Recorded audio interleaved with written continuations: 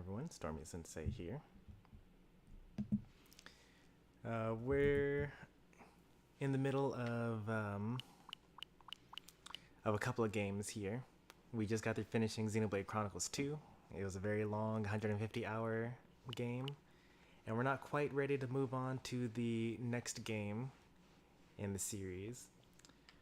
But in the meantime, let's do a little quick stream for in between. We'll be playing Super Mario Bros. Today. It originally released on the Nintendo Entertainment System, but we're going to be playing it on the Switch's emulator. This is not currently me playing. Do you guys actually hear any music? Oh, there it goes. This is the very first one. Well, kind of. There was technically Mario Bros, which is even older. It's a little mini two-player arcade game.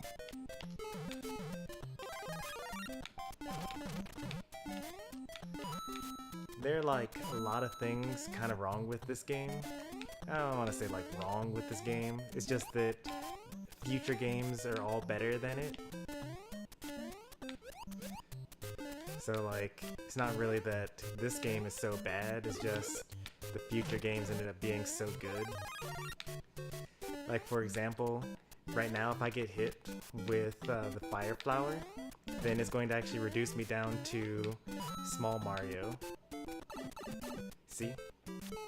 And in future games, you just remove the fire flower. You can't go backwards in this game.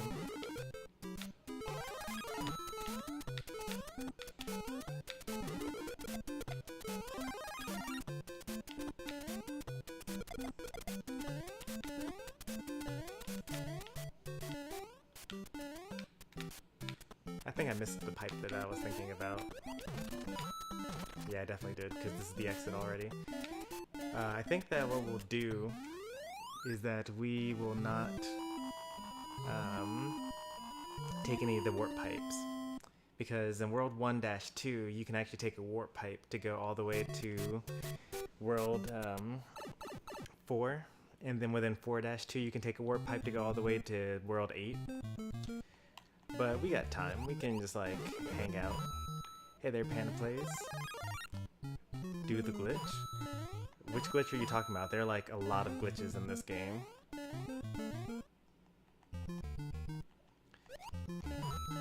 We'll get around to playing Final Fantasy Crystal Chronicles at some point. I don't really know when. The game kind of wasn't as popular as I was hoping. Like, I play it still. I just don't really stream it very often. Like, not enough people have, like, the full game.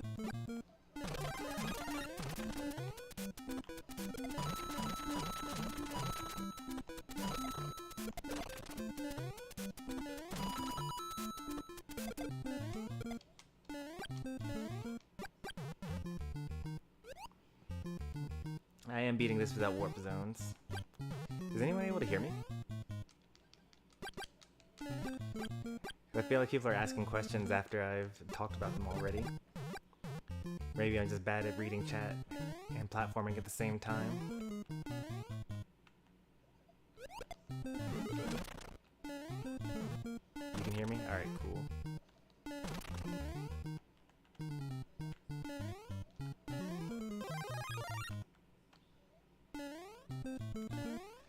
Goodbye, warp zones. Go to world -1. Now I don't know that glitch. I know about it, but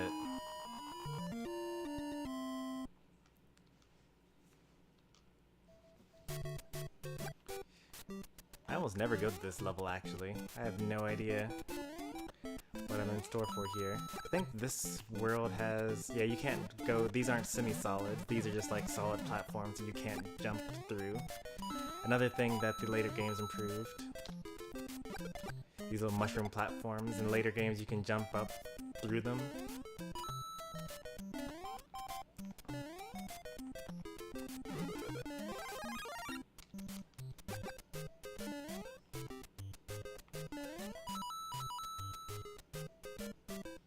Whenever I see this game, it reminds me of the 1-1 remakes. I mean, it is the first thing that the game tells you to do, is make a World 1-1 remake.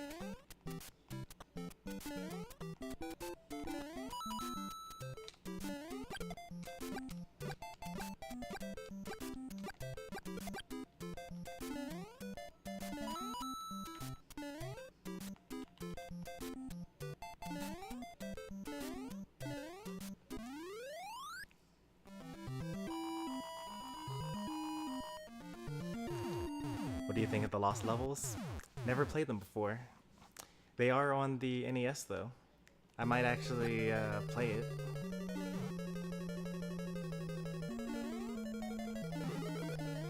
Whoops. Oh, you actually fall through the lava rather than die on the lava, which is nice.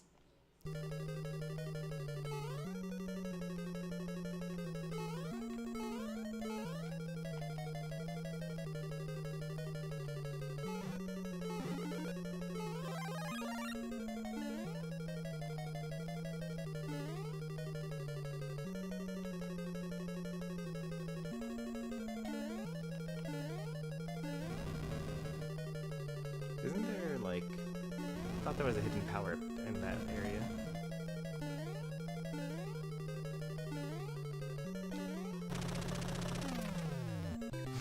I despise the Lost Levels. It is garbage, I will always hate it. Man, that's crazy. And to think you haven't even had the opportunity to play it until, like, recently. Well, I don't know, maybe you had access to emulators or something like that.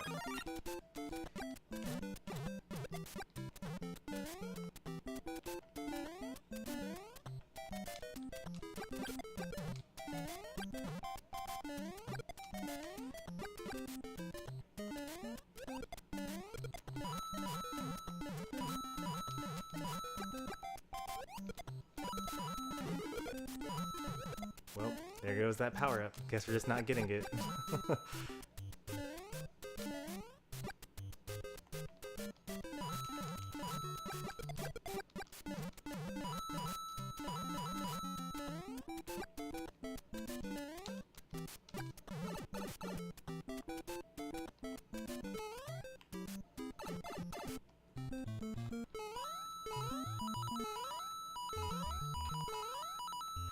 Almost to an extra life.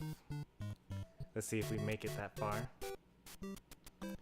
I actually need extra lives for this game. See? What am I gonna do after this game? Maybe play the Lost Worlds, honestly. Or the Lost Levels, I should say. Or maybe I'll just play Super Mario Bros. 2, not the Lost Levels.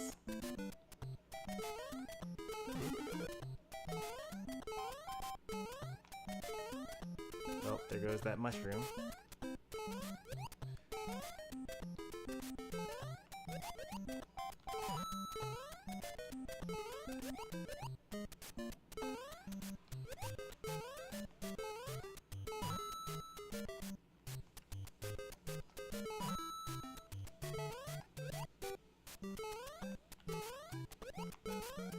Why did I do that? I'm just trying to die.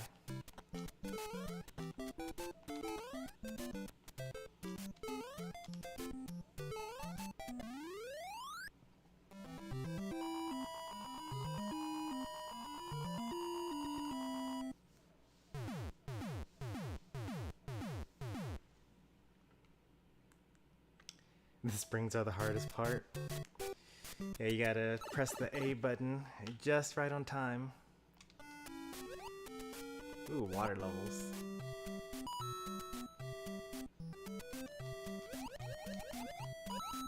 So close. There we go. Got ourselves an extra life now.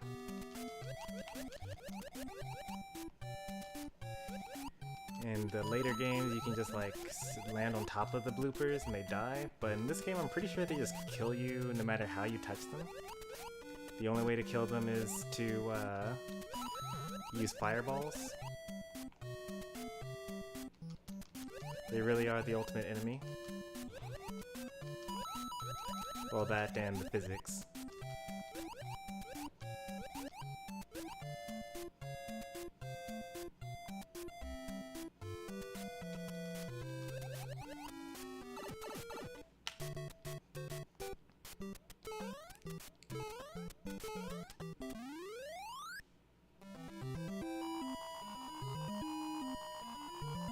You have to play the game 8 times to get 8 stars.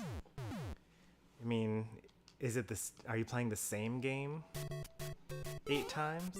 Are there 8 different levels?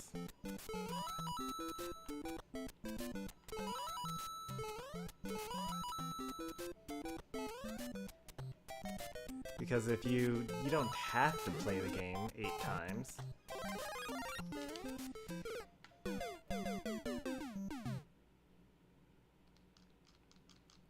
Like, you're choosing to play the game 8 times in order to get the 8 stars. We're gonna get a game over sometime soon.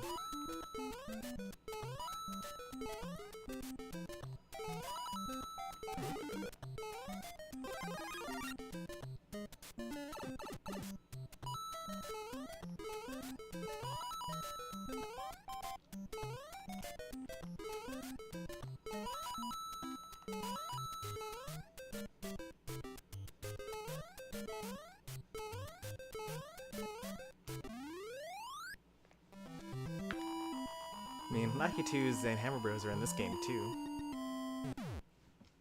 We got fireworks. We actually finished that quickly enough to get fireworks there.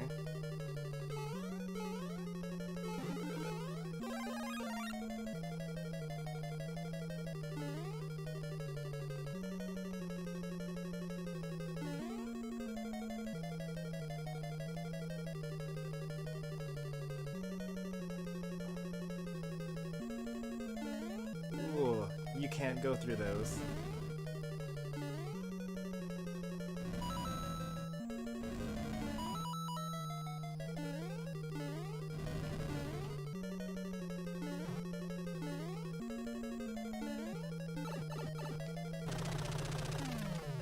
Come on, my teabagging.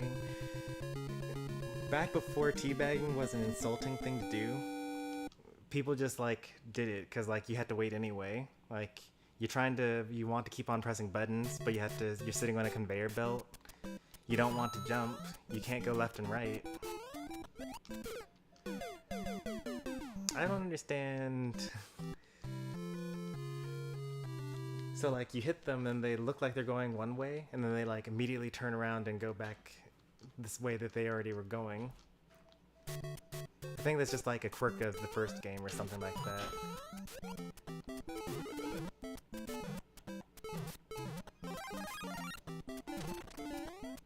You start all over? Yeah, you start all over. That's how games are. I mean, if you think about it, this is like a 10-minute game. Oof. But like, this was a major release. Like, think about it. You had to make this game last until the next Christmas, or until your next birthday. Or maybe this is the only game you got on the system.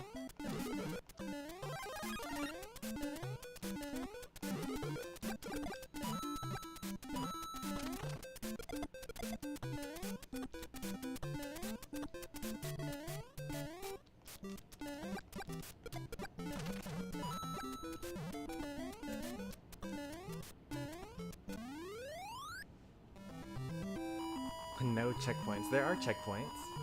That's not true. You saw that I died in the previous level, and instead of starting at the beginning of the level, I started partway through.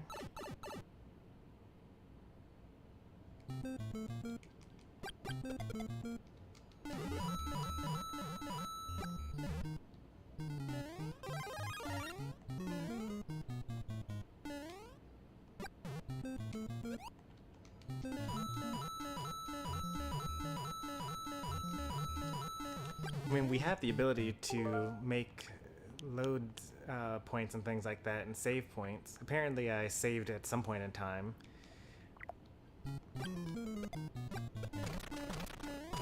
So in theory, we could do something like save at the beginning of every world.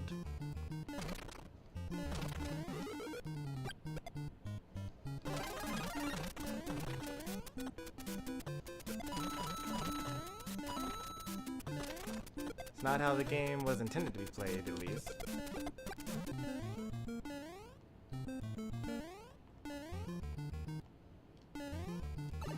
Okay. I guess I didn't actually land on that enemy.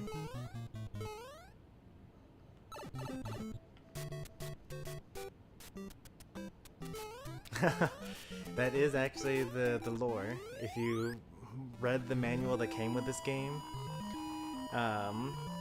you would know that King Bowser, or King Koopa, turned all the villagers into blocks. So every time you break a block, you're probably killing somebody.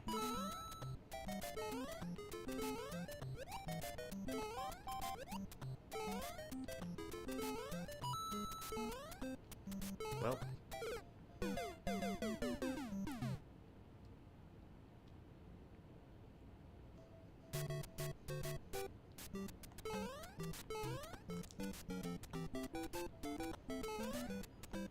Not gonna lie, this is likely the hardest game that I've played all year.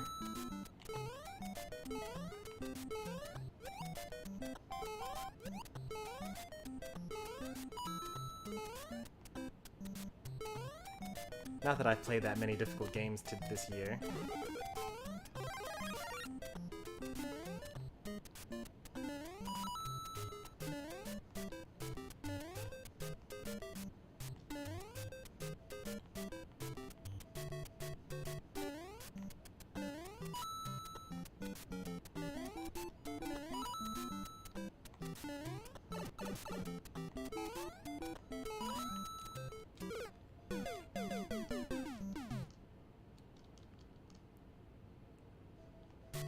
Look, checkpoint. See? We didn't start at the beginning. There aren't any checkpoint flags.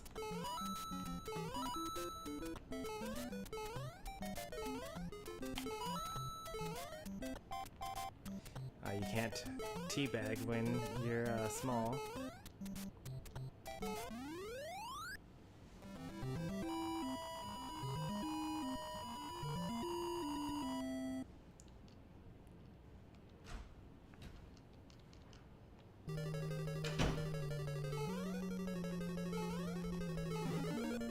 Well.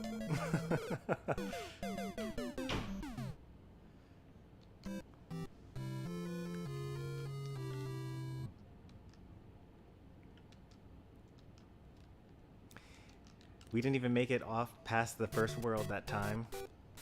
That's video games for you. Sometimes you make it pretty far in one run, and sometimes you don't.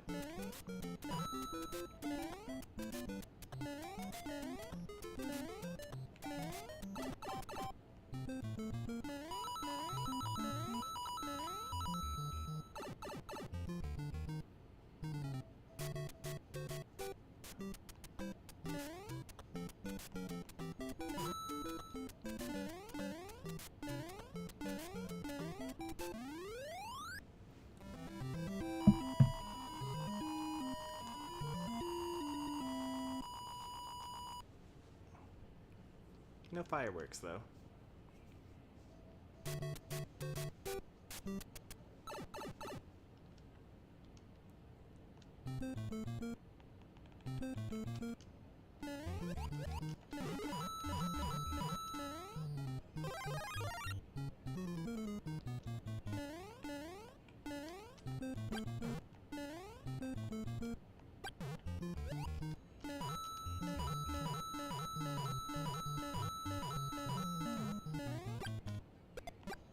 Oh no. I can't get those coins up there.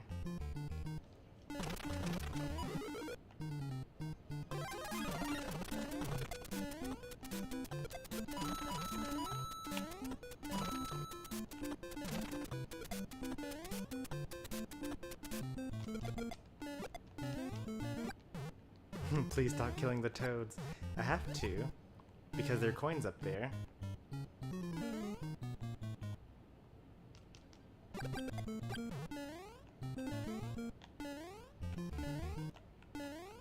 Oh no. You don't go through the blocks. It's like taking everything that I've learned about Mario over the decades and like throwing it out because it's the first game. This is like worse than going back and playing Gen 1 in Pokemon.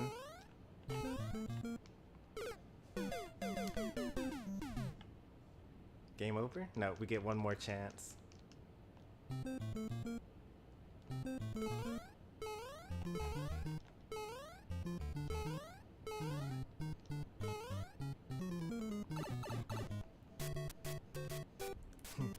It's so wrong you're killing toads for money. Yeah, that money gives me extra lives, and those extra lives I use to actually save the princess. Sacrifices must be made sometimes.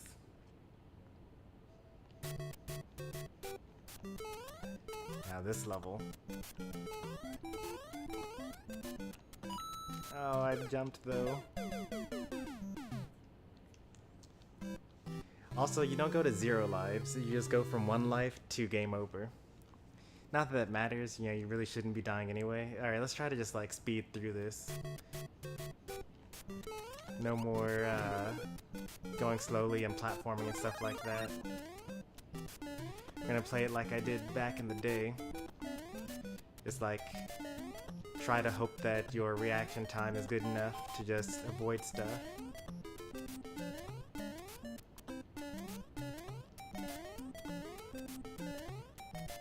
This is how the inventor of Sonic played the game, just trying to go through World 1-1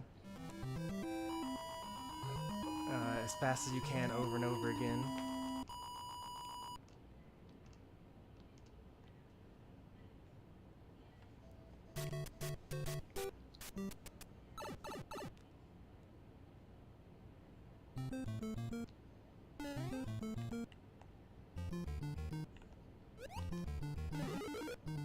Might need that later, so go ahead and take that a little bit. Can't get up from there. Can't get up from there either.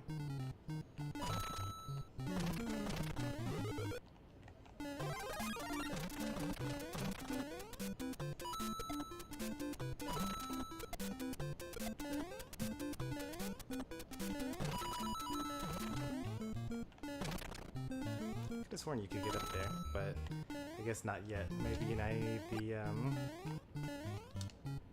to be better. That's probably what it is. 'Cause we're already at the end of the level now.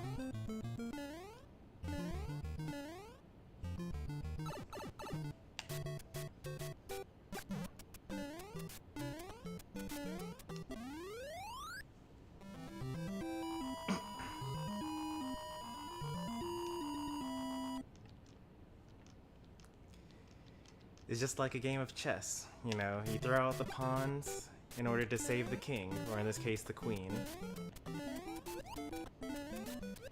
I swear sometimes you jump and the game just is like, nah. I mean, I think what's happening is that I'm pressing the jump button before I actually land, which back in the day means you didn't actually jump because you actually had to be frame perfect because there's no buffer in this game.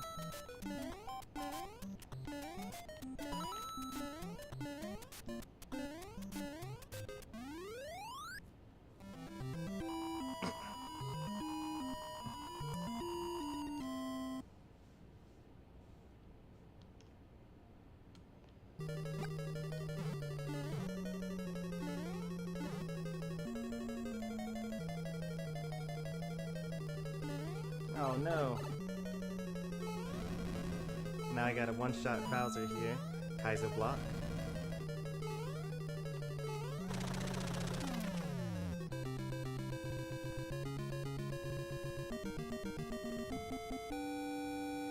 We did it.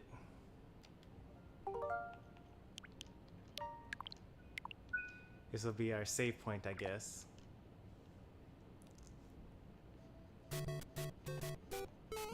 I think one of these is mushroom, yeah. 2-player? I don't really think so. This thing is going to be a 1-player experience.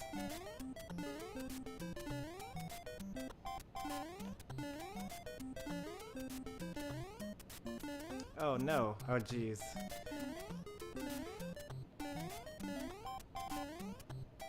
Oh jeez. Why do they keep on putting these gaps like that?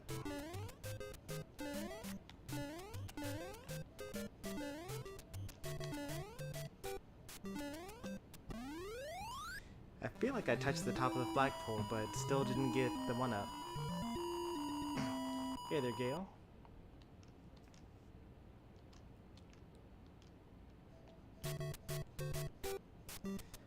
We're doing a lot better just by like holding run and holding forward compared to like actually trying to safely take these jumps. Still disheartening actually. You would think that, you know, taking it slow and steady would be the way, but I guess the level is kind of designed so that you can actually just go through it very quickly anyway.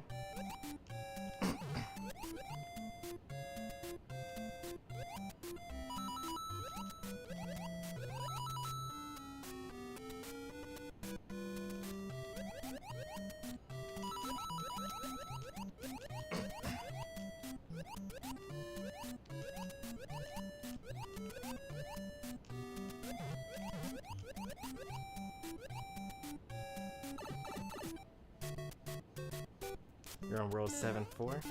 Very impressive.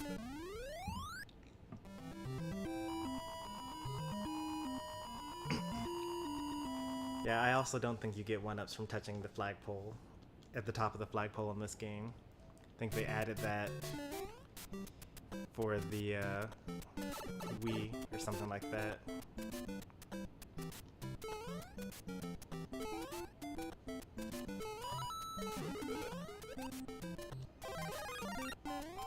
Oh.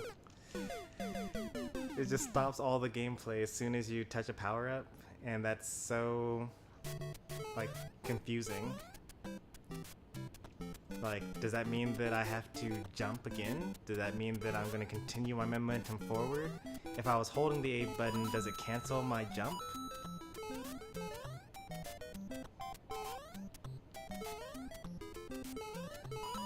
Oh, no jumps. I never liked New Super Mario Bros. U Deluxe. Never played that game. But I have New Super Mario Bros. U. Man, you gotta really be super precise with those jumps.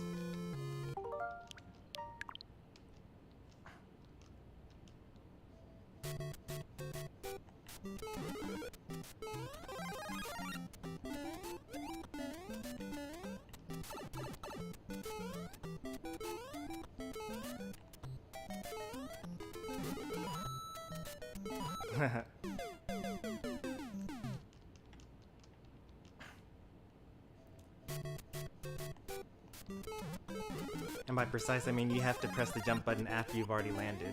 Like if you press right before you land and you're holding the button, in the later games, that means that you jumped. And in this game, it means you didn't jump.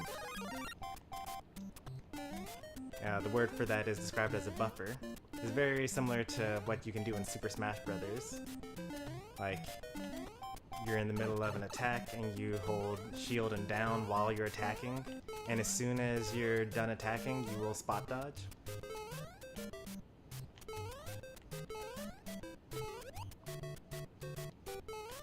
People complain a lot about Smash's buffer system, but playing something like Smash 64 or Melee, there's so many times where you want to do something and like nothing happens at all because there's no buffer system in those games.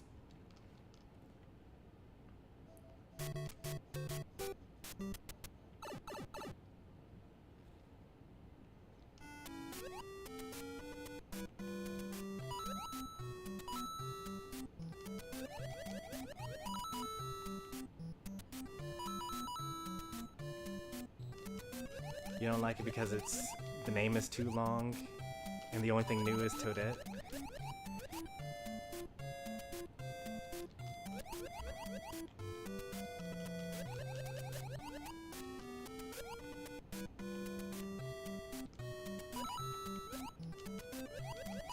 I mean, to some extent, they kind of force themselves to have these ridiculous long names.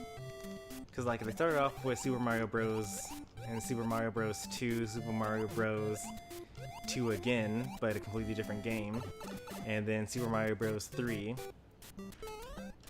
And then Super Mario World. But like, at some point in time, you can't keep on numbering your games, especially when in Japan the numbers are one above the English names. So you had to like have some sort of soft reset, in the same way that like a game like Devil May Cry, which came out like a couple of years ago, is actually like the 5th game in the Devil May Cry franchise.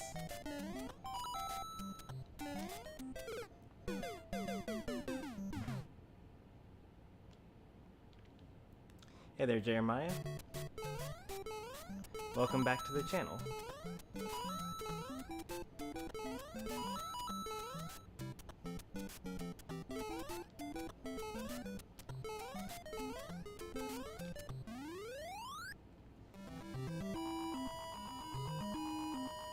Why does the music cut out? I don't think the music cuts out while you grab a coin. It's just the coin sound plays over the music.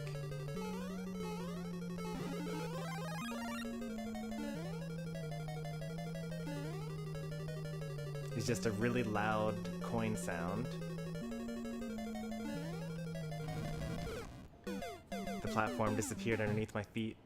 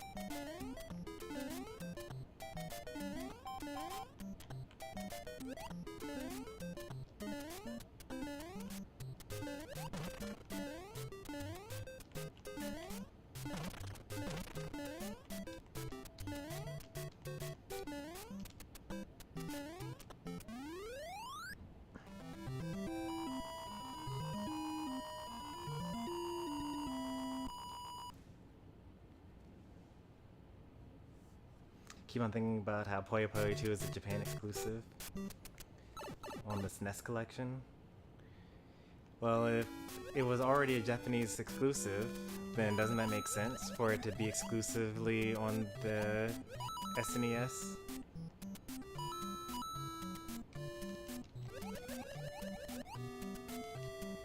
I mean, the Switch is not, you could technically make a Japanese account. You just have to like take an email address, have your location be in Japan, pay an online service, or maybe upgrade to a family plan. And then you'd have access to the Japanese versions of everything.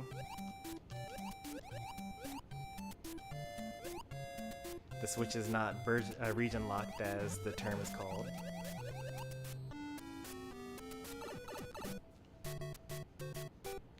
Oh, that's pretty nice.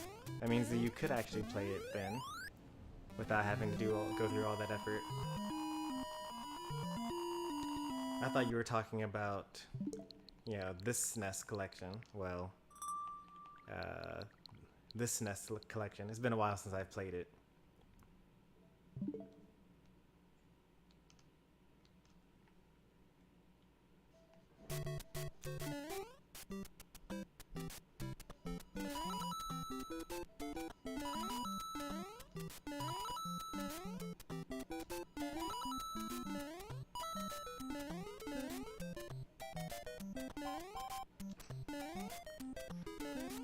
Oh no, I didn't hold A for long enough.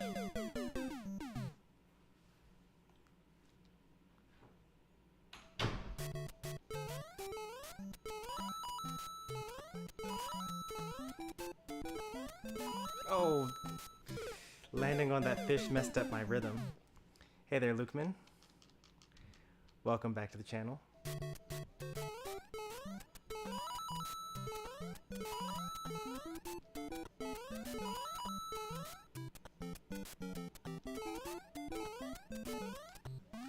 Alright, all we gotta do is just one-shot Bowser's Castle, and we can lay down another save point with 1 life remaining, and then we'll keep on getting game overs over and over again every single time we die once.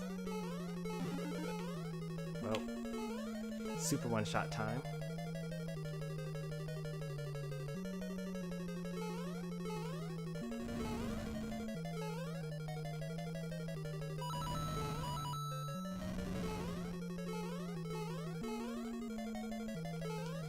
That platform, I'm never going to get used to the fact that you can't, that you don't jump through those platforms from below.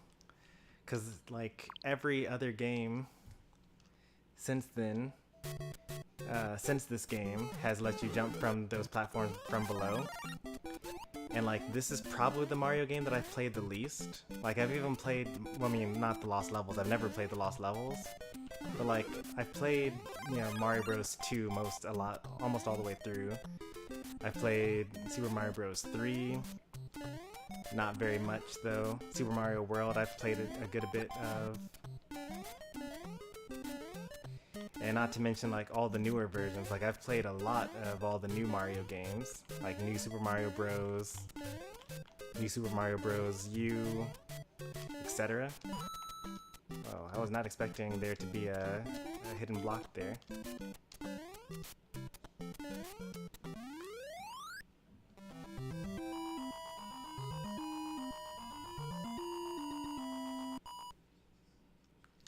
Hey there, Pokemon Tojo.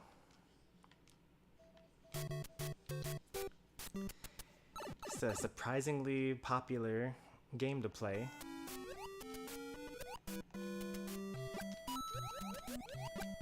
Well, so much for that.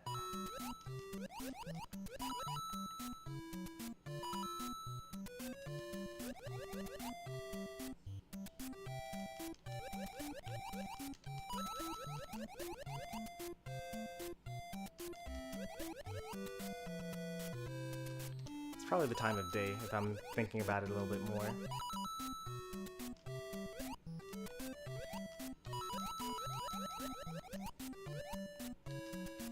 I'm sure that if I were playing Xenoblade Chronicles 2 right now, in the middle of the day, there'd be as many people interested in watching. Is this my first time playing through the game? No. Let's see, how have I played this game before? I think that this game was available on the Game Boy Color. I mean, on the Game Boy. I'm pretty sure. Because I've definitely played it before. And usually when I play it, I mean, this is my first time going through all the worlds. Usually I skip from World 1 to World 4.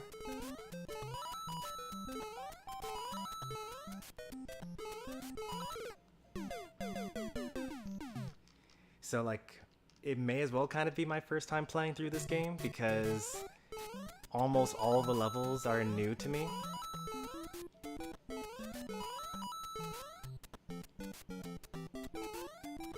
So I guess I could consider this my first time playing through the whole game. Because I usually go World 1, World 4, World 8.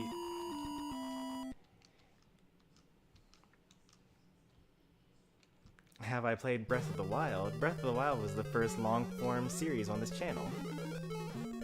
I died. Oh, I didn't die, yes.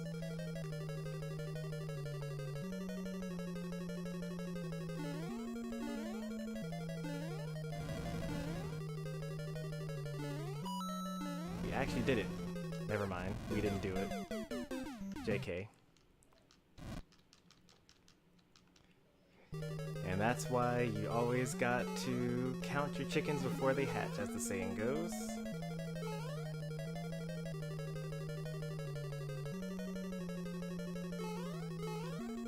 I died.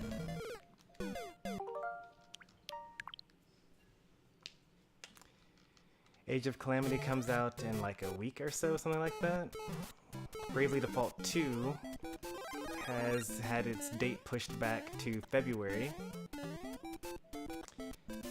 Honestly, I thought that I was going to cut out, or like end my Xenoblade Chronicles 2 series like early because I wanted to kind of like experience Bravely Default 2 immediately, like as a launch game or as a streaming it at launch. But it ended up getting delayed, so kind of worked out.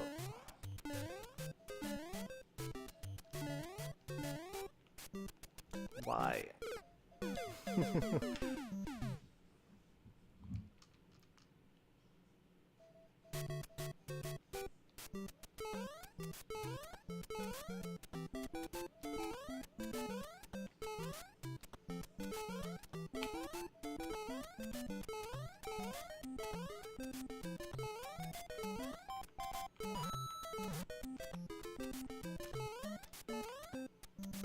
I guess that's in case you don't know how to use the spring. Hey, little game. You jinxed yourself. Pretty much, yeah.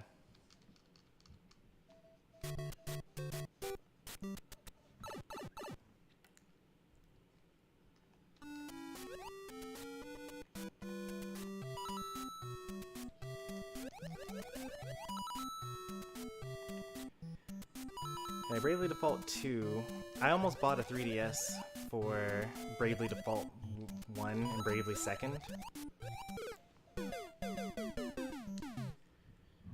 But right when I was about to buy it, they came out with the Nintendo Switch announcement. So I was like, well, I guess I'll just buy the Nintendo Switch instead.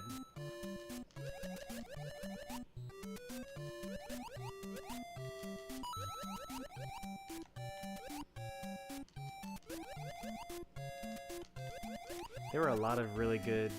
Oh, whoops. That's game over, right? Yep.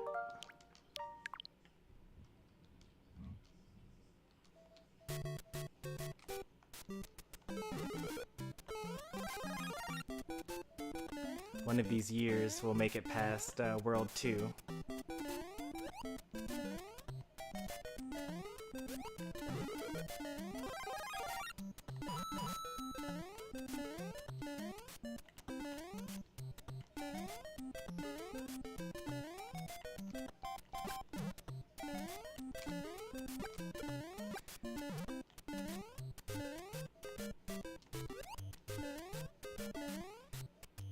This game's all about knowing when to hold forward and when to not.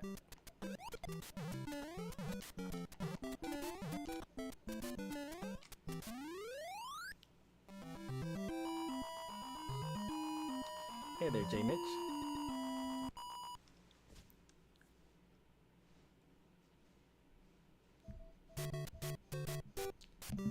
That seems like an important message here.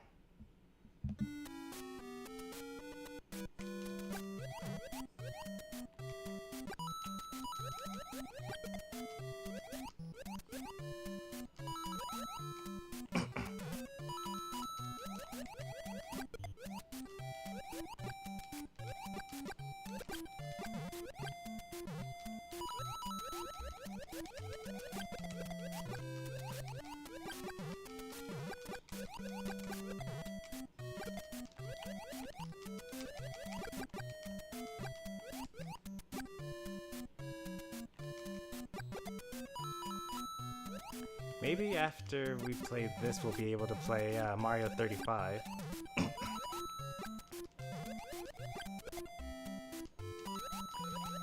And based on our performance here, we'll clearly get 35th every single game.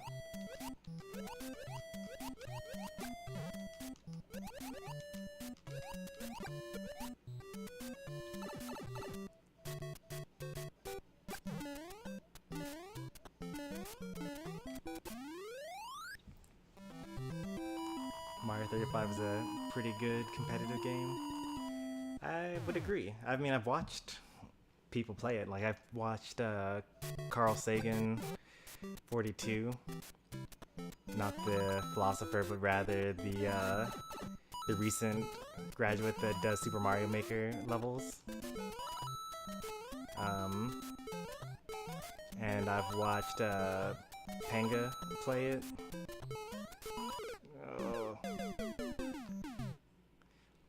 And I've watched over on YouTube Lightning Baron play it as well. Now they're all really good at these Mario games.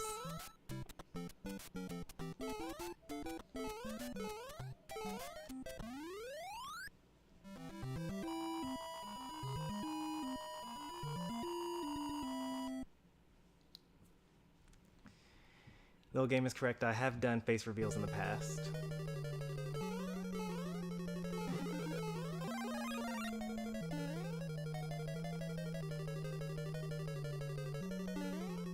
I don't typically run streams with face cam on, because for one thing it causes a little bit of stream lag, which I hate. And for another thing, I think that the streams in general look worse the more stuff is on the... You can't do a running slide in this game.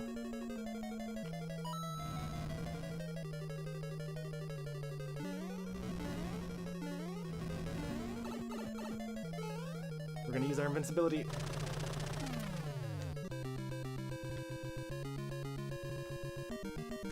The video isn't called like face reveal or anything like that. It's nothing, you know, that incredible. It's something more like you'd have to watch something kind of like, I don't know, Smash 4 viewer battles from back in 2018 or something like that.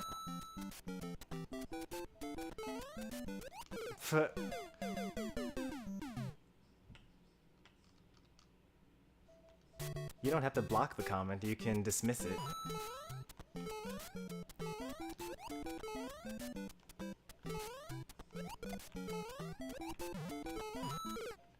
Yikes.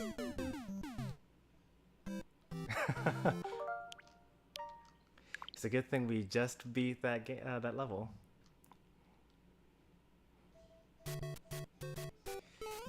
Alright, it doesn't look like there is a mushroom here. Ah, here's one. Nice.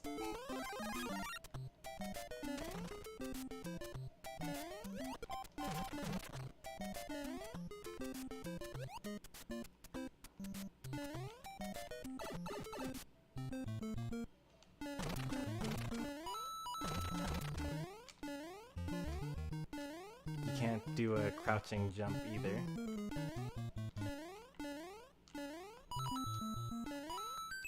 Oh, we did it. We got an extra life.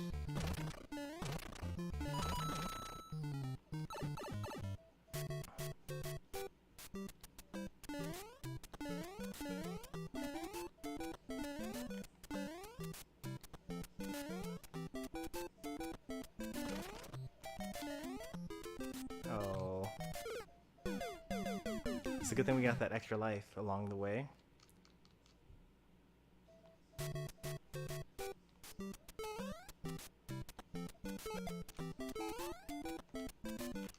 Oof.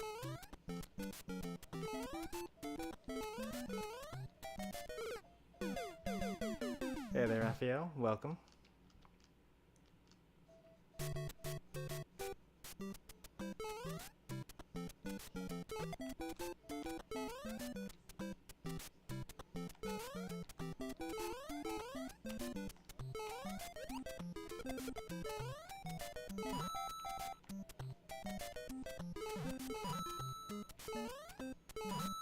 Oh, come on, give me a mushroom.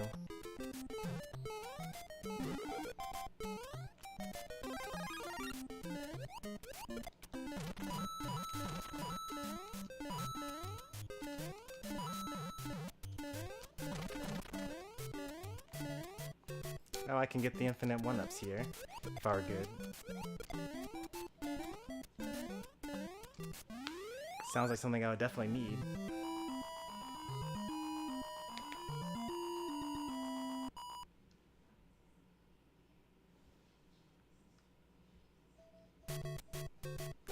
Oh, so this game was on the Game Boy. I was wondering about that, because I have memories of playing this game.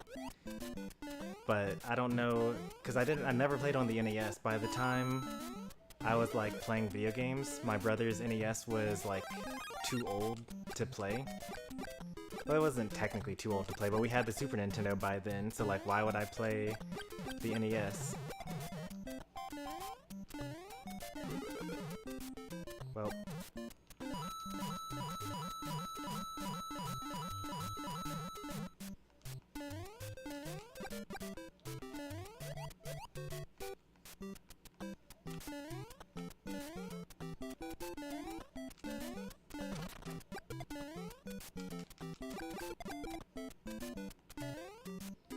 I feel like I could have gotten a 1-up there if I like got that shell early.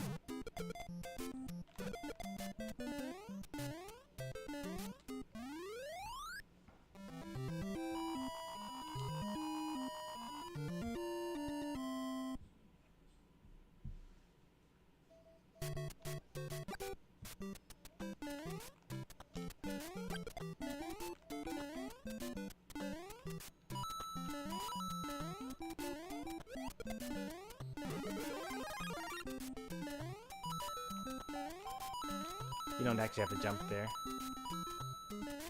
Oof.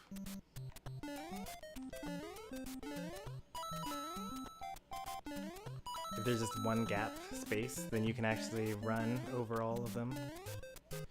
I'm never going to be able to get over the fact that, oh, there's still an enemy there apparently. Yeah, the fact that you can't jump through that, it gets me every time.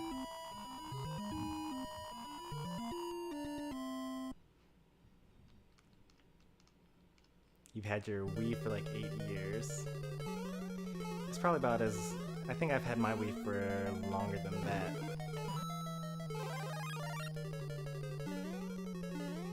So I think I got it the Christmas of the year that it came out, which I think is 2007, maybe 2008.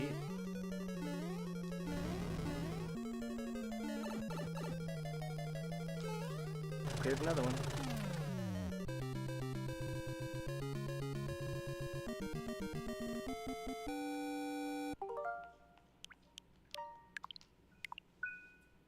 (2006) Okay, then I got it in 2006.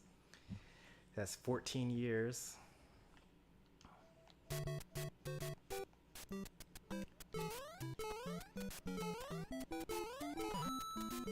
Alright, we got Lucky 2s here. We need to just book it.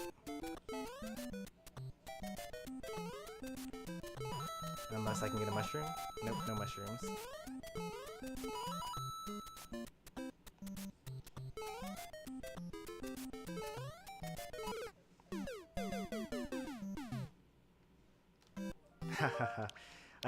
I made a suspension point with just 1 life left.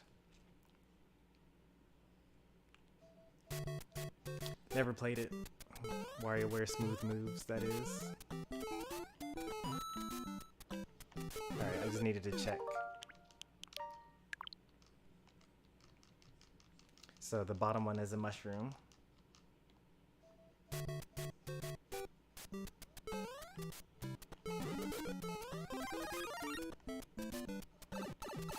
And that was a waste.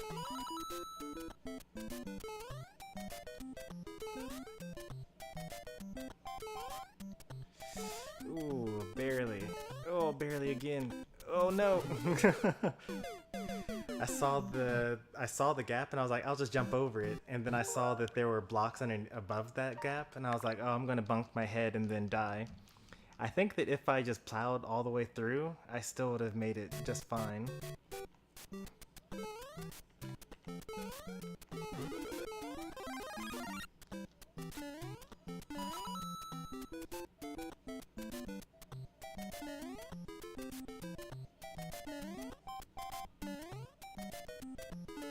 They don't call him Jumpman for nothing. Yeah, I could have just jumped and it would have been fine.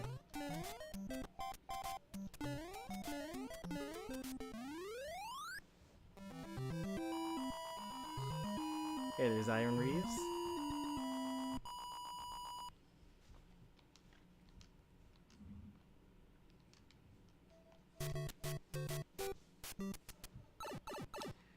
.0 is terrible. Why buff Ness and Sonic? I mean, they've been buffing every other character. Why not Ness and Sonic? By the way, at this point in time, there's like a glitch that you can do by like hop jumping into this little corner here, and you can actually clip through these 2 blocks. It's a trick that speedrunners use. I don't know how to do it. I don't even know what the inputs are. But worth letting you guys know about it.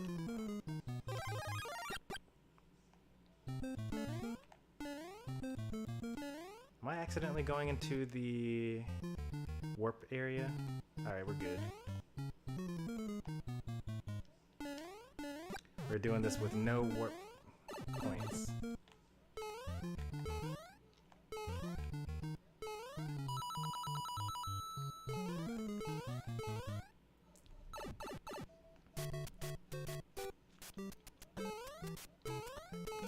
I wouldn't say that they buffed Pikachu. They made one of his moves that was supposed to work.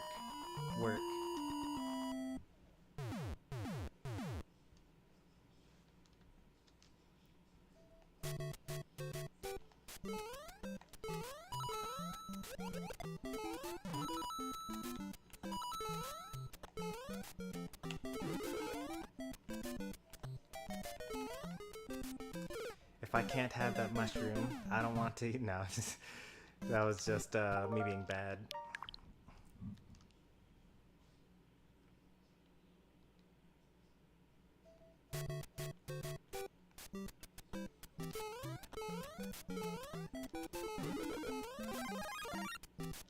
I think Gale was talking to J Mitch, not to you, Jordan.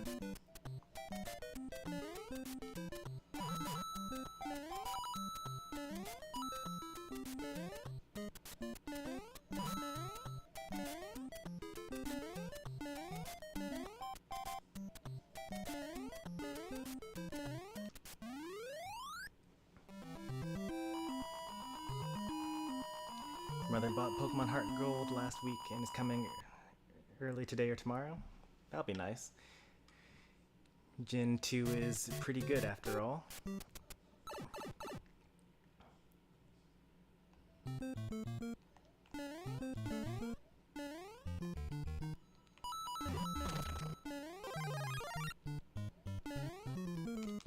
Ooh, I almost didn't see them there.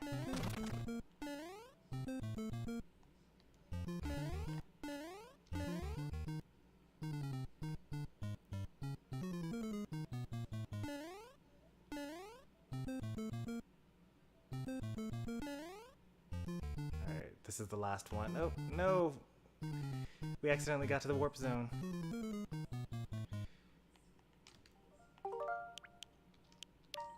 I went too far.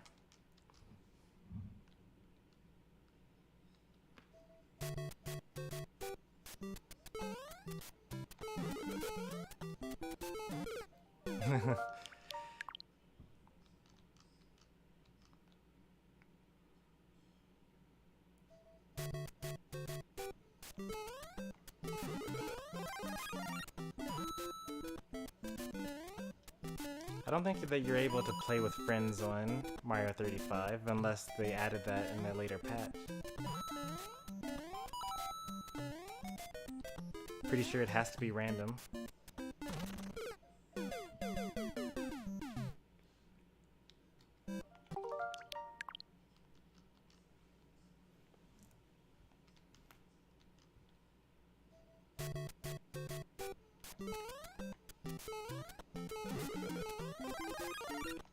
Oh no, that doesn't kill it! Oh, how?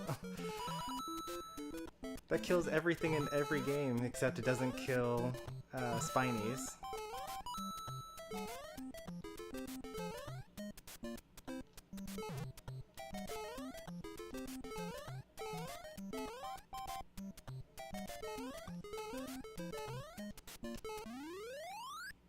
Mario 35 sucks a lot. Why is that? Why does it suck a lot?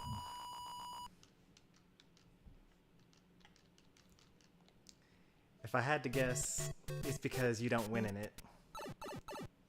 There are too many enemies, everyone's too good.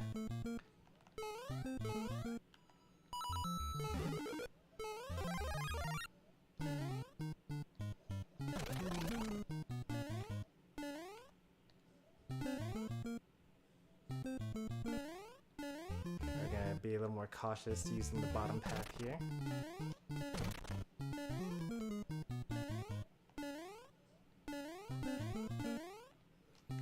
Too slippery. I think that's game over, right?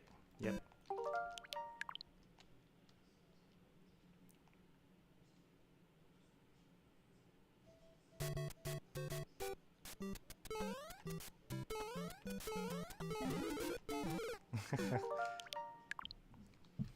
I think Mario 35 is a fine game. It's like very clever. I really like games where they take an old concept or an old game that's like kind of unplayable as is, and they add something to it that makes it enjoyable for later generations. I mean, I guess technically this isn't really an unplayable game. I shouldn't say that, because there are some NES games that are actually unplayable. No way, you stream at this hour? I don't have work today. I put in a vacation last month for this particular date. Because typically, I would have like really long vacation at the end of the year for Christmas and such, and like Thanksgiving and whatnot, as I would travel and go home and see family and things like that. But since I'll be at home this year, I had a whole bunch of vacation days kind of, you know, packed up that I couldn't use otherwise. And so here we are.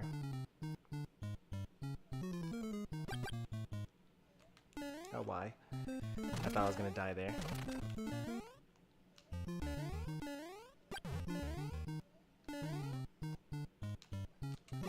Okay. Can't beat the Buzzy Beetle.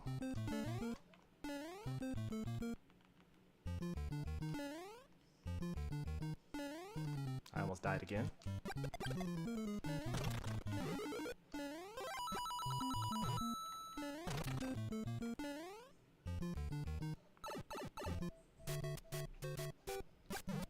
Oh, one of Pika's streams I blew his mind. What'd you do? I had an argument with my Wi-Fi provider, but I lost. Haha.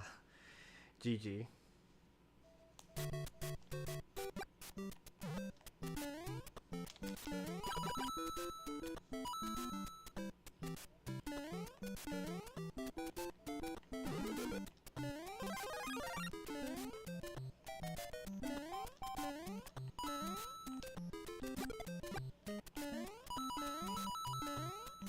Almost died. It's so slippery.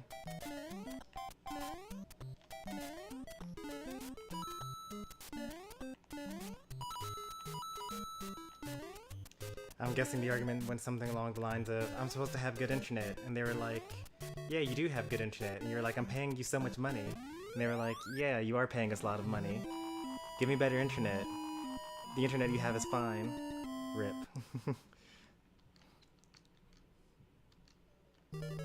Alright, we still got the one life that we started this game, or this level with, or this world with, I should say.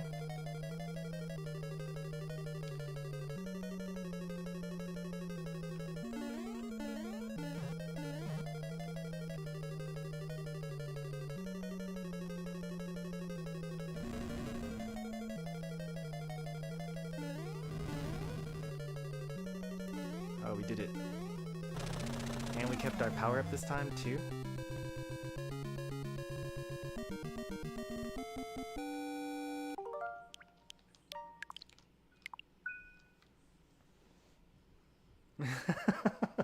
How did you know?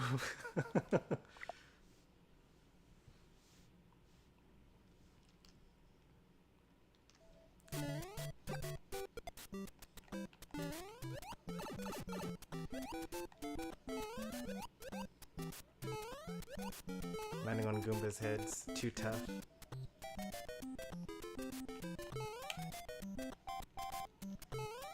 Oh, you gotta be kidding me.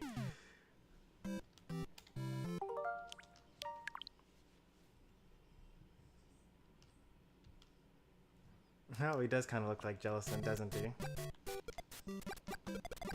not gonna bother landing on any Goomba heads. We're just going to fireball them all up.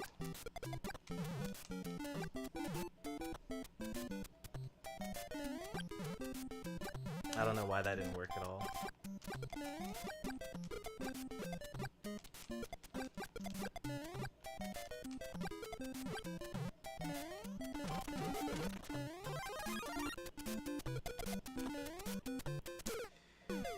Yep, I died with a star.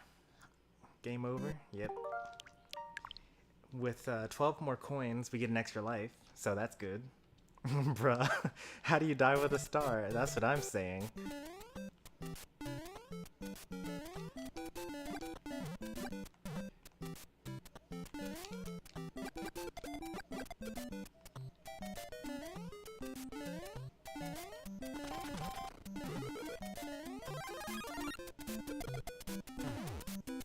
Died again.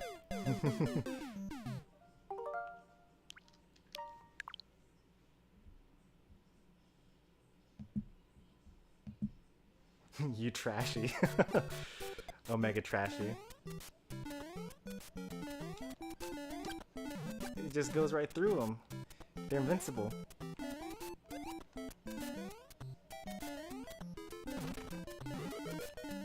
Alright, let's actually not die this time. There we go. We basically beat the final boss. Oh, I think I could have, this is a pipe, right?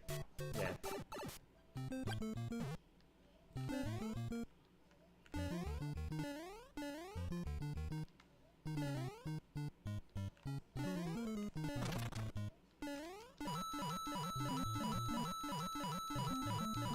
Yes! Extra life. Oh, so you can't fireball bullet bills. I guess that makes sense.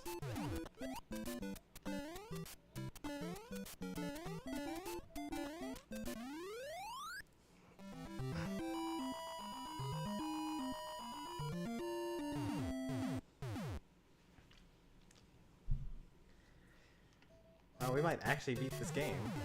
That's crazy. I mean, with the help of save states. I don't think that we were going to beat this game, like, anytime soon without the save states.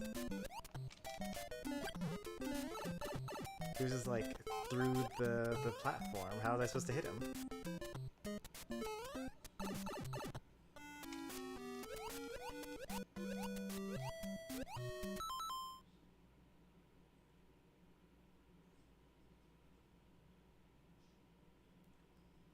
What?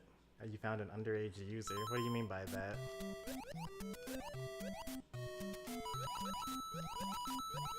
I'm actually pretty convinced that most of my viewers are underage. It's like me, Pika the Musician, I Like Pie, and your troopers are probably like the only adults that watch my stream.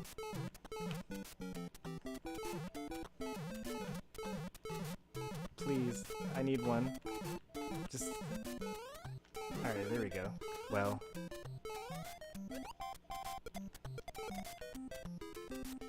Oh, nice. We actually have another adult.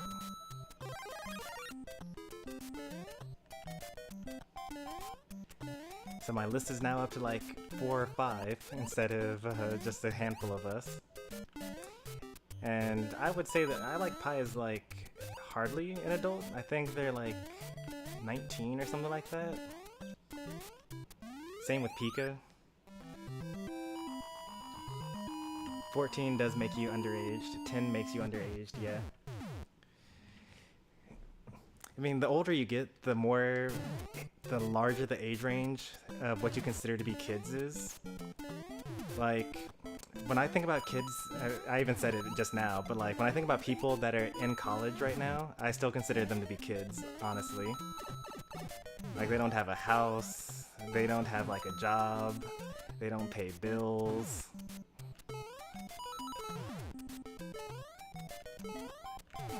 Oof.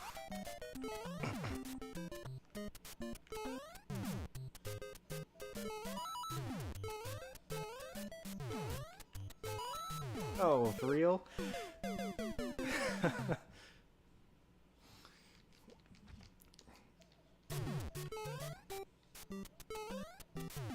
I died.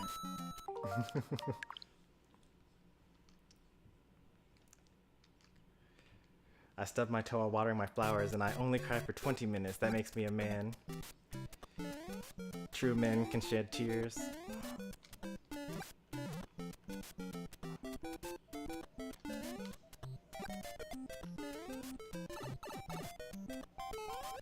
Sounds like a SpongeBob joke.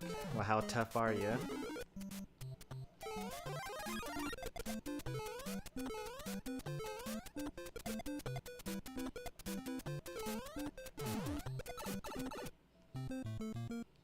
Stop, guys, you're making me feel old. Oh no! I lost my one-up opportunity. It's okay, I probably am going to get a game over this time anyway.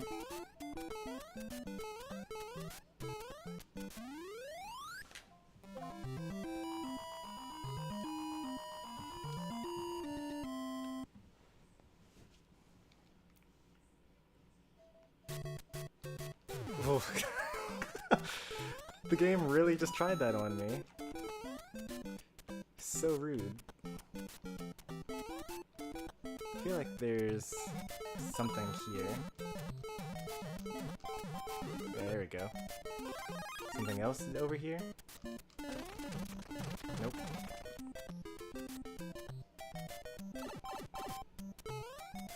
Oh no.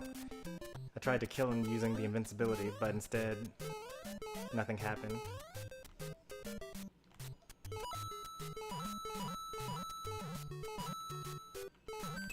Oh, we got another life now. Nice.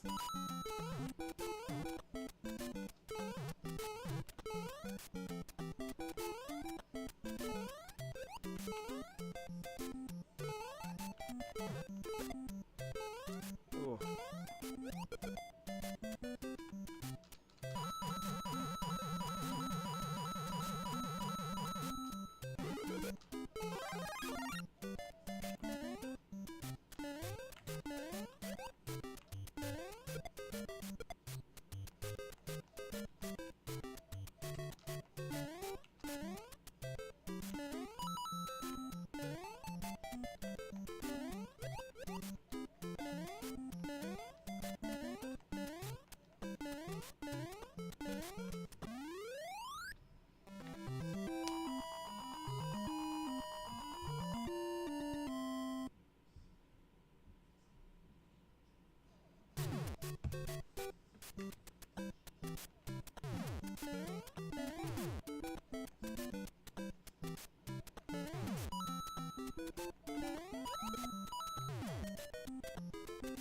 What killed me on this level? Oh yeah, I remember. The bullet bill that's like perfectly lined up on the platform you need to land on. This game is so rude sometimes.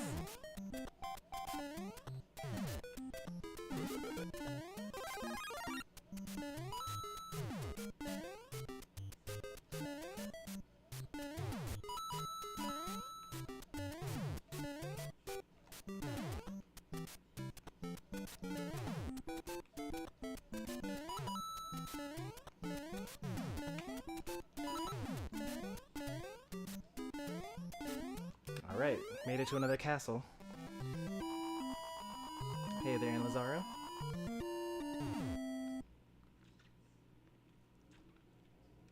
And this time we have 2 lives.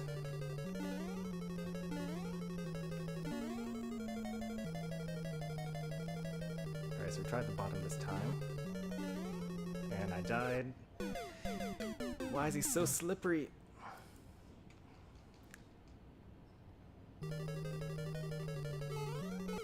Yikes. This is game over, right? I'm pretty sure that's game over. Yep.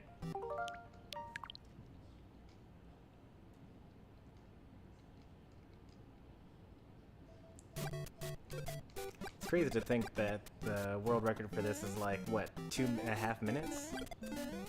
Less than that?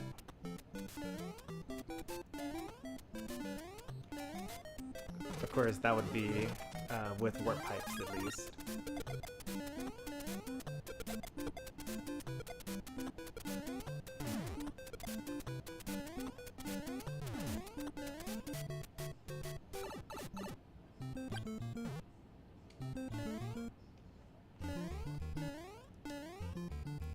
Can I, like, aerial drift into this?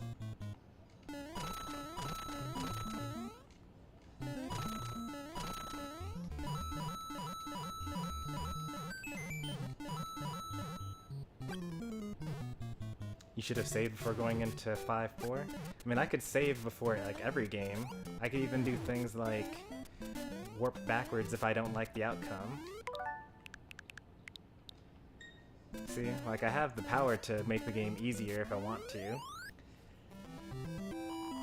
But I think that it's already betraying the original difficulty of the game by putting save states at the beginning of each world. And I don't want to put it in like the middle of these portions of worlds. Fireballs don't bounce up, what's it called in this game, I guess. So that's just unfortunate.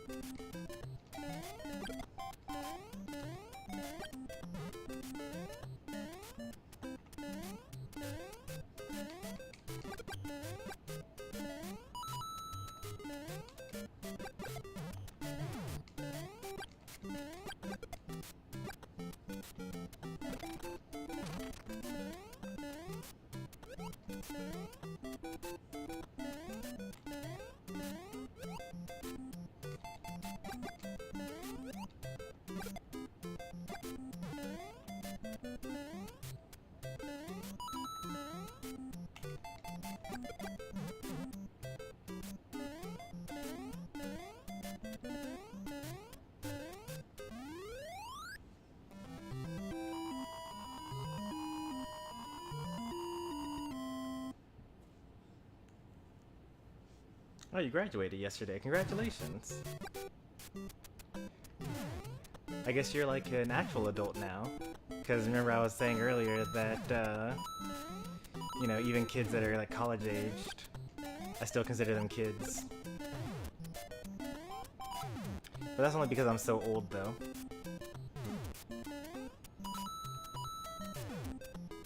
You'll get there one day as well.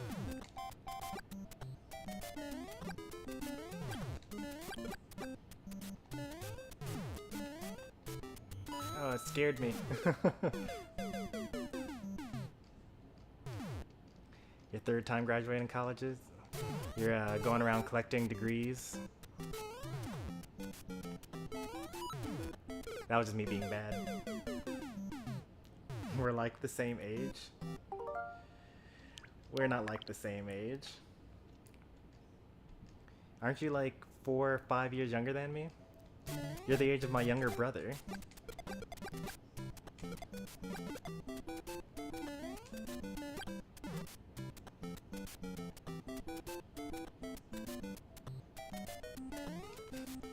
If you're old, then I'm old, therefore say you're young. You graduated college 3 times, no less. You're definitely an old man. Especially in the gaming community.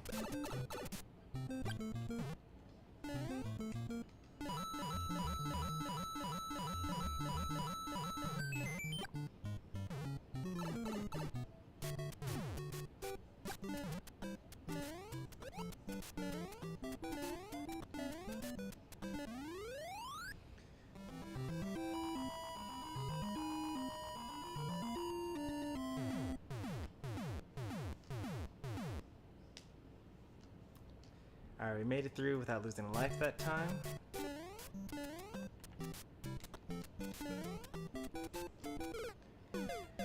Spoke too soon. Alright, let's go through all of World 5 without losing another life.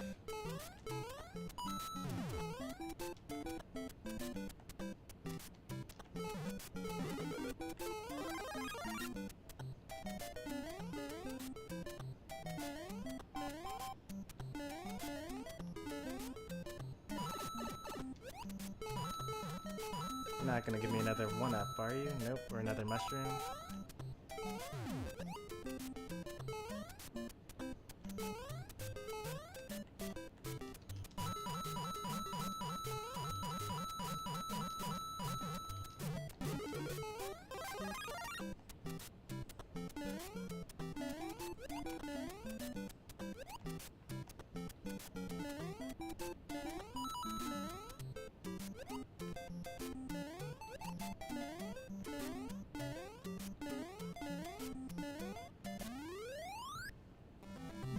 So many dumb ways to die.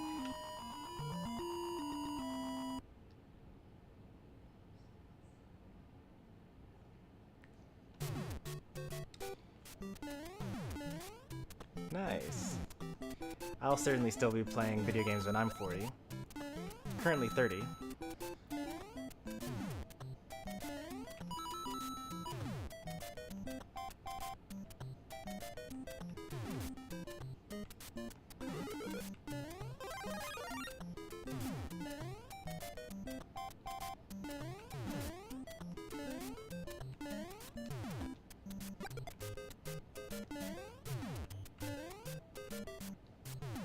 Why? Okay.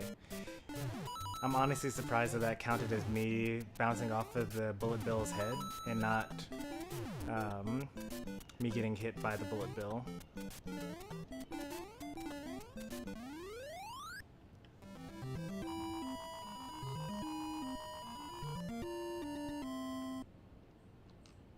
Alright, one life.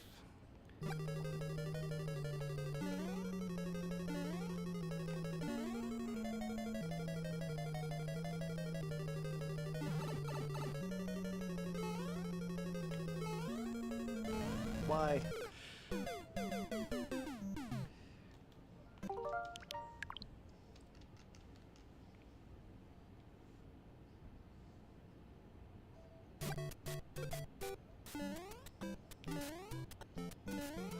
And the crazy thing is, those fireballs are like completely random.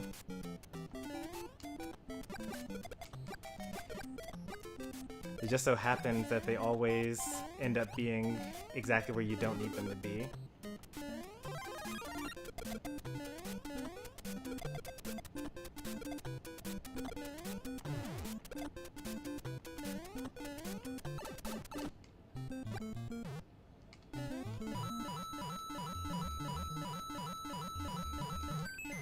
See ya, Gail. Thanks for stopping by.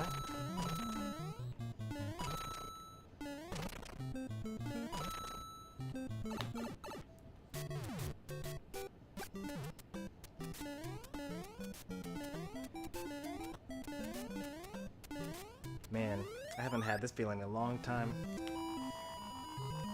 My finger is getting sore from holding right on the D-pad for so long.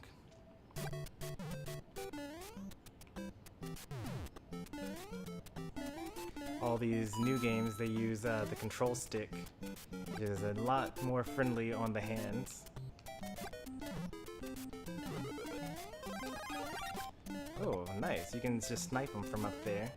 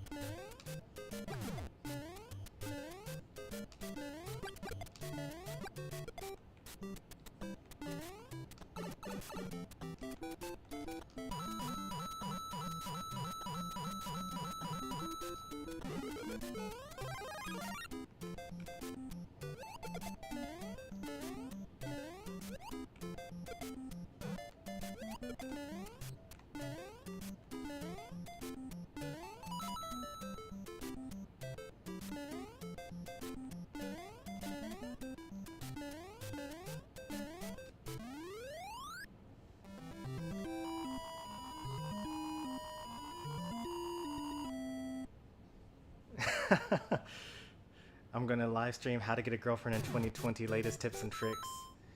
Rated for nobody because no girl will come. Well, I mean, with a live stream named how to get a girlfriend in 2020, that makes no sense. But if the stream were named how to get a boyfriend in 2020, and then like the only thing was just like you being there saying like I'm available, that's the way to go.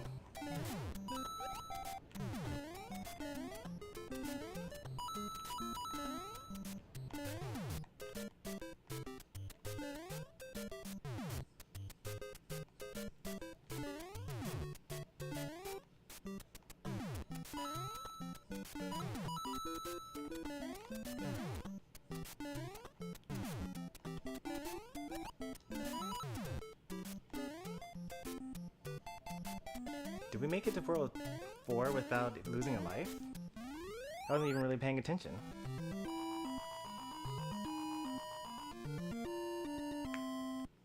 Oh man, we have 2 whole lives to work with here. Alright, let's actually take this... Alright, we got 1 whole life to work with. And I guess we'll take this slow. Am I dead? Can I make this? No, I can't.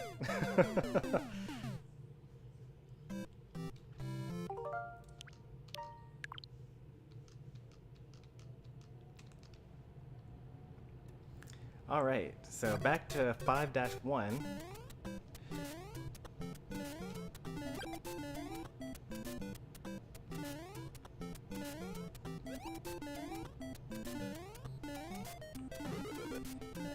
This is how games were mastered back in the day. You just die over and over, go to the same place.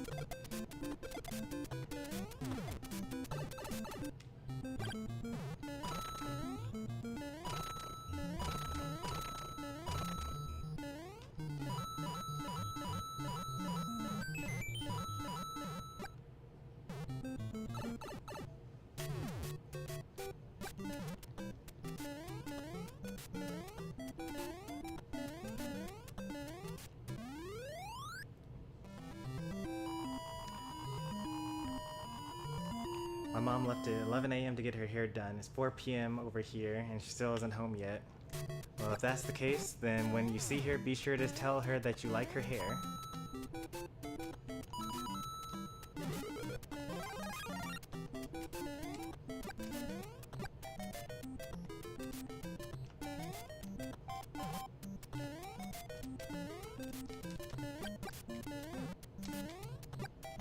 Gotcha.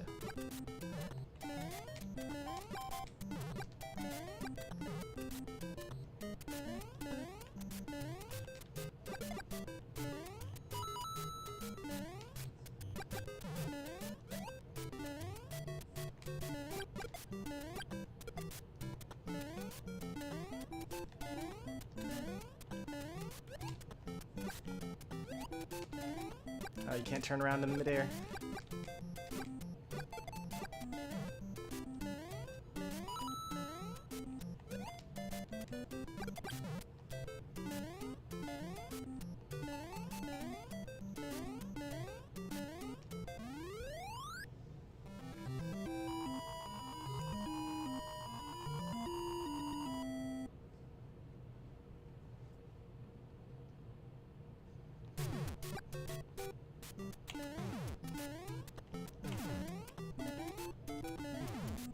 Oh, I swear I jumped.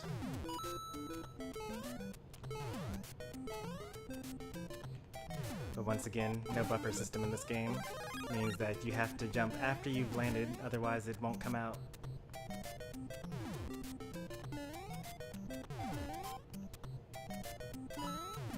Whoops. Alright, 1 life to go through 2 worlds. No problem. Or 2 levels, I should say.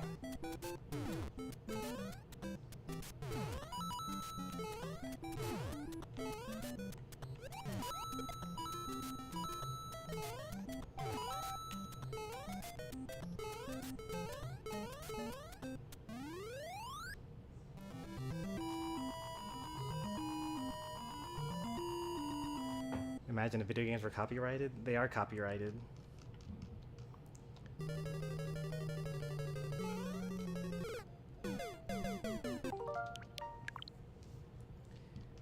Like, up until 2 years ago, it's been a while by now, but like, Nintendo used to put content claims on every single one of their games because it is literally copyrighted. And you can't just, you know, make money off of someone else's product. Like if I went on to, I don't know, DeviantArt and like downloaded a whole bunch of pictures and then started selling them in a museum or something like that, like, that wouldn't be cool. Even if I were like, oh yeah, like, this was made by so-and-so person. I'm still the one that's making money off of the transaction, not the other person. That's why you need permission, which is what the Nintendo Partners program used to be.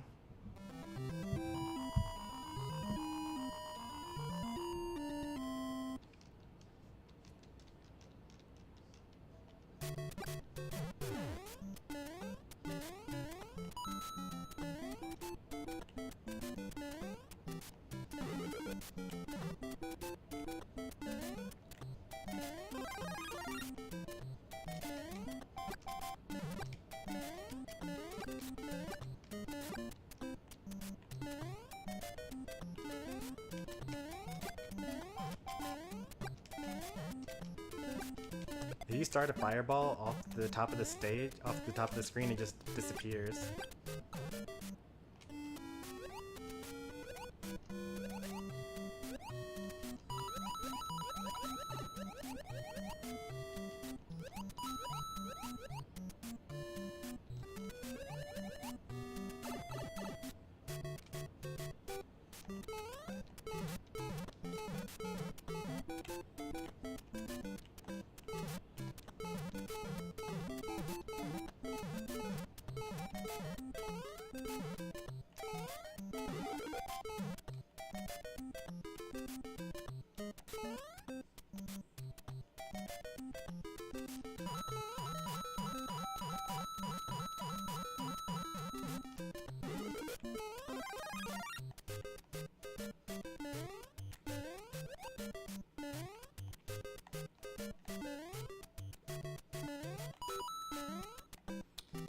Eventually, Nintendo decided that they would make more money by having content creators like them and stream their stuff, and then have people generally think that Nintendo's friendly towards them.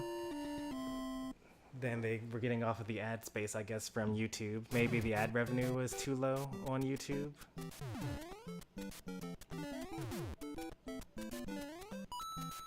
It's always very important to remember that Nintendo is a very, very, very big company. I mean, it's not actually like very, very big, but it's like, you know, a big company.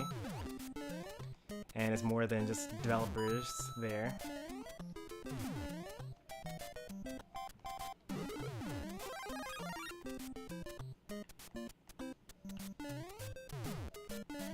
Because Nintendo is also a publisher.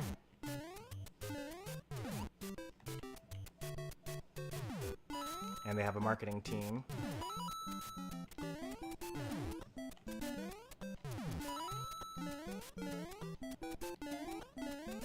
Alright, let's try this again.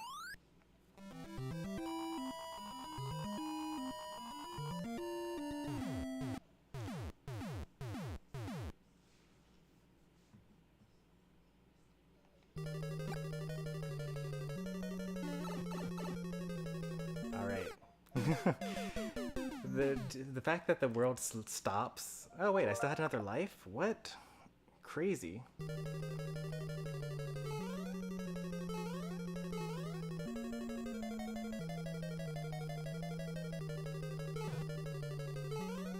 So not used to this. Ah well.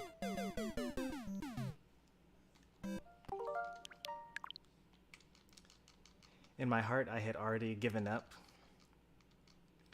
And that's why we failed so badly. We'll get past that point one of these days, and then we'll be on World 6. And then maybe after a bit more time, we'll finally make it all the way to World 8.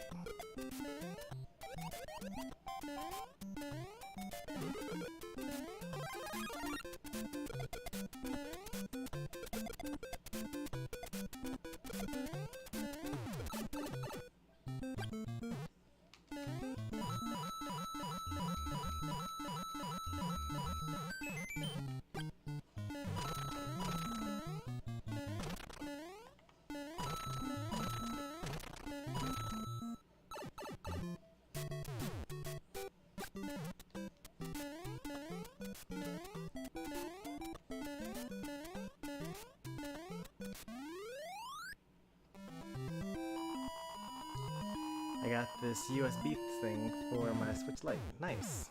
So you can now plug in LAN adapters and whatnot. Well, try out your new system today, I guess. You mean, if you're available.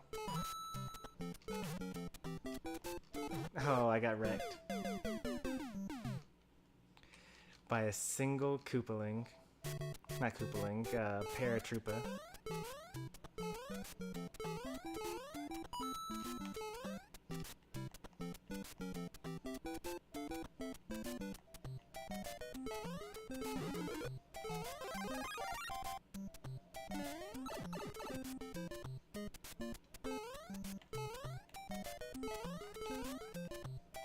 Oh, why?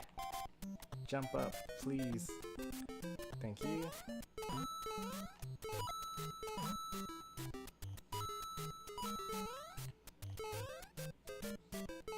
I was running past these guys.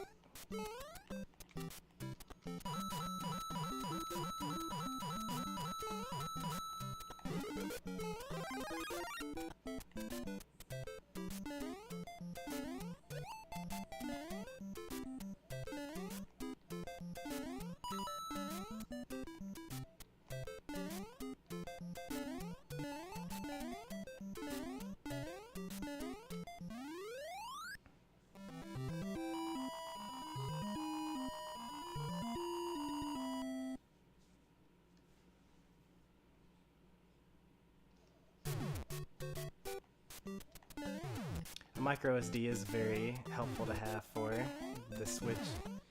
Lets you hold more games before having to archive some.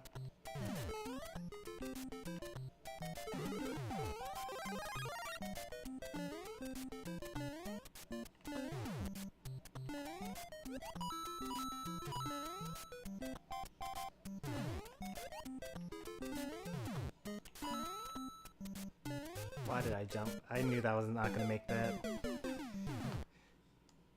I always take that slowly, and the one time I was like, maybe it'll be fine. Nope. Not fine.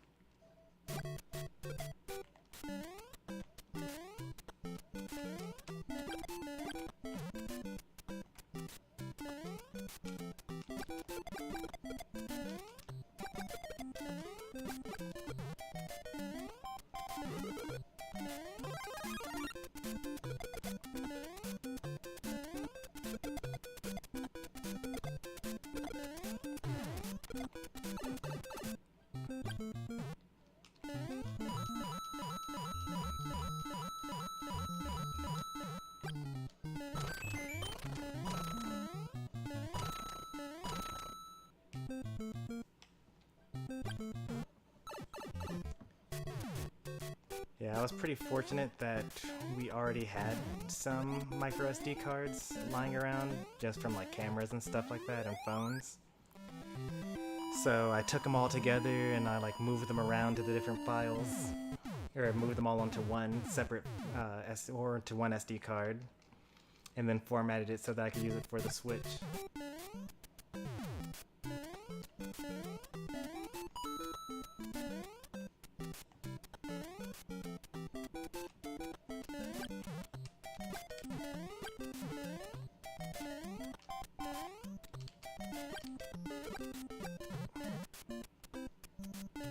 The best time to get SD cards, by the way, would be Black Friday. So you're actually coming up pretty soon. They go on like super sale at that point in time.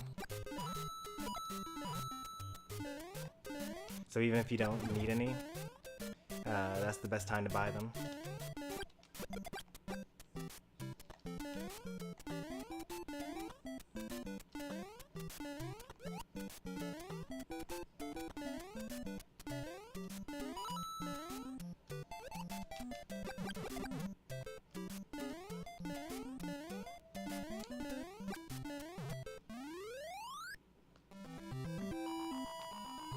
Black Friday, it's the place to go during the pandemic. I'm sure there'll be digital sales. Like I've been hearing, I don't know which store it was, but like some store that is like pretty popular. I saw a commercial where they were talking about how they were going to be doing Black Friday all November. It's like before it was like, oh, you know, it's Black Friday, and then it was like, okay, well actually the stores are now going to open starting on Thanksgiving, which I thought was a terrible idea. You know, me being old, I'm all like, well, Thanksgiving is supposed to be about appreciating what you have, and yet people can't even like wait until the next day to go buy more things. But, you know, it's the way of the world, capitalism. And then it was like, okay, well actually Black Friday is all week. And now it's like all month.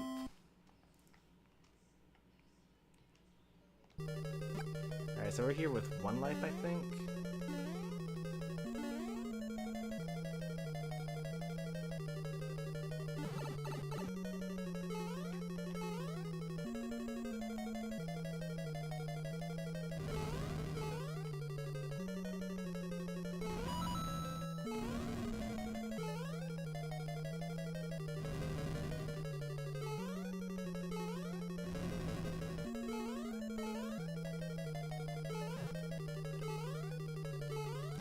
Gotcha.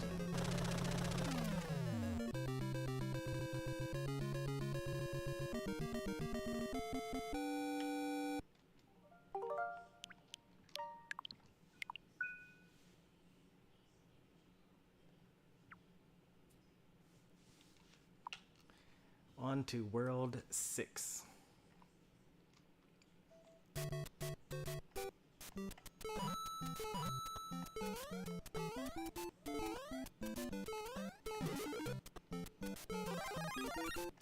Nice. Got rid of Lucky 2 at the same time, so we can kind of just like relax for a little bit here. Another one will spawn eventually.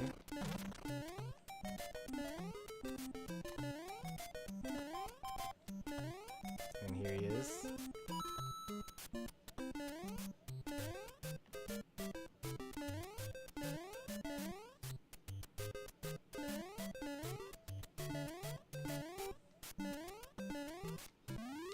Not too bad.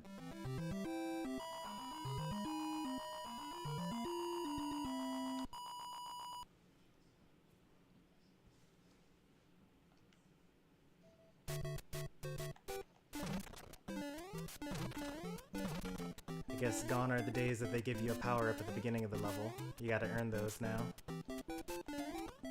So it's like a warp pipe. Nope, it's not.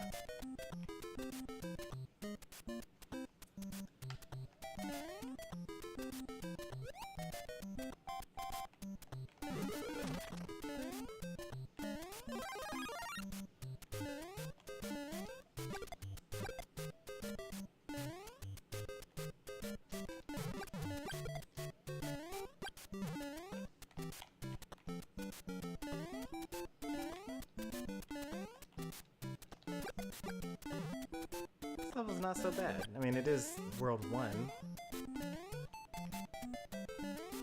Or not World 1, but like, oh no, this is actually World 2. This is 6-2. World 6 is looking kind of like easy compared to the others so far. But I guess it is longer.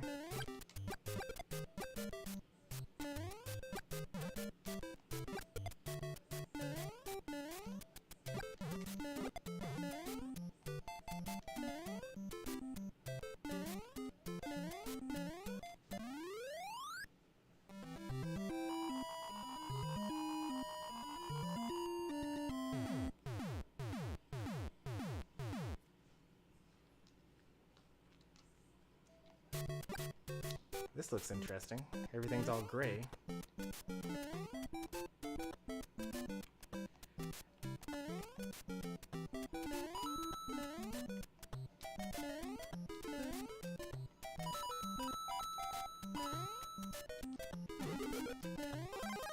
That was unnecessary, didn't need that.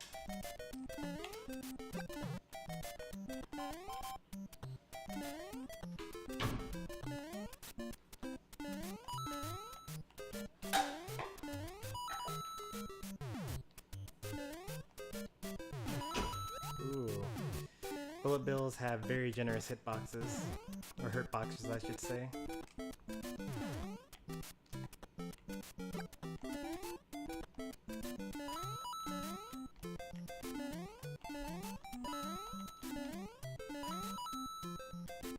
Nice. I wish college were free. Yeah, that would be quite something.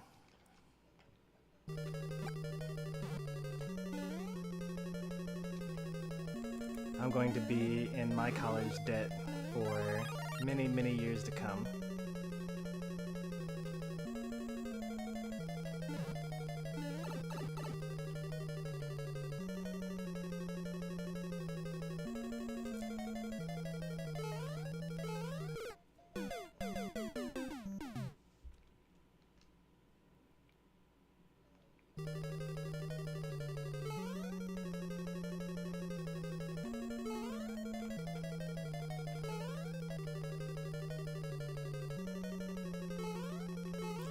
I just went right through.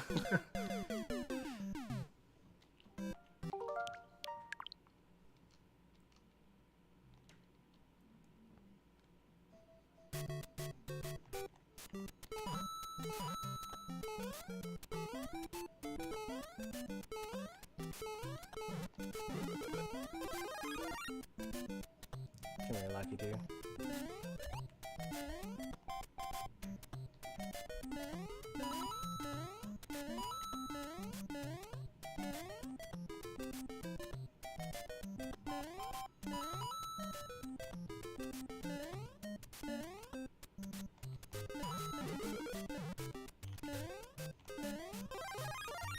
Why?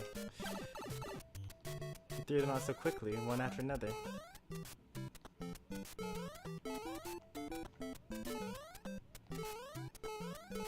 Trying to make sure I can't have nice things.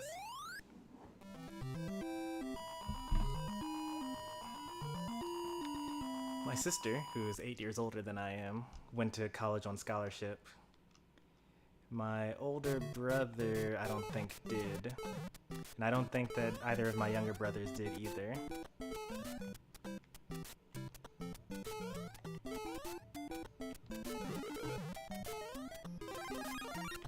Of course, by now, there's only one of us still in school, my youngest brother, 8 years younger than me.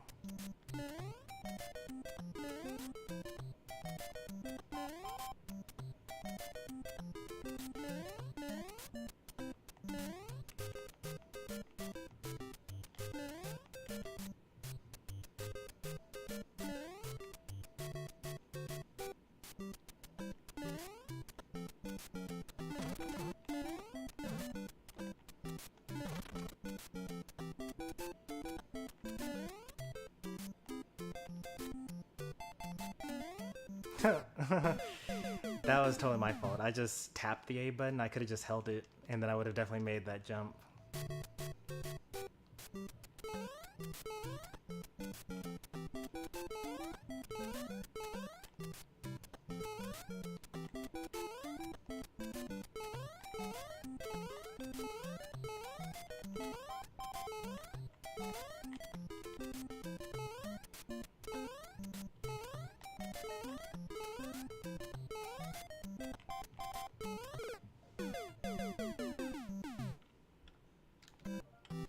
Since when is a character crouching considered teabagging in Smash Brothers?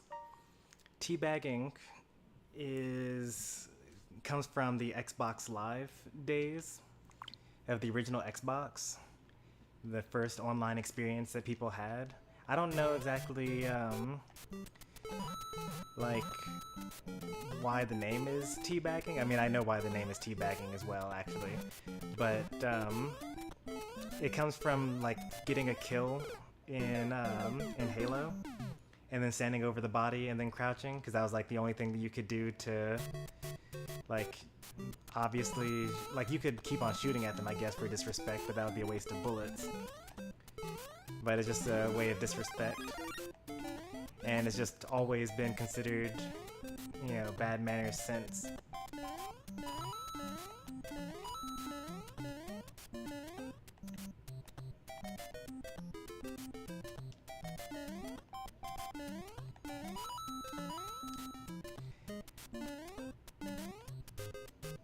But I think that generally people are too sensitive over like all the forms of taunting, because like, you know, first it's like, okay, don't press the directional pad because that's taunting. That's literally taunting. This is what the game calls you, taunting. But now it's like, well, also don't press down on your control stick because that's teabagging. That's also taunting. But also don't dash dance because that's taunting as well. And also don't, like, it just keeps on going on and on. Like, don't crouch because that's taunting. Don't, like, you know, wave dash between stocks. That's taunting. And it's like, you know, we're spending all this time, like, coming up with new ways to be insulted. You know, you could just have a stronger resolve and then, like, not be upset when people press buttons in a video game. Like, it's a lot easier. Like, you can't control everybody, right? So you're better off just, like, not feeling bad when someone does something than trying to make everyone act the same way that makes you feel okay about yourself.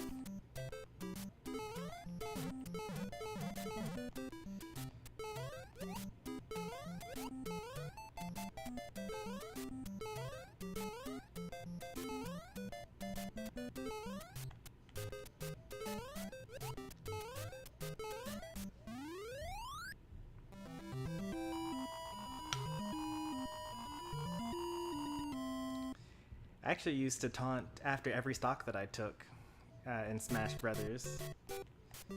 I did it for years and years. It came from not being able to take stocks very often and like being excited when I did take a stock, and also like that's kind of the point of the taunt, is to celebrate. But then, you know, as I got better and I was taking stocks more frequently, I still had the habit, so I would kill people, taunt, kill people, taunt, but then it turns out that some people got really upset about it, so I was like, oh, I didn't know that you were going to get mad for me pressing this button. I guess I'll stop. So now I just have the rule where taunting is fine when you're taunting someone that's better than you are. Oh. That was a sad death. And Lucky 2 comes back as well.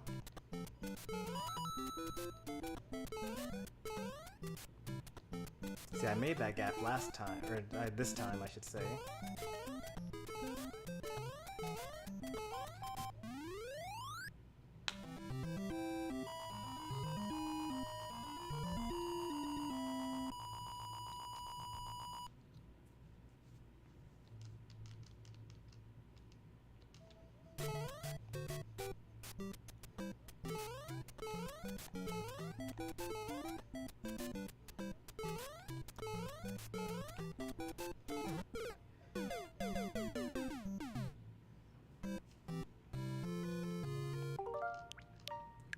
That is the appropriate thing to do after taking a stock, is run out the opponent's invincibility.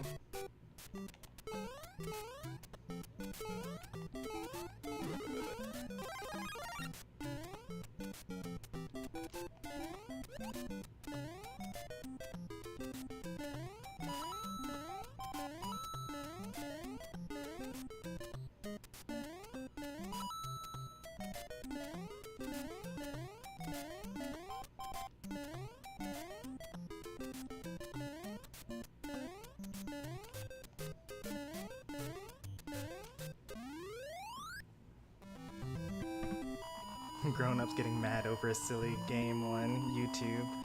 Ran for my life. Yeah, that happens. I mean, it all comes down to ego, right? It's all ego protection in the end.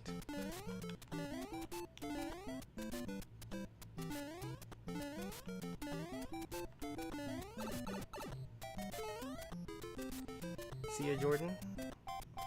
Thanks for stopping by.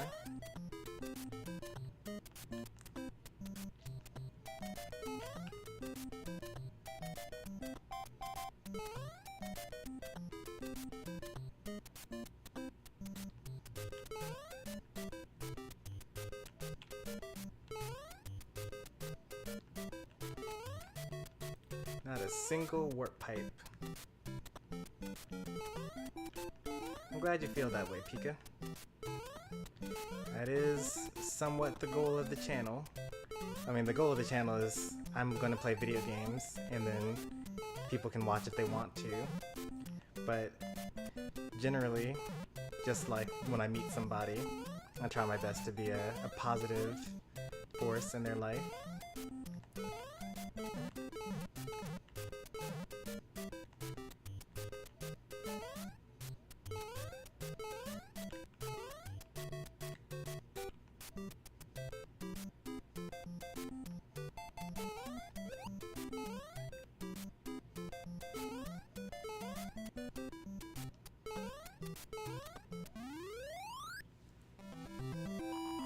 My number one YouTuber is Pika the Musician. He's pretty cool. I've heard of that guy. That's the guy with the super legendary Pidgey on his team, right? I've never seen anything so strong before. Oh.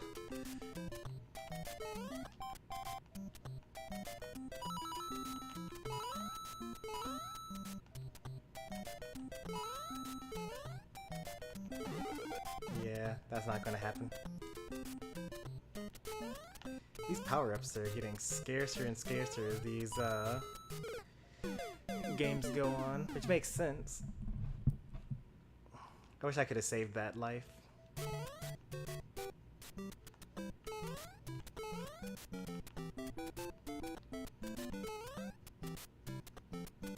A Pidgey? Really?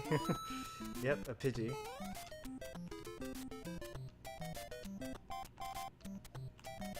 I'm jumping like... there we go. Not as high as I would want to. Oh... I just...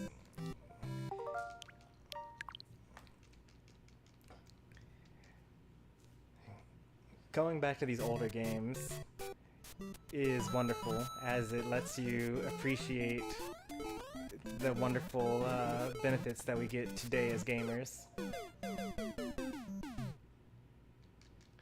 Like, the fact that you don't lose control of your character while grabbing a power-up. The fact that, you know, you've got coyote time. So, like, if you don't time your jump perfectly well, it's fine. Oh, that actually worked.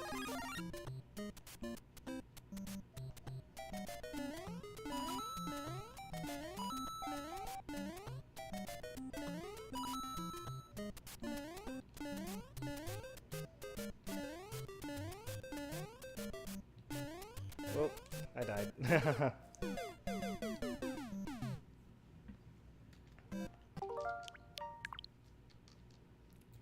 On 6-1.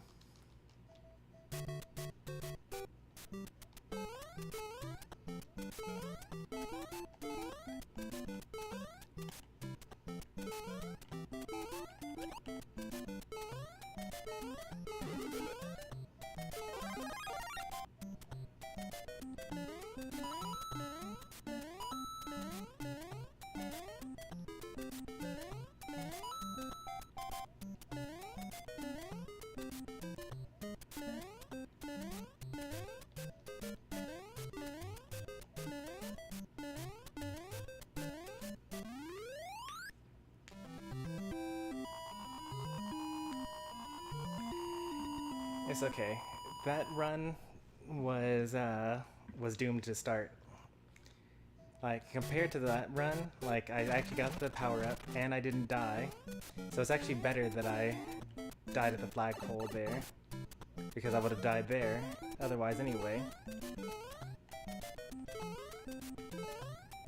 Is there a power up in here? I feel like I've checked. Oh, I haven't checked. Wow. Oh, please. There you go.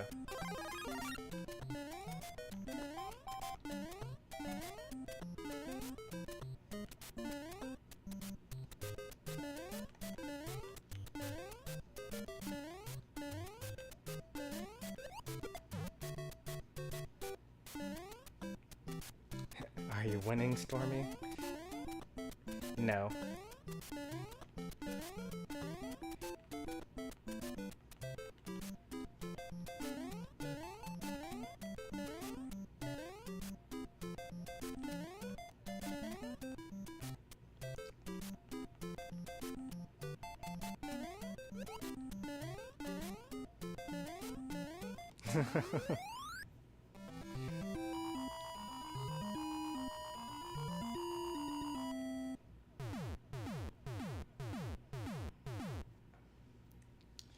Alright, 6-3 with 2 lives.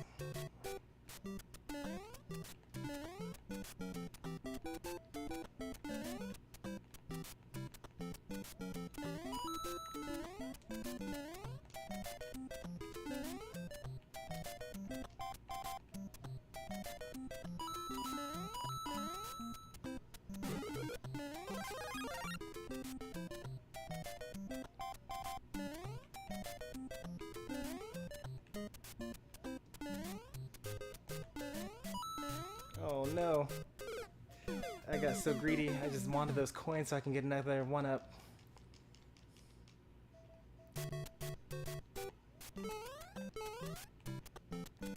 And now I need those extra coins so I can get a 1-up.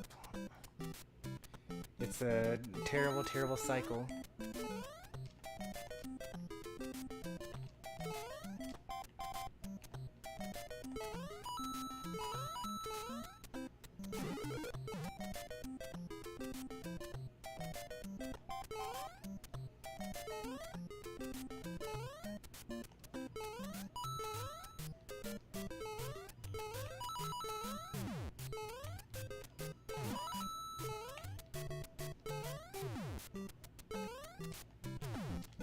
Oh, the bullet bell scared me, because I knew that if I landed, I was going to die there.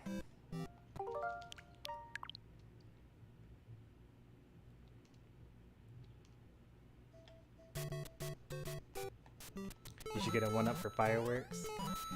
I mean, this game would be actually super easy if you got a 1-up for flagpole.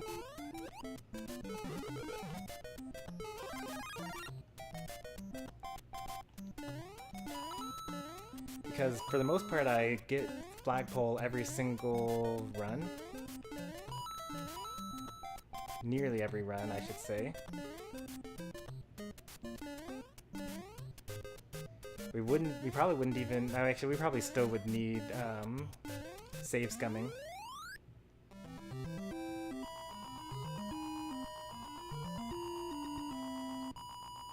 One time I was singing Maroon 5 and my dad walked in. That could be good or bad depending on which song you were singing. I actually am a fan of, you know, old Maroon 5. Surprise, surprise, the old man likes the older songs. I like songs about Jane and B-sides and rarities and things like that.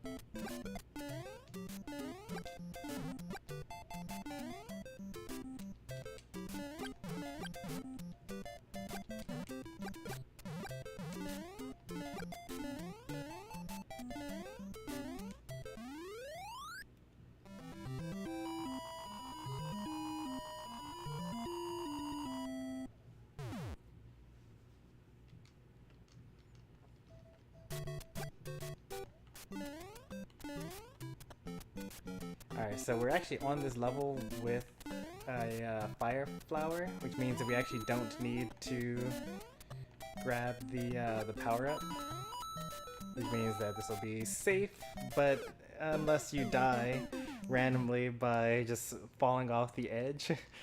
I don't even know why I say things. It always just causes me to die. As soon as I'm like, oh wait, we're doing good here, that's exactly when you die.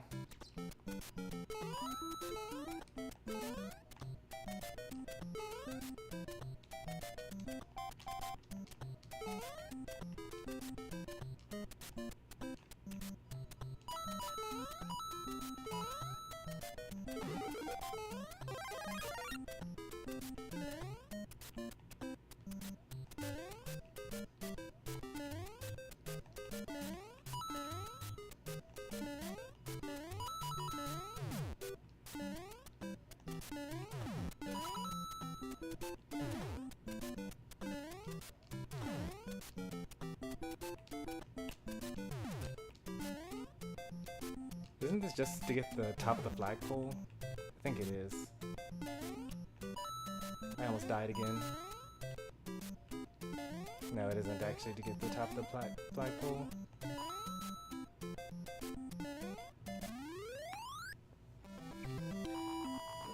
Alright. I think we have 1 life left. Yep.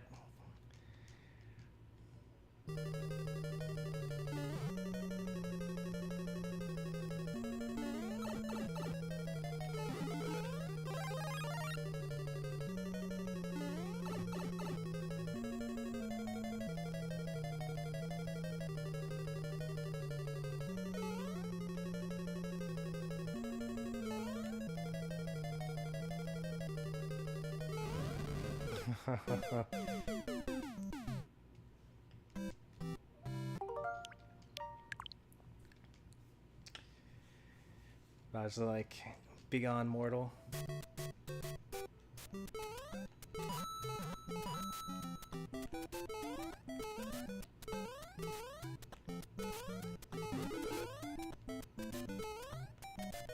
Was this worth it? Probably.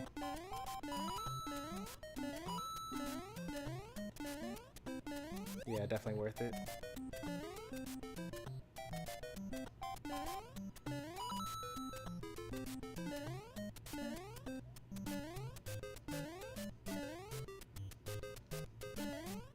Actually, might be even more optimal that way, because Lucky doesn't show up a second time.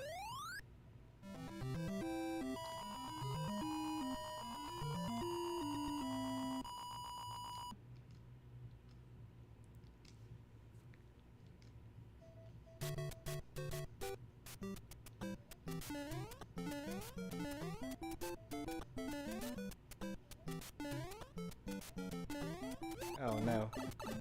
What an awful mistake I've made.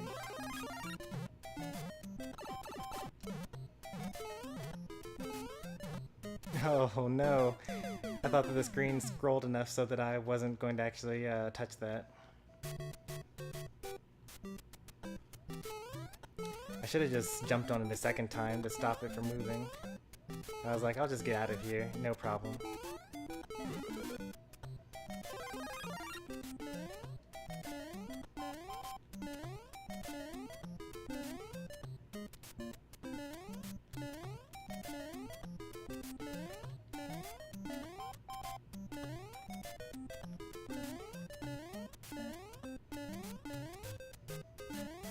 Isn't there another power up here? No? I'm just on my own.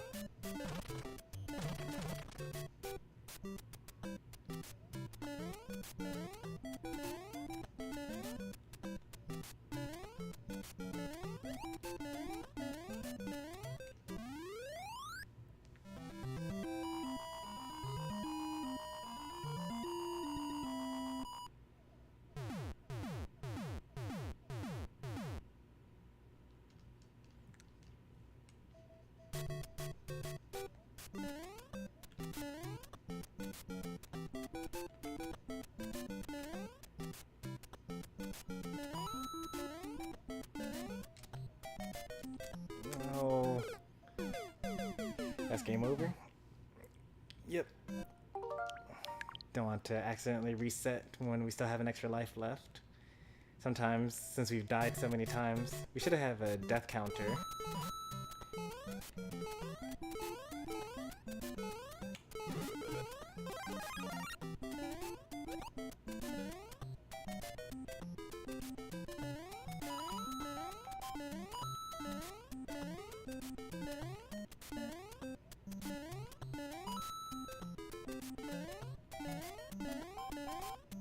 He should be back by now. Yes, here he is.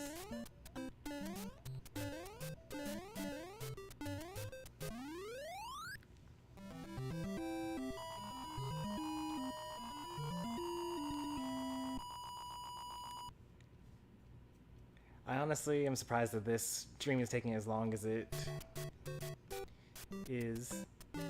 I thought that by now I would have gotten frustrated enough and just started using the rewind feature to go back and make the jumps that I keep missing and things like that. but it's not too bad. Like, we make enough progress with each attempt that, like, I don't really feel the need to do that. And there aren't that many, like, super unfair deaths, like, compared to something like Metroid, or, you know, some of the other older games that are here on the NES system.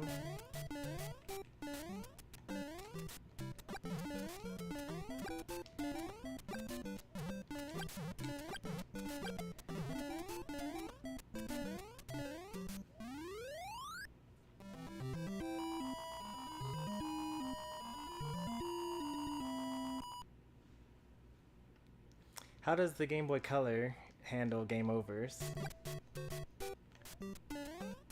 Because that is the version that I played, and I think that I've beaten this game before, but it was like middle school, early elementary school, something like that.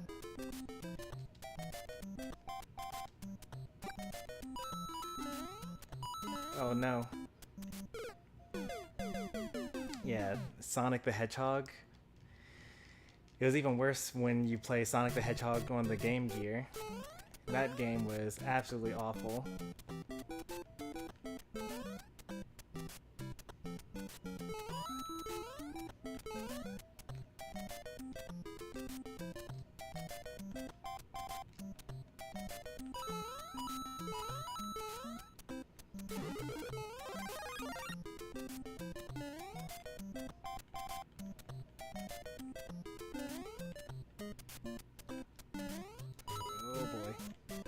You don't actually have to wait for those, you can just make the jumps.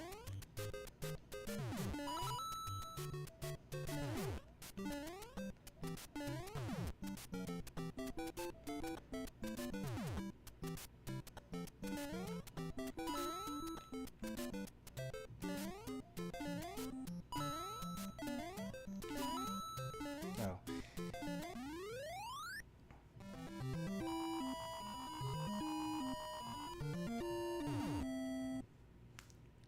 With 3 lives, right? Because, like, that technically is even better than what I'm doing to myself.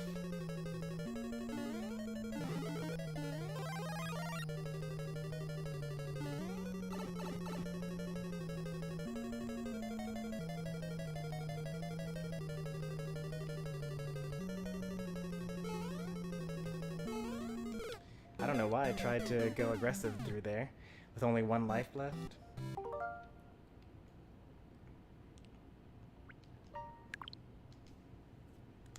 There's a game that's actually like that. I mean, not that it destroys your console, but there's a game where if you get a game over in a particular way, then you just, like, lose your save file.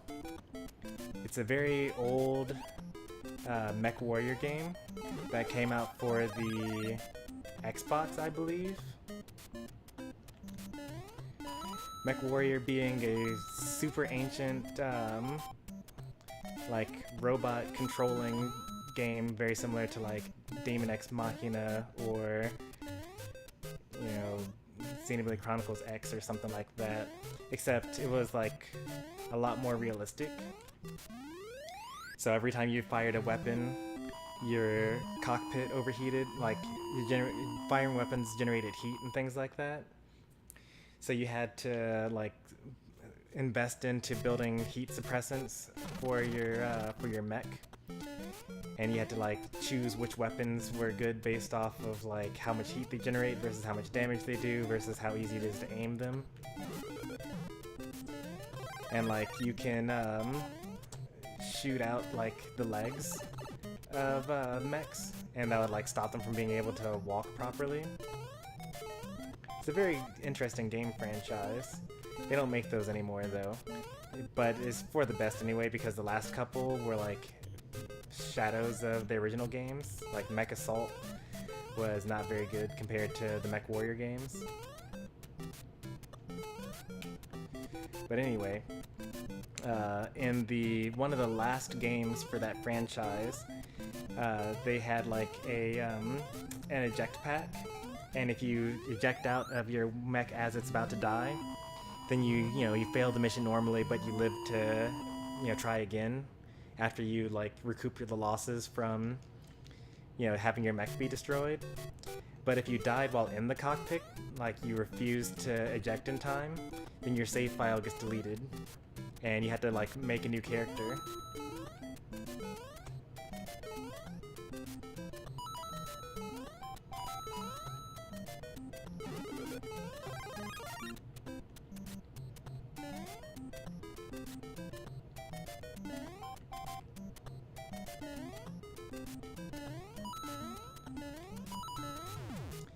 The Mech Warrior games and like Roller Coaster Tycoon are like some of the only PC games that I've actually played in my gaming career.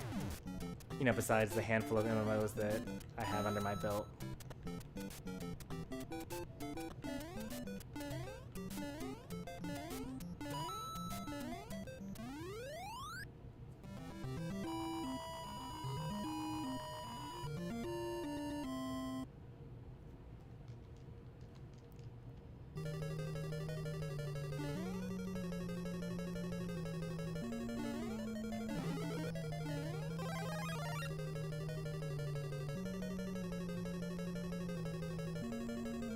Why?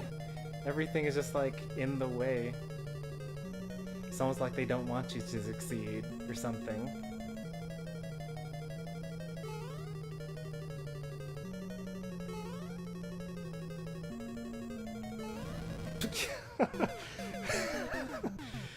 I came all that way and died the exact same way that I did the last time I was here. Bowser random fireballs, and they are random, I promise. They're random, but the game just, I don't know, man.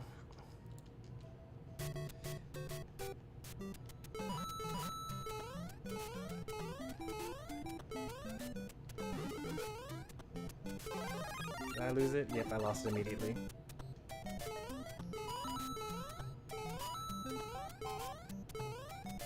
Oh, whoops, I didn't know that I was going to make that jump all the way.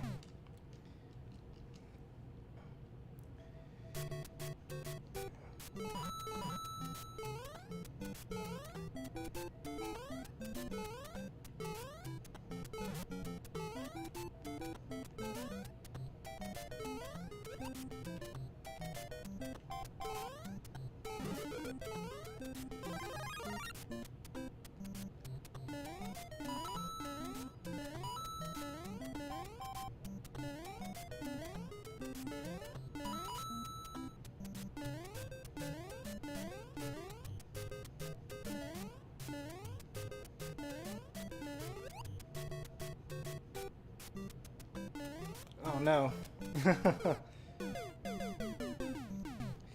This is the first Mario Bros? Technically not.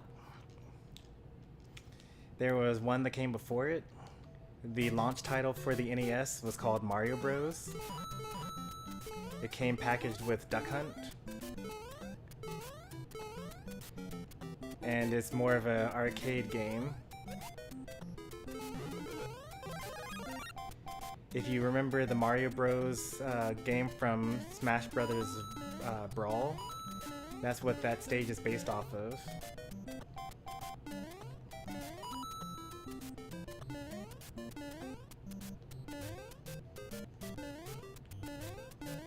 Oh, I didn't know that he had a hitbox up there.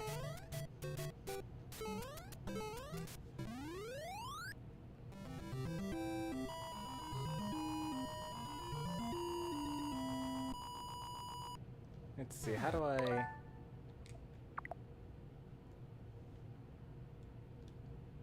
go back? The first Mario Bros. Is this game here, Mario Bros.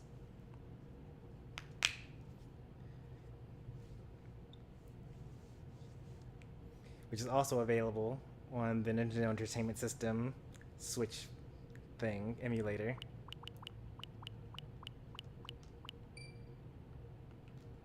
Oh. Apparently it doesn't save your progress there. The Wii U's emulator actually does save your progress. So like, that's why I thought that it would just be fine. it ended up not being fine. But it ended up being fine anyway because we lost a life anyway. And so I wasn't really happy with my performance that run.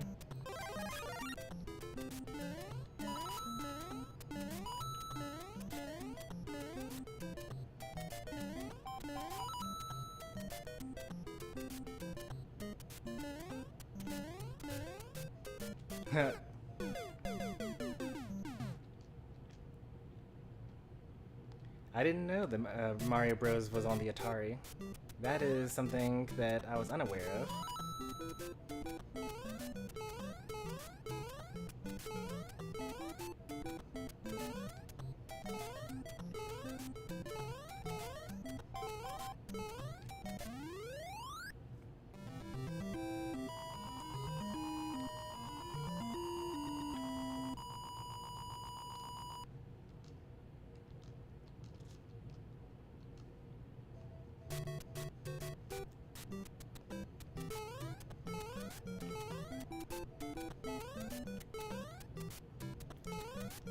You see that? There was like a little pause momentarily there. That was, like, I could have done a pixel jump there. It's like a frame perfect wall jump on any block because this game was, you know, coded, you know, 35 years ago.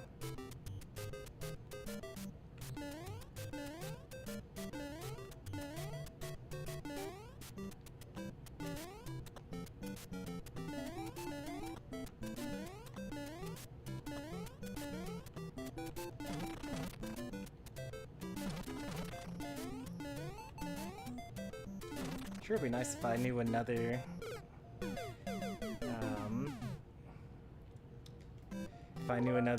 power-up block in that level. But I guess if I get the one power-up mushroom at the beginning of this level, and then the mushroom at the middle of the next level, then that's fine.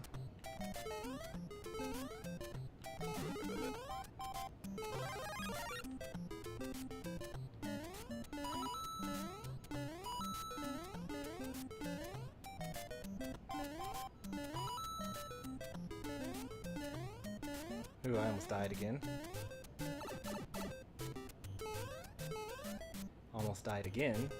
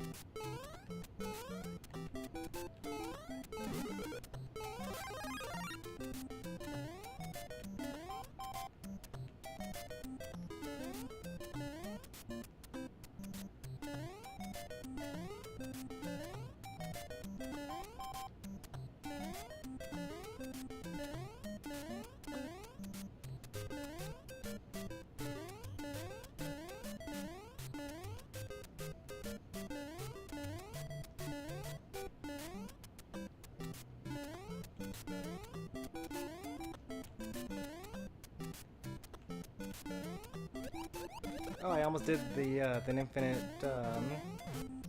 infinite one-ups. That would have been really nice if I had pulled that off.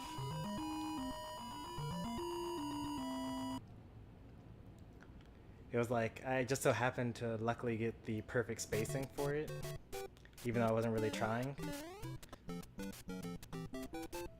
If I hadn't pressed forward, then I actually would have all the lives right now.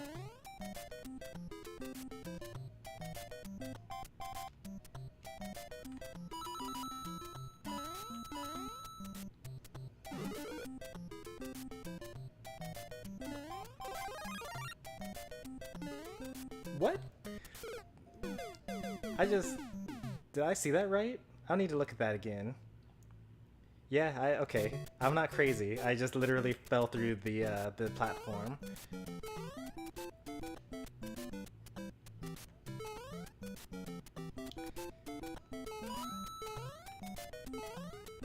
As long as I'm not crazy. Oops. That was me being bad.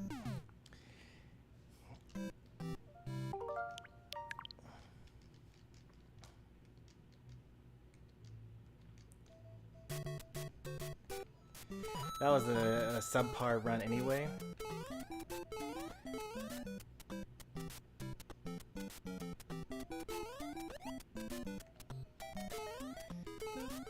Dying just gives us an opportunity to do it even faster and better the next time.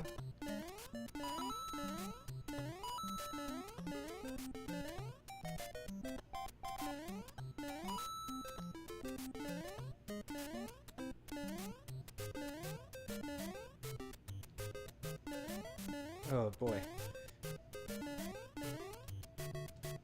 I'll take it. It's better than dying.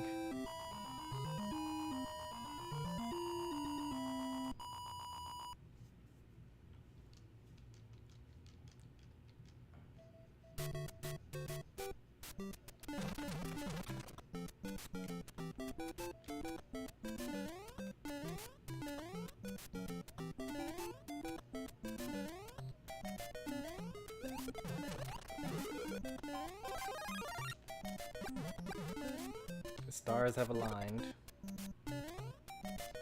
Not that it really matters. Having a fire flower is like not as safe for this game compared to later games because, as I mentioned at the very beginning of the stream, in this game, when you get hit, you lose all your power-ups and you just go back to regular Mario. It's how games were back then. Like, no matter how many whip upgrades you got in Castlevania, you lose them all when you die. No matter what type of armor you have in Ghouls and Goblins, you lose them all when you get hit once. Just how games were back in the day.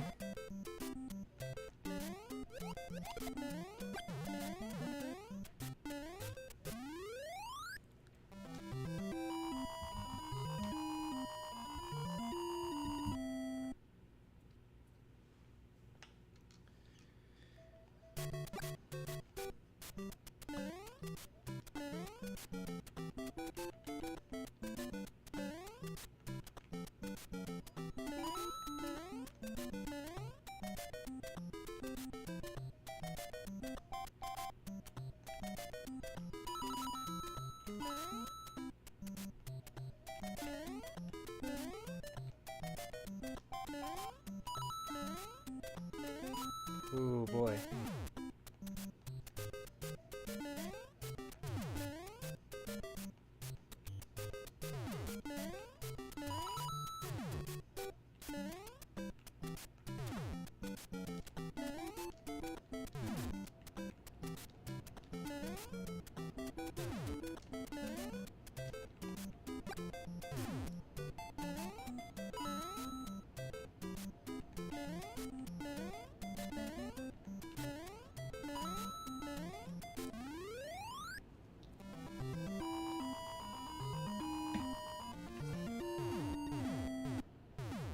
Alright, we got fireworks. It's good stuff. Alright, I need a moment. Gather myself. Alright, we're good.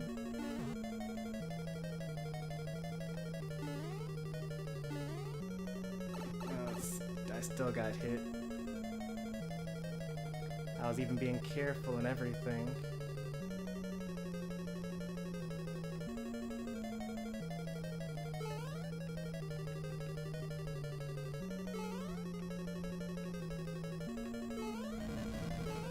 I don't think that's random. I think that it's going to be at the bottom every time, right?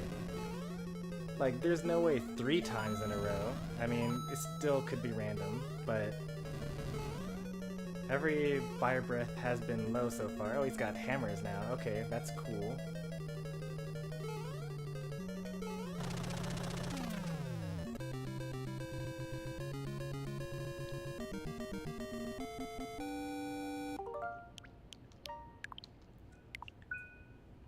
I think we did that with all of our lives. World 7. 2 lives instead of 1. And 50 coins from another.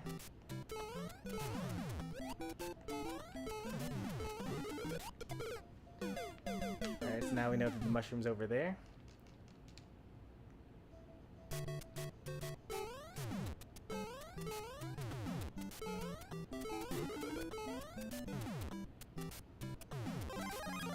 Oh, you don't get invincibility when grading a power-up?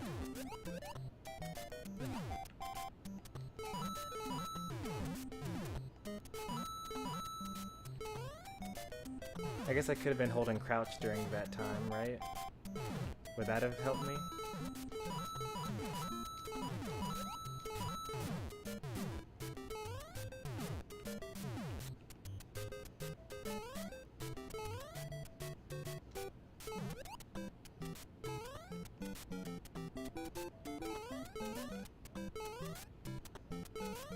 It's been a while since we've been on the cave. Oh, for real? That has a hitbox up there?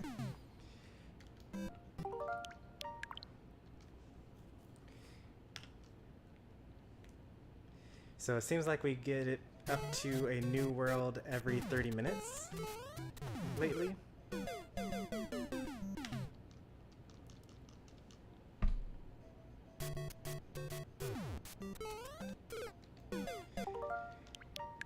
And now my fingers are tired and eyes are getting tired and I'm making more mistakes than I would otherwise want to be making.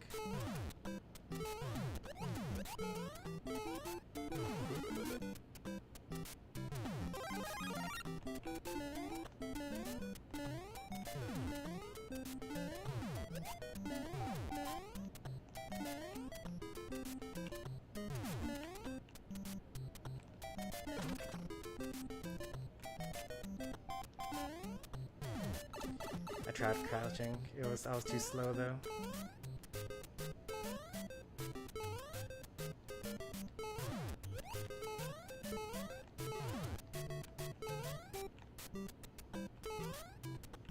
I feel like there's something important here.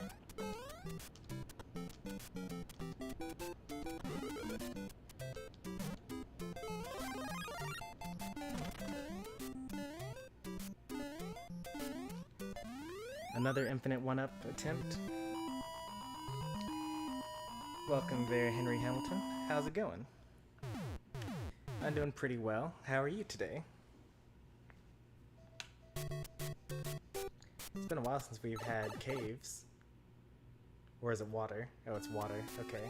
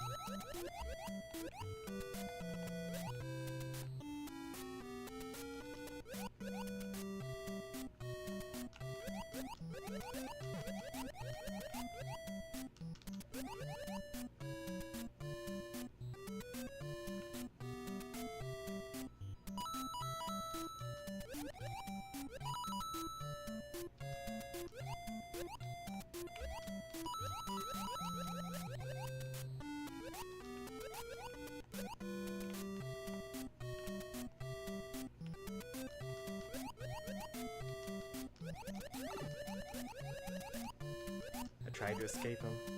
The blooper was too strong for me, too fast.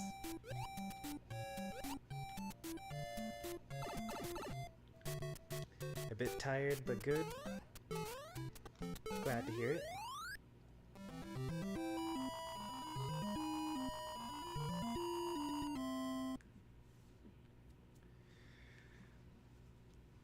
Whew. Alright, flying fish level. Oh no! I was too busy watching the flying fish. Alright, we still got another life.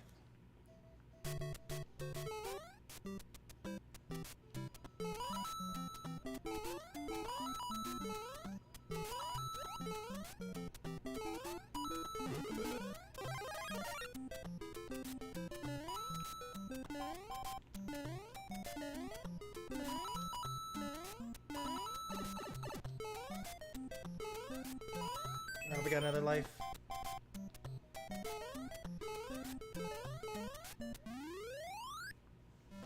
Ooh!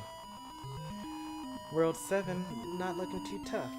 Of course, I said that about World 6, and then it took me like 30 minutes to beat it.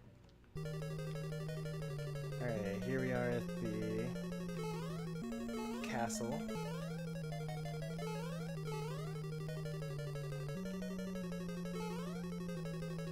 I think this is the beginning of the infinite hallway. You gotta take the correct path.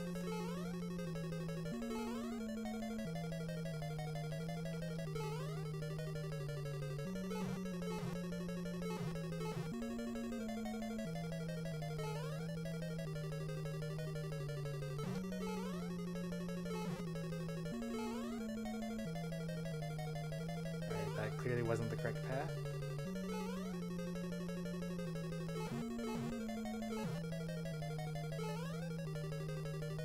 Also not the correct path. I think I need to do this on the top, and then nope, that's not it. Maybe you go down to the bottom now? Maybe you start from the bottom.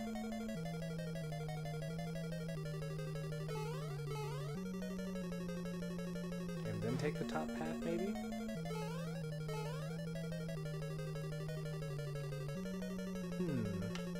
Maybe let's try middle.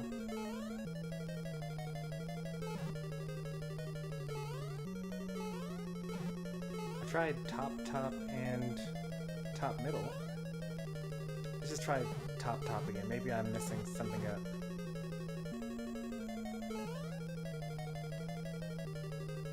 There's gotta be some sort of bottom path, I'm guessing. And then the top, probably.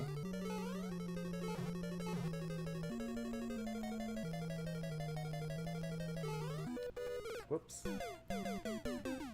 That's game over, right? Oh no, I got that extra life. Alright, so let's try this again.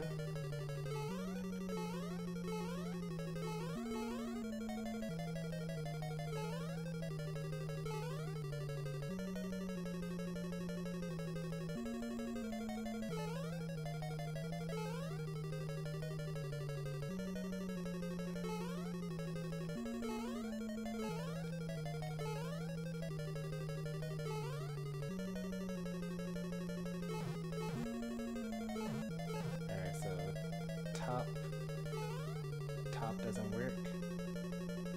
Top, bottom. Also doesn't work.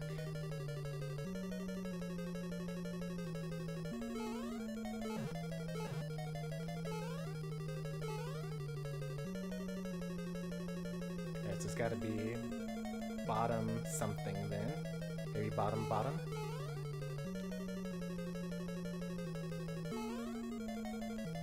Nope, not bottom.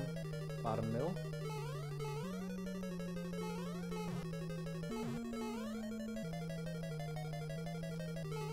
Nope, not that either.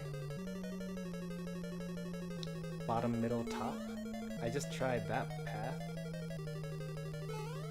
So this is bottom, and then you say middle.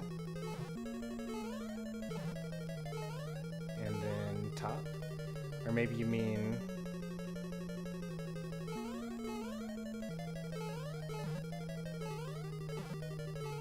this instead, and then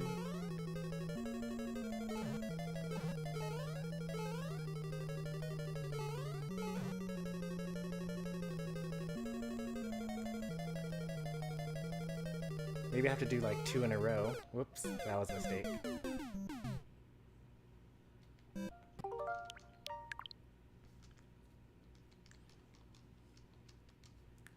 Alright, back to 7-1. Bullet bills.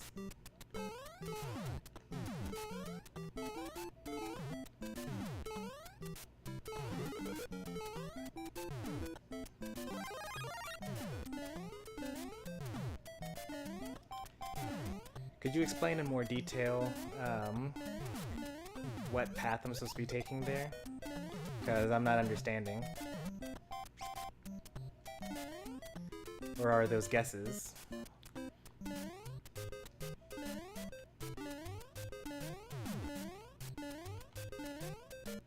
why?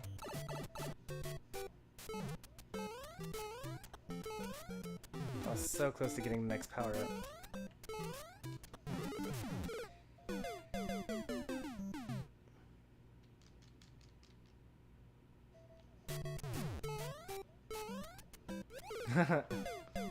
That's okay.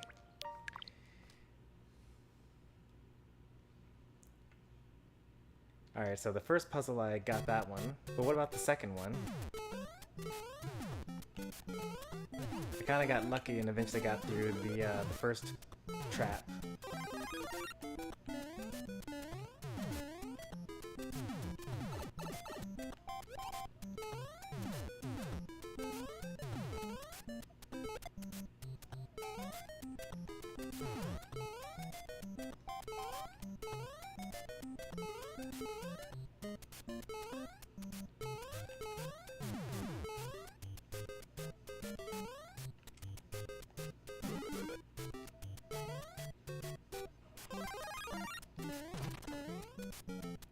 Top path with a fire bar, followed by remaining the middle path while jumping over the gaps, and then taking the top path once more. Okay, so it wasn't working because I kept on falling off of the middle path.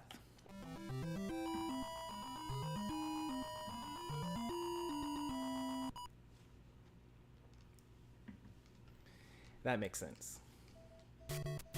Alright, second time trying the swimming level. Hopefully we can get through without taking any damage, because that'd be pretty nice.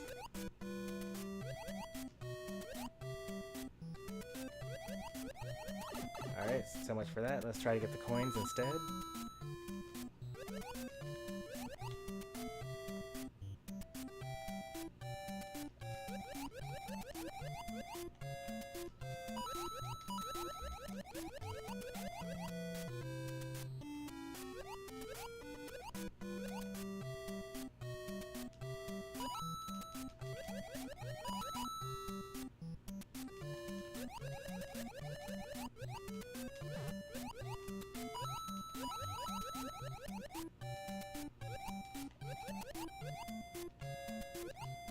Hey, why don't you come over this way? I'm so vulnerable. But yeah, I'm actually vulnerable. He's gonna kill me.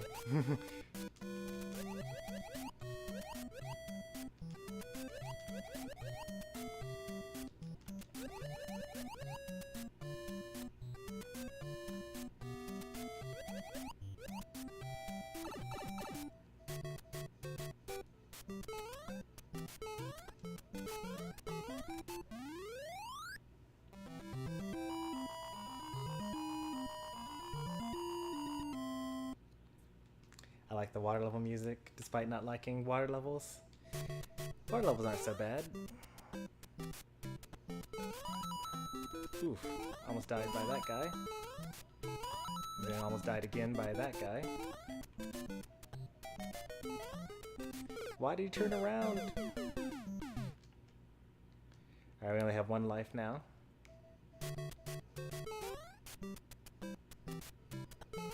Alright, back to the suspension point.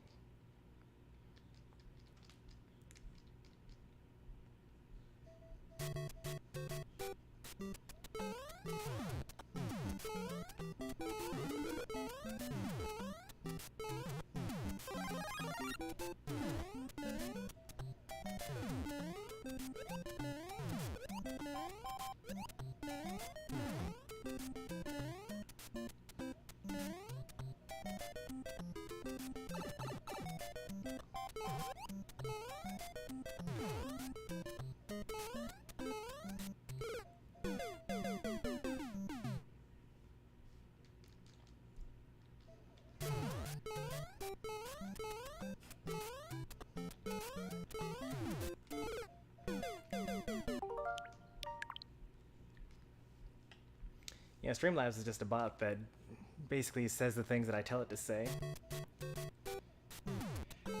You may be able to do homework and watch a stream at the same time, but you'll be worse at both. You'll miss random things in the stream, you won't actually finish your homework in a reasonable time. Like, I bet you could finish all your homework for the entire weekend in like 20 minutes if you didn't have any distractions.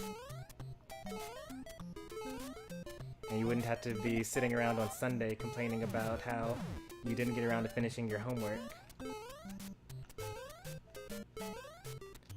Or maybe tomorrow when, you know, some streamer is playing some game with viewers, and you're like, oh, I can't join because I have to do my homework. Oh, 23. Alright, you're good then. I do have to give the spiel because, you know, a lot of viewers do come through as young kids that actually have that attitude.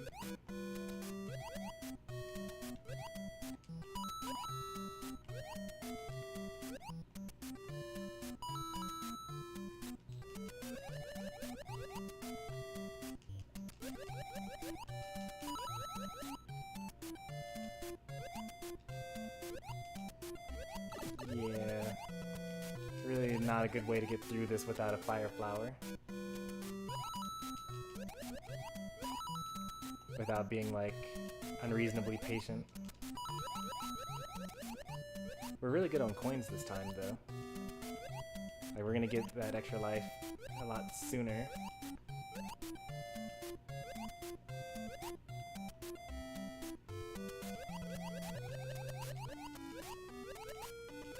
I'm honestly surprised that I lived that.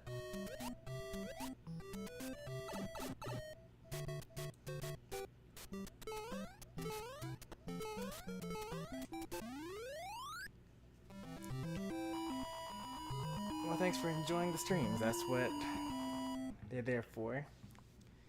Nice bit of entertainment.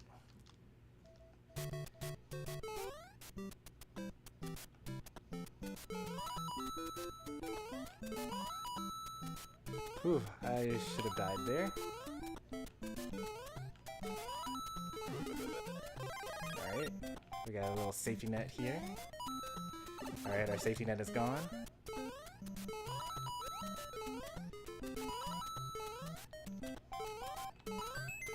If we can make it through this level without taking another loss, we can actually get to the next level with 3 lives.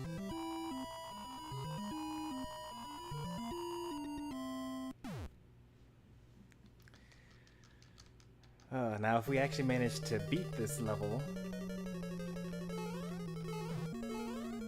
Alright, so was it top, middle, bottom, or something like that?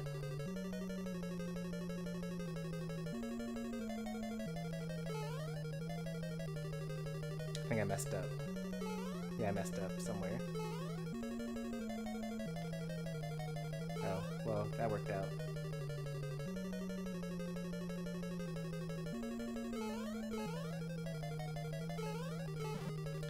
Alright, the second part, take the top path with a fire bar. Okay. Followed by going to the middle section.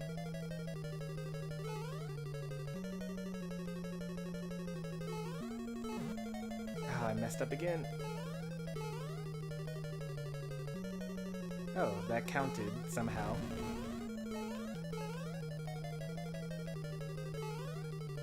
Oh! I can't believe I made that. I jumped through like 5 million hammers.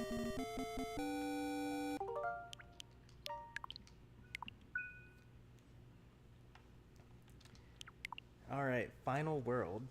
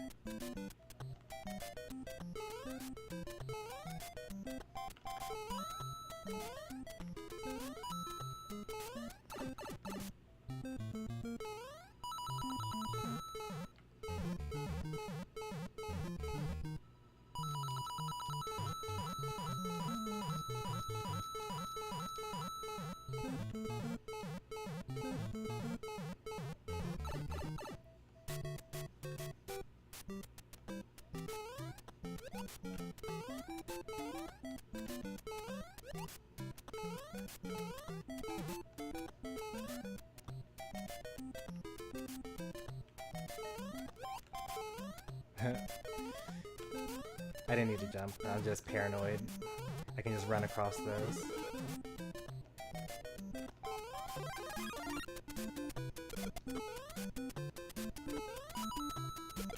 Why? Oh no!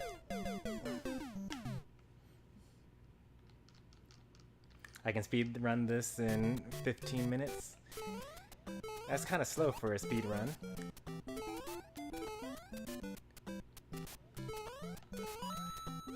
Right, isn't the world record like is it like 213, right? That's this current world record?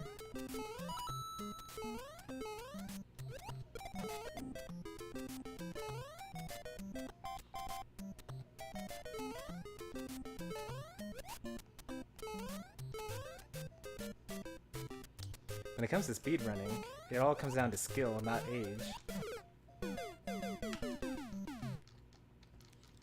Because despite our age difference, you've probably played this game more than I have.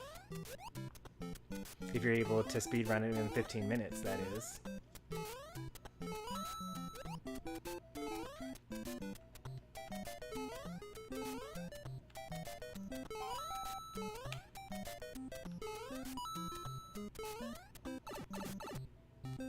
5 weeks ago. I picked this up today.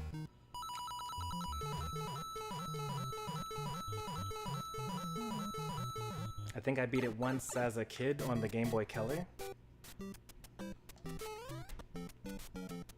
But I didn't play for very long because I had much better games on the Game Boy Color to play.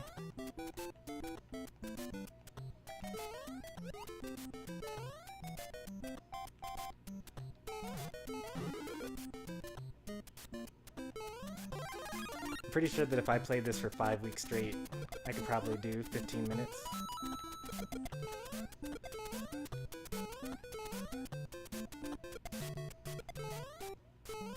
Oh no, I thought that was the flagpole.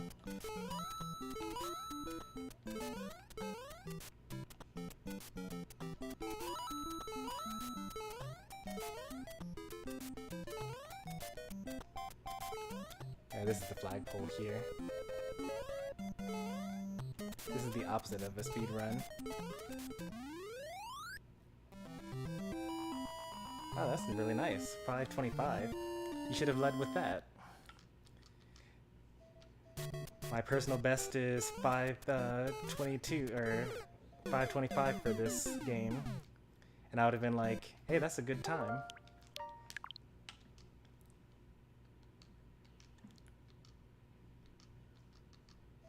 I think usually when people talk about speedrunning, they usually mention their personal best. I tried jumping, but I was over a gap at the time.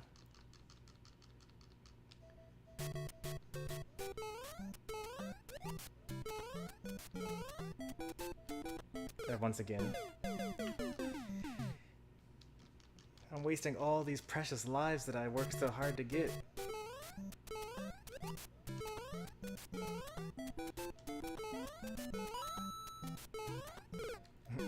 Well, that didn't take very long.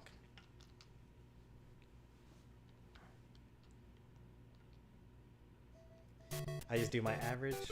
Well, that's fine, you can do your average, but you know, you're more likely going to get things like, that's not a good time, compared to, oh, that's good, nice job.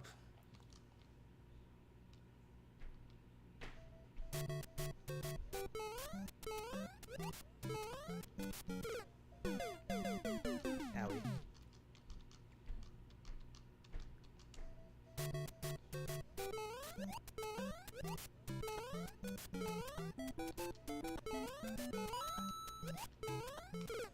Keep on thinking I can make that.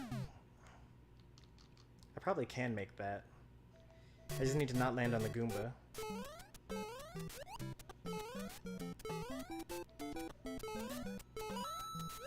Yeah, I need to not land on the Goomba.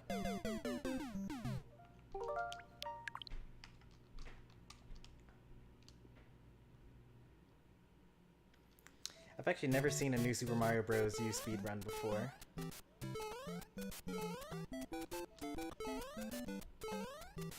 Oh, maybe you can't make that jump.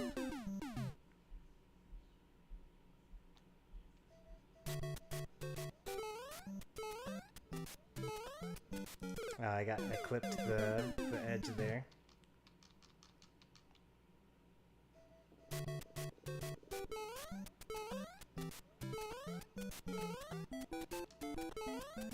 Just because the world record is 3:23 doesn't mean that, or 2:13 doesn't mean that everyone has that time. Like with 5:25, that's probably up there in like top 50.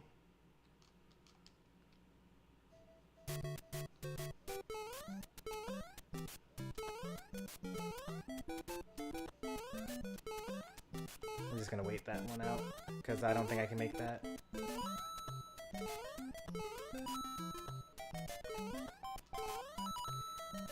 If you want to go on speedruns.com, you'll just have to just record yourself making that run. But I'll see you later. Thanks for stopping by. How come I can make it there, not later on? Is it higher up?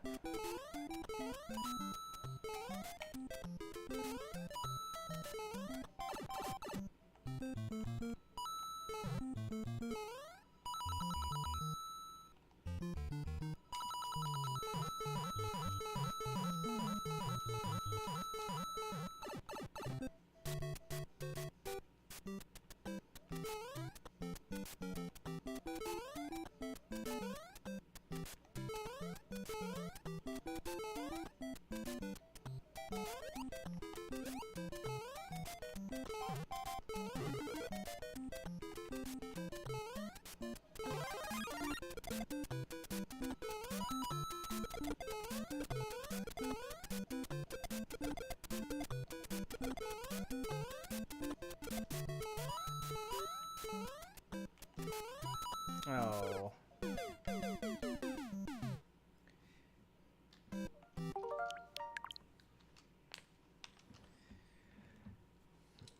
Alright. I wonder how long it's gonna take us to beat World 8.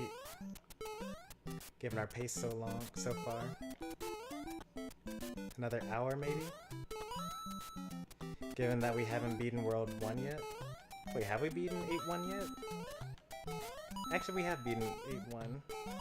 Oh, I was supposed to go through that pipe.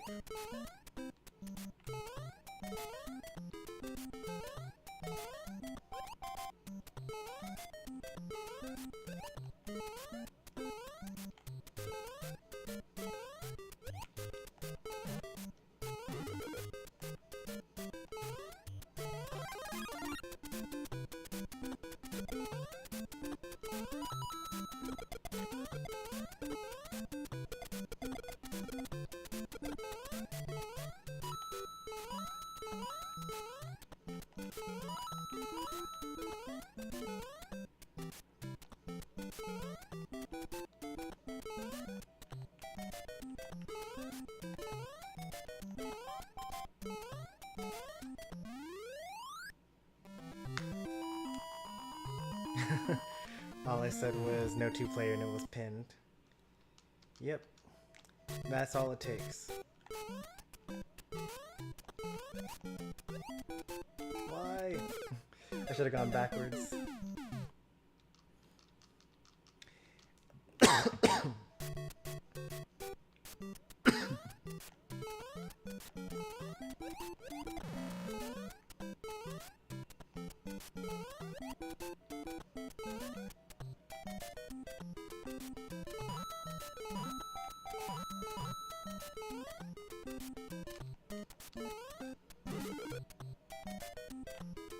Oh, now that's a tease.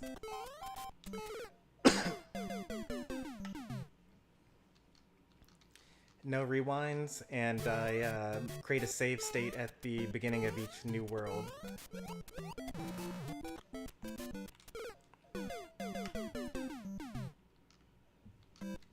Like so. So I died on 8-1, or I died on 8-2, so I revert back to 8-1.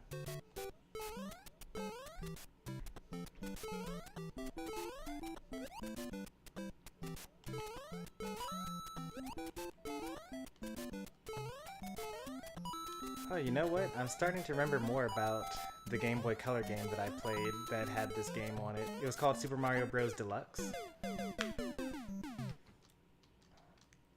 And as Pokemon Tojo said earlier in the stream, the only real difference was that when you got a game over, you went to the beginning of the world, similar to what I'm doing now.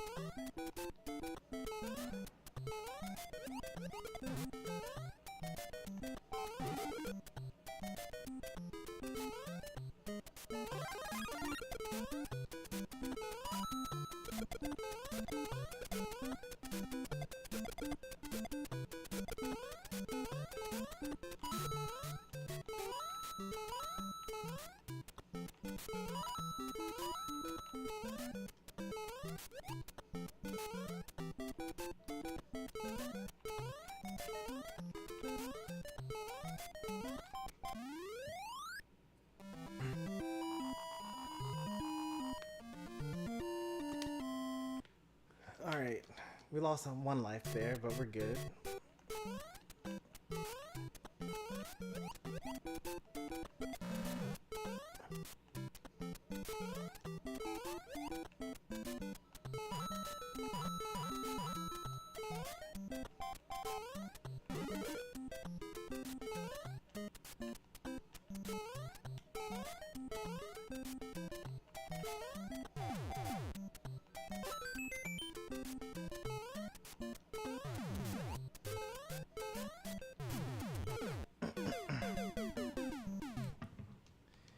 $777 subs. How lucky, right?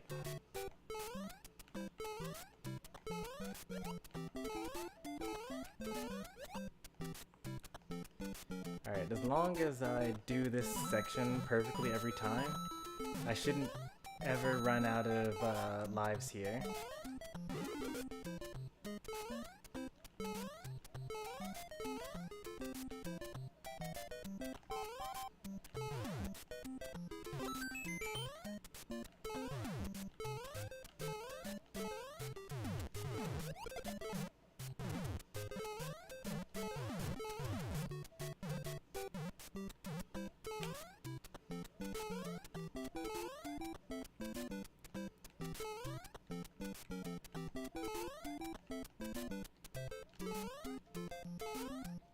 Could have done another pixel jump there.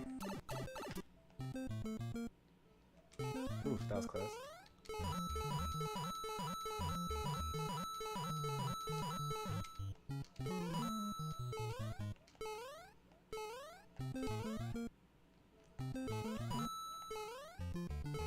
You actually have to make a running jump in order to make the jumps of the certain height that you need.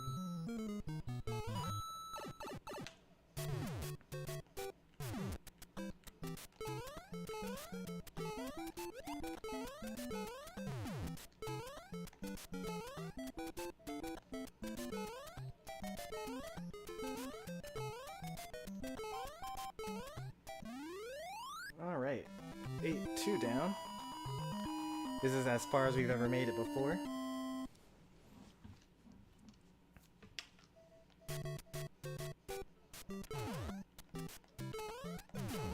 This world is the run killer for a lot of speed runs because of all the hammer bros and their random hammers. I'm just gonna let that go off screen. I think at some point, yeah, there's hammer bros that, a couple of hammer bros that end up being on level with you.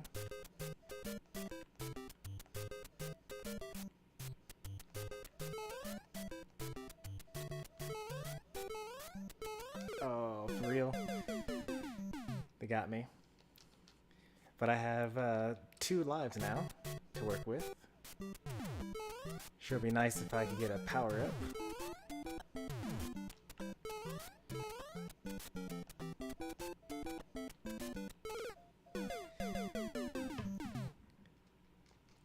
Alright, it's okay. I have 1 life to work with.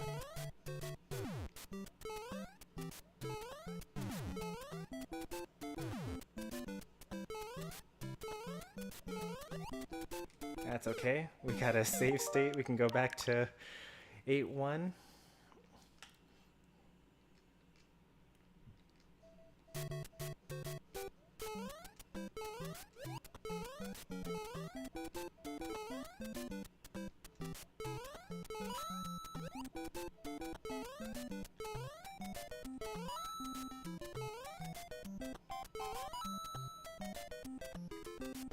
How long have I been on World 8? Not very long.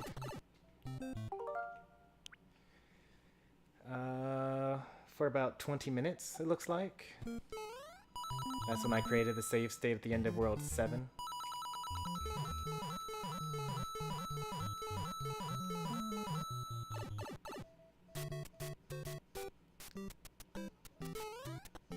I think we've only gotten like 3 or 4 game overs.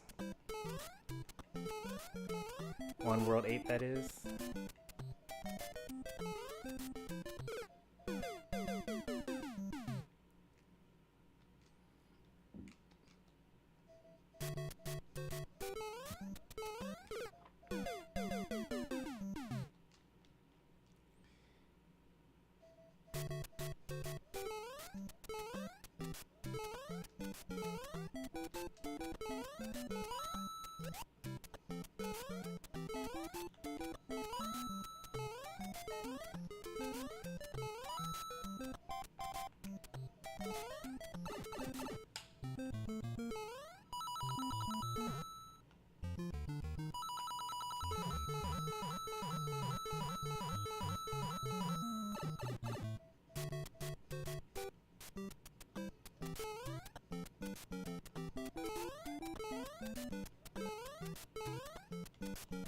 Power-ups sure are hard to come by. I was hoping that I'd be able to just like run under that.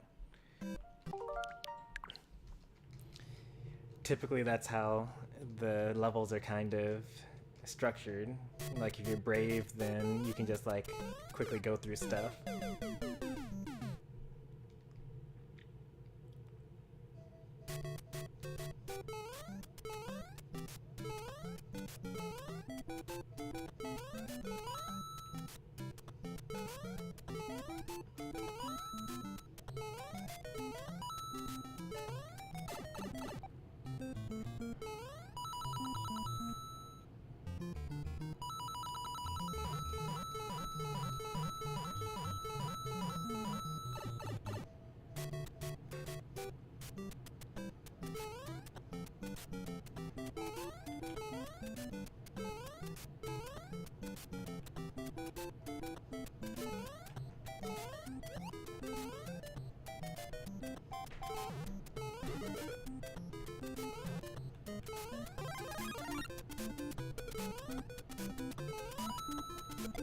Oh no, I forgot. It's been so long since we actually made it this far.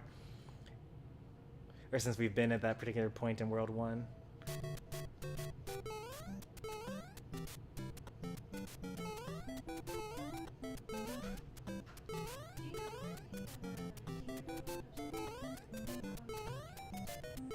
It should be on the kitchen table.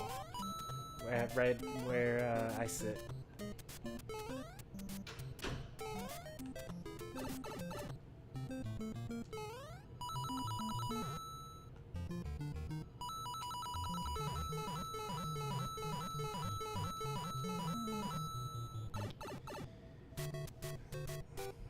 Oh, this game is so not good for the thumbs. Why is the no 2-player comment pinned? Because people kept on asking. This game does have the ability to allow 2 players at once through the power of Nintendo Switch Online.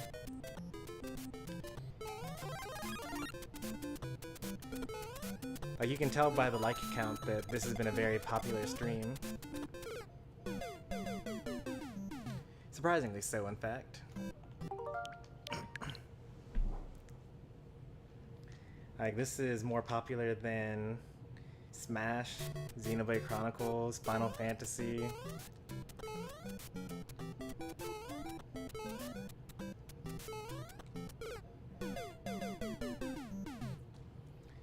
Nope. You can take turns with people.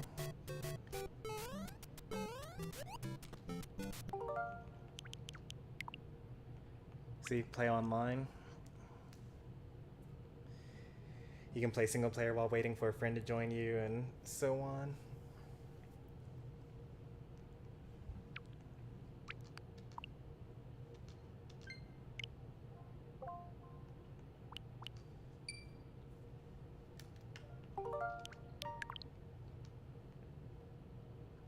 It's a very popular format for certain streamers, especially the more popular games within this the classic library. Like I've seen several like Super Mario World streams do this.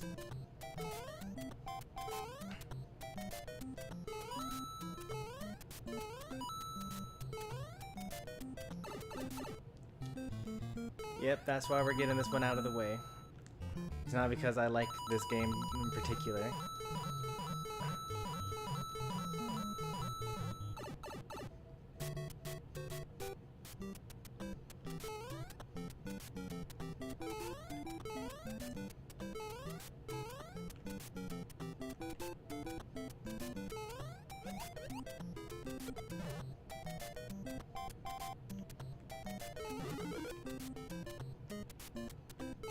Oh no.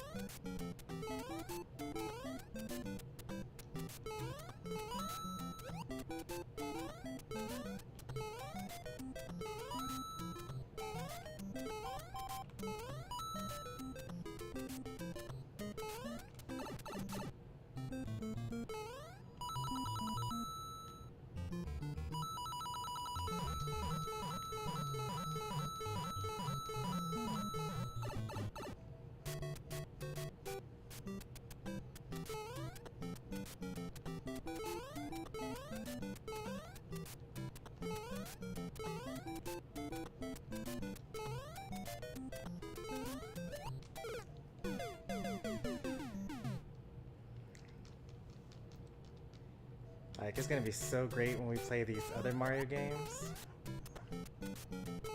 Maybe not Lost World. Lost World will be even worse than this. Or not Lost World, but the Lost Levels will be worse than this.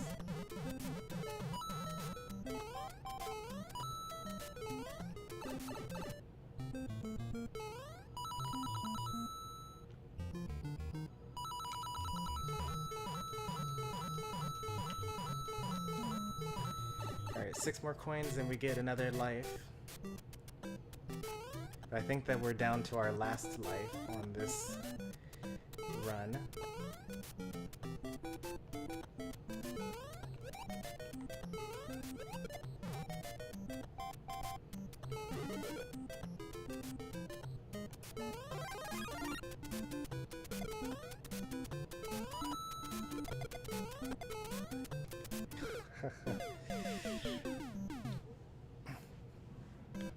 That's okay. If we just do a perfect run, then we can beat the game with at least 4 lives. Actually, at least 5 lives.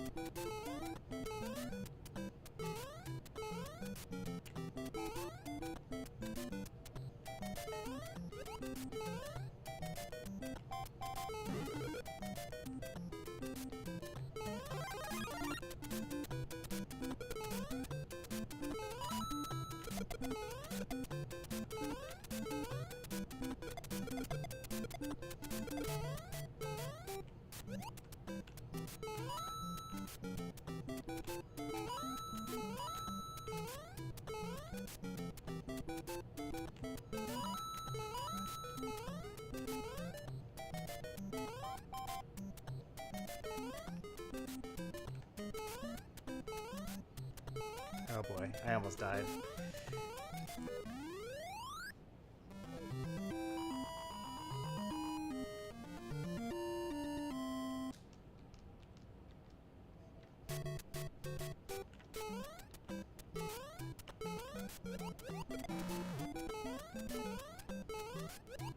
Alright. Now we're in business.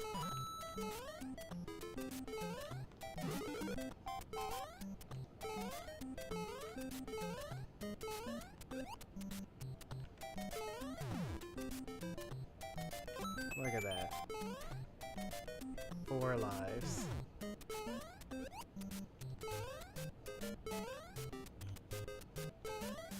Is one of these power up? Yes, it is.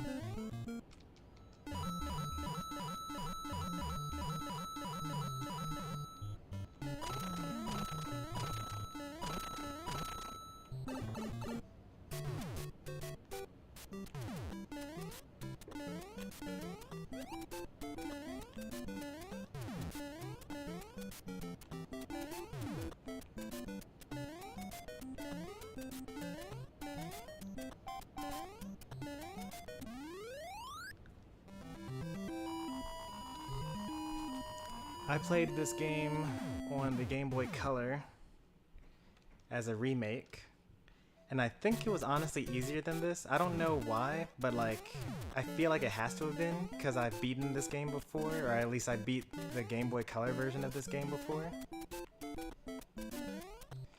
It probably like had something to do with how the lives were handled. Or maybe the controls were a little better.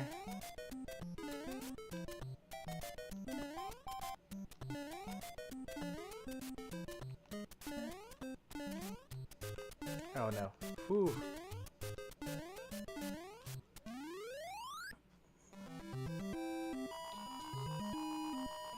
Is this the end?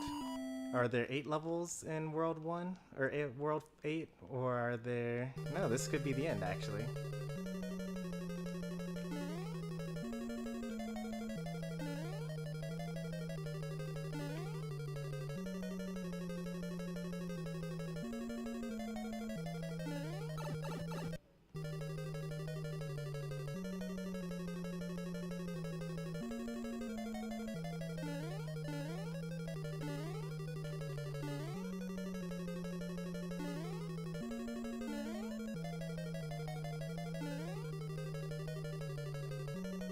Alright, we're in an infinite loop here. I'm not sure where I went wrong there. Anything else to take this pipe?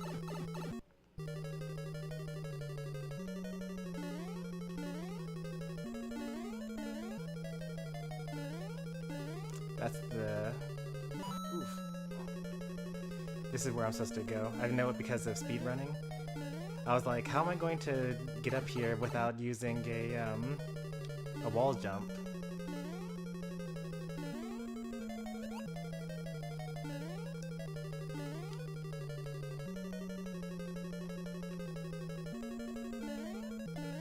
That felt like where I was supposed to go, actually. It was too late, I guess.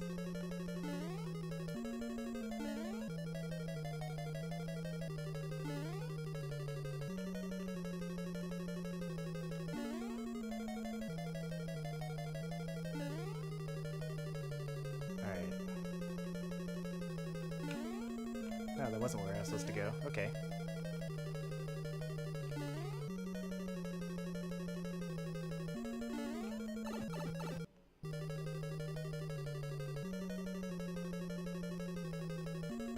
Oh no, I'm back at the beginning. How awful. I have no idea how I'm supposed to get out of here. I know at some point in time I'm supposed to enter the water.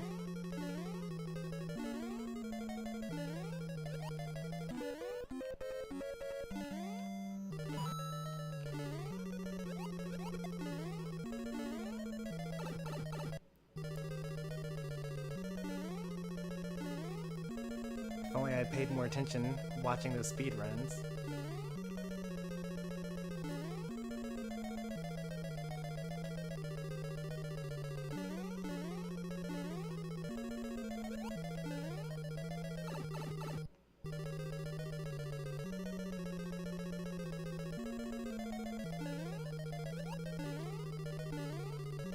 Oops. Oh, I wasn't gonna make that anyway.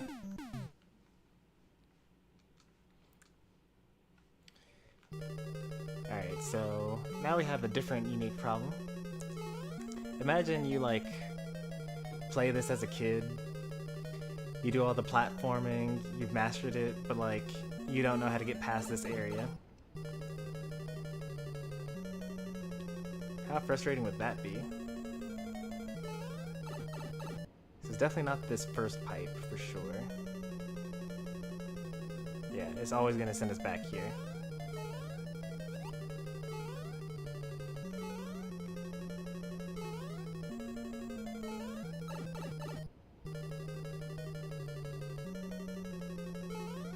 How did big kids beat the lost levels? They would probably buy a Nintendo Power guide that tells them exactly how. Back in the day, you would, instead of like watching a YouTube video, you would buy a magazine, and that would give you tips on how to beat games that were too difficult at the time.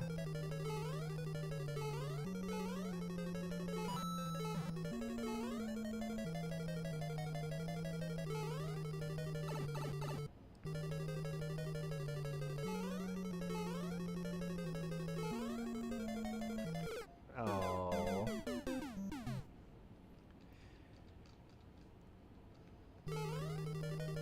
I wish I was here with my power-up. Can I just make this jump? Do I have to like slowly go down those stairs? Well, I didn't make that jump, but... Alright, game over. Back to the beginning of the game, World 1-1. That's what it would have been back in the day.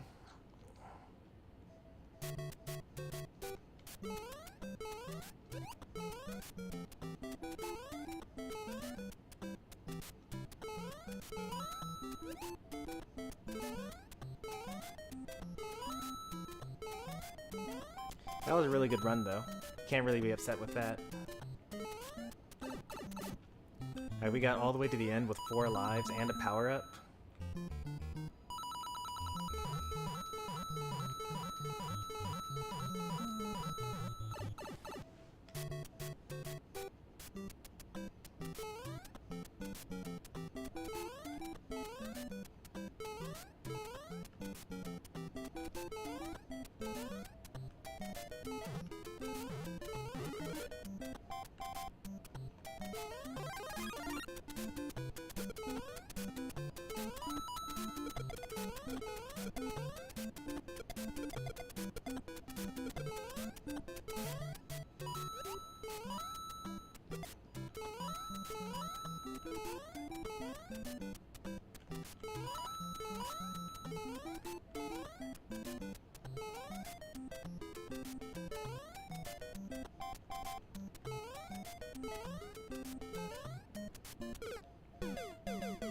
Do I know a YouTuber named Silva Gunner? I think that you have mentioned them before, but no, I don't.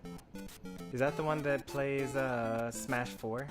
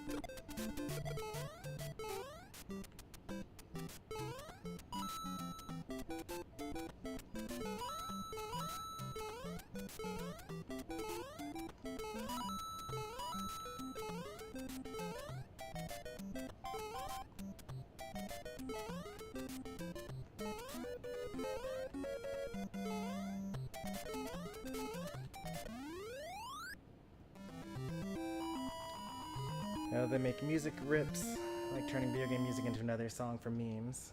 Okay.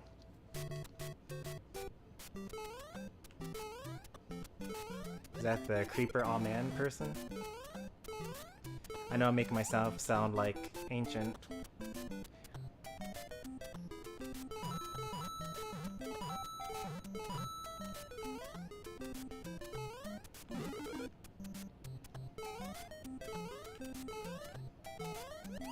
Oh, I wasn't expecting to land on top of that other Koopa there.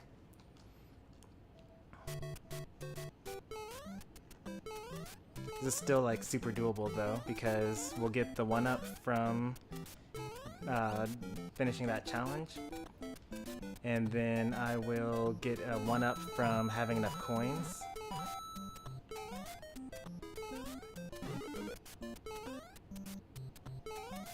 And then I'll just jump off the stage and the creeper all man person.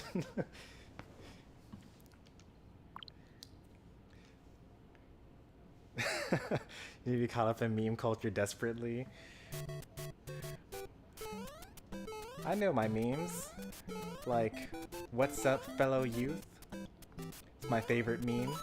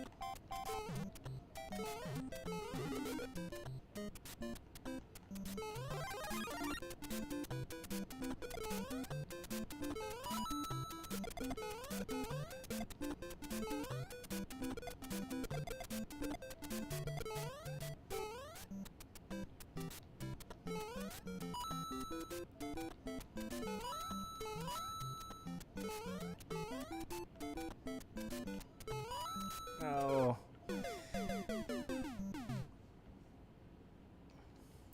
It's okay, it's only one loss.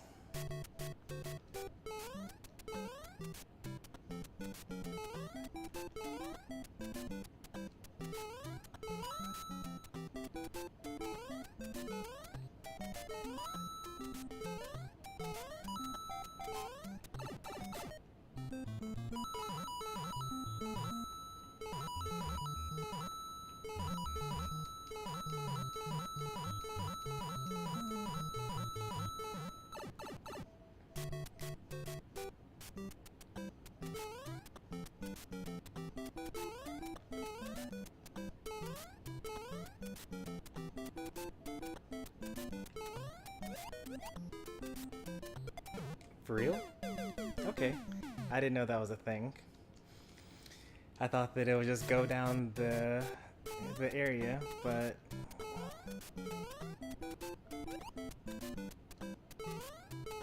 It's okay. Well, I think we get an extra life with this run. No, we're gonna be just shy, actually.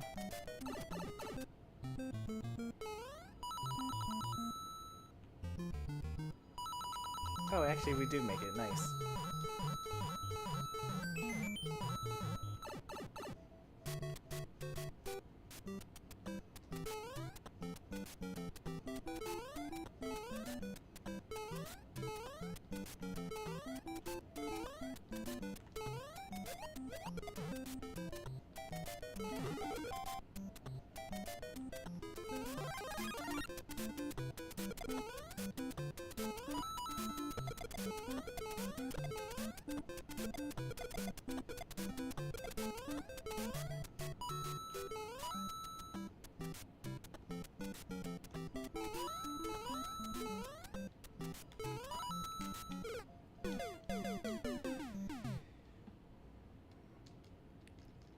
If only I were just frame perfect.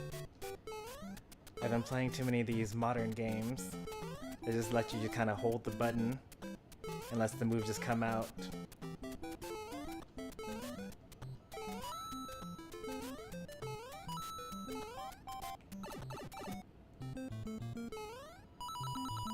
I've grown soft and weak.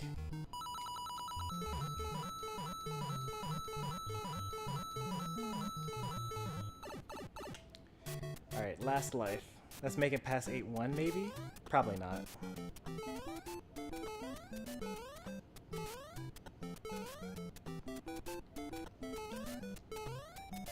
Nope.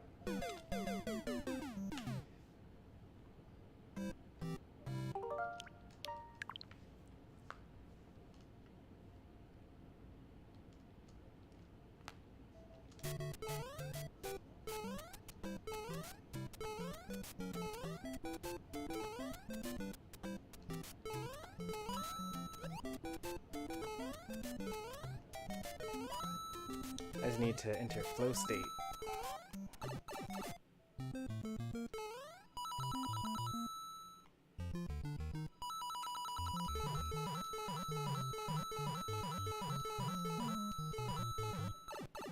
It's still going at it? Yep, but we're at World 8 at least. We've made it as far as the castle, but we never figured out how to actually get to Bowser. We kind of just like went into a loop. So that was unfortunate.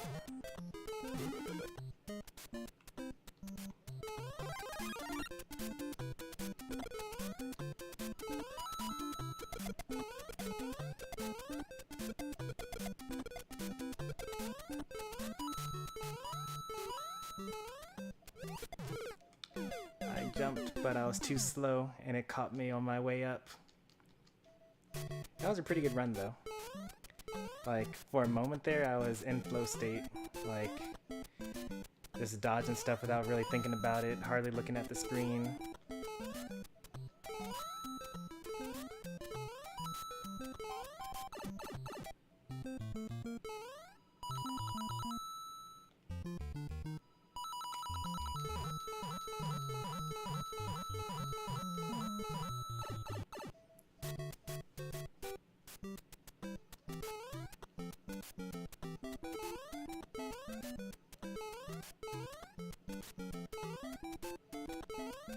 Oh, if I had just landed, I could have like gone underneath.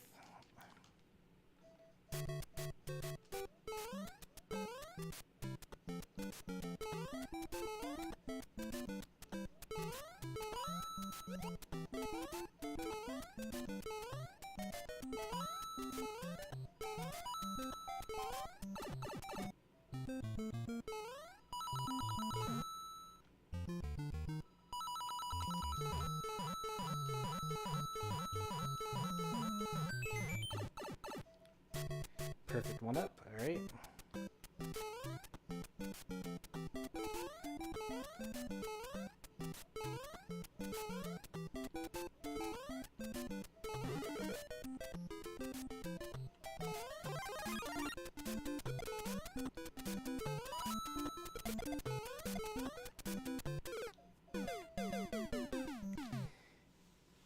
just don't have like the floatiness and the air acceleration that you get in the later games, where you're like, and like the things like the twirl that you get in New Super Mario Brothers, like stuff like that is just, you know, it just really changes everything. Like the kick that you get in Super Mario 64, where basically you get to say like, oh, whoops, I don't want to actually land over here, let me change up my momentum.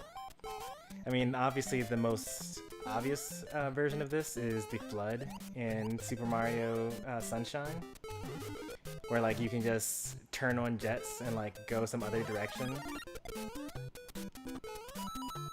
Like you just have none of that. Like you have no control. Like you jump, you hold the button, and for the most part you kind of have to keep on going in that direction. Like if you didn't press A for long enough before you left the ground, or if you let go too early while you're in the air, then you probably just die.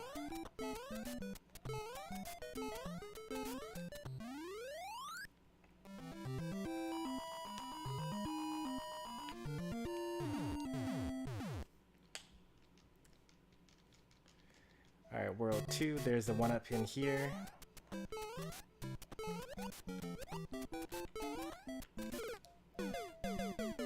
But I didn't make it to it.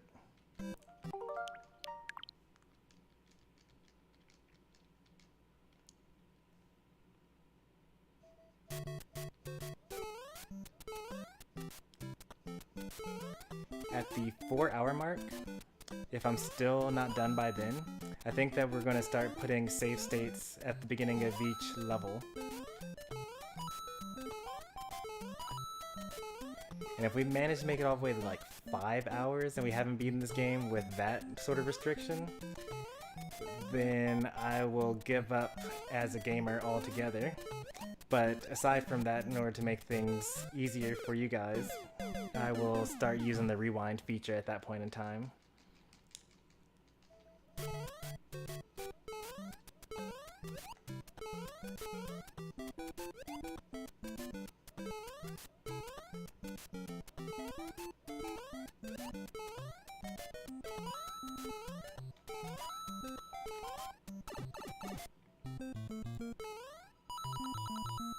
Did I even do this last time?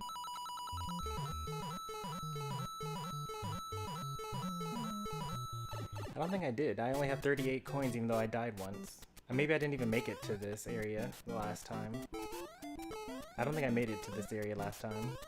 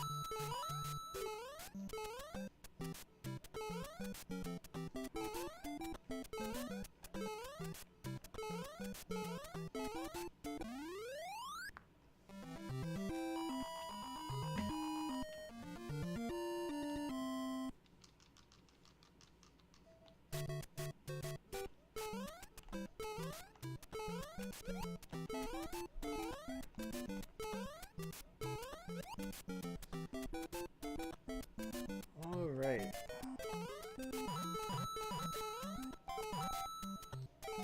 Now let's get this one up.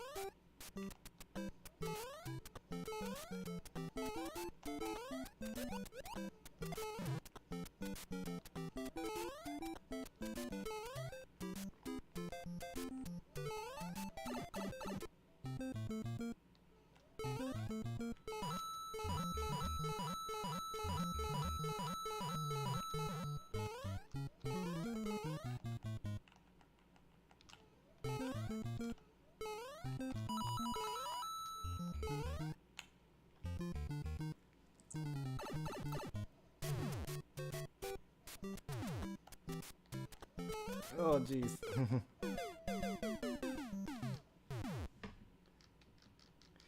There's a pretty rough jump in the middle of this.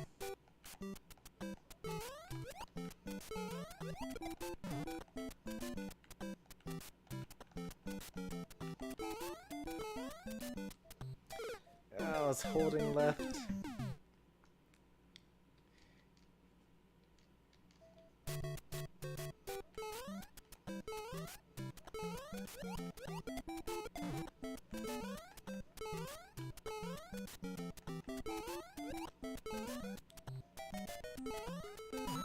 You'd be surprised at how much phasing happens in this game. Alright, get this one up, and then we'll be fine. Nope. It's game over.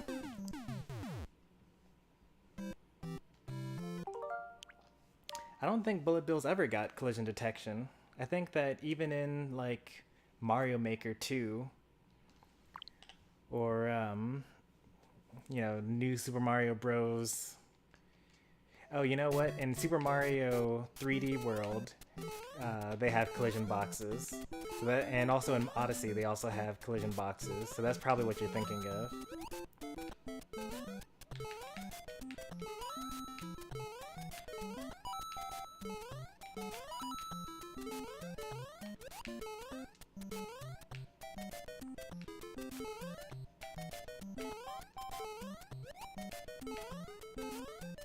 Did I accidentally skip over the coin room? Or did I not just make it yet? Yeah, I just skipped over it accidentally.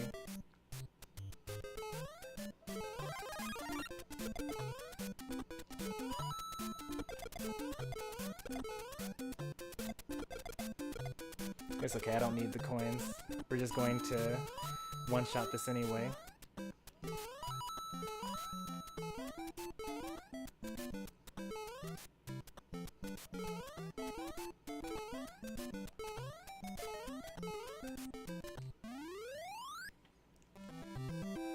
What was I gonna say though?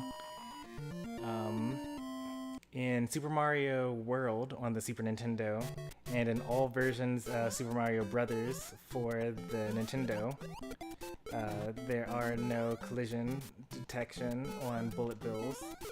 I got juked.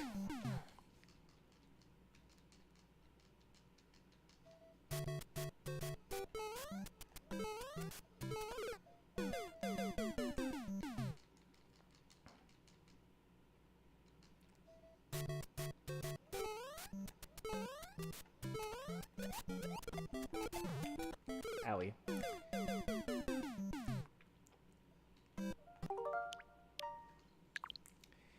You're having a rough time here. I think that this calls for a caffeine break. I'm going to go grab a Coca-Cola, and I will sip it slowly. And we'll be back in like 2 minutes. And the gamer juice will help me get through this game. Pain. Yeah, actually, my finger isn't looking too great right now because, like, the way you have to, like, grip the controller and, like, you have to continuously hold down the B button to run. And most games these days have auto run. And I've been basically, like, holding down on the B button for, like, 4 hours now. I really thought this was going to be, like, a really quick one, but you know, I guess I underestimated the power of old school games and Nintendo Hard, as the phrase used to be called. I could be saying all this while I have a drink, so I'll be right back.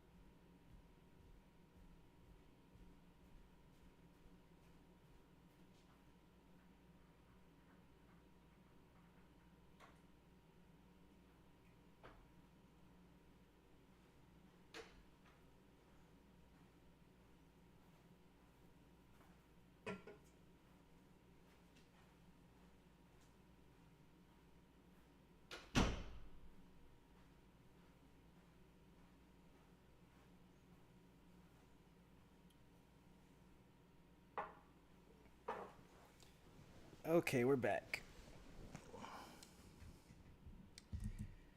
Let's see if I can get you guys something more interesting to look at. I don't know if interesting is the right word for that, but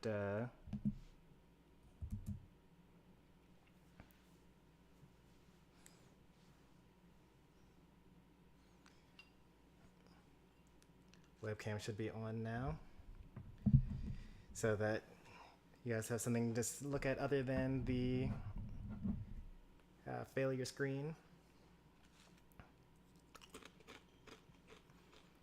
In addition to getting a Coca-Cola, got some Doritos as well.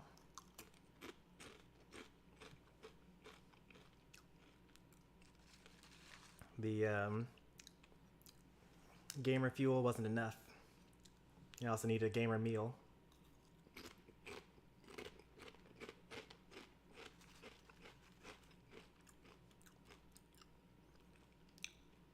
I was actually watching a YouTube video recently that was talking about how just like giving up sometimes is kind of beneficial, because as you're like, you know,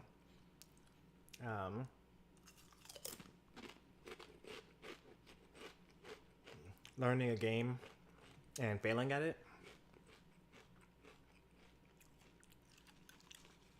you're going through what's called what is a more specific term for it, but the term is called conditioning. So like there's some experiments where you like put a rat in a cage, and like every time they push a button you give them a treat or something like that. And so they eventually learn to, you know, press the button a lot. And then at some point in time, you stop giving them the treat for pressing the button. And so what will happen is the rat will press the button a little bit, and then they'll press it a lot, like in panic, frustration, because they aren't getting the food. And then they'll just learn to stop doing it. And that's what's called extinction. Maybe it's called behavioral extinction. I forget what the exact term for it is. Hey there, Unkiller Jake. We got ourselves a cherry vanilla Coca-Cola and some Doritos that we're going to eat while we relax ourselves and let our brain kind of process how to beat this game.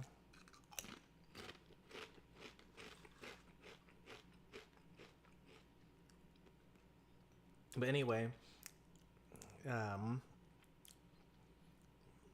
if anyone has ever had the experience where they try really hard to beat something and they keep on failing, they're working at it for hours, they can't do it, you know, they go to bed, they take a shower, they like go for a walk, and when we come back to it and they just like beat it easily, first try, second try.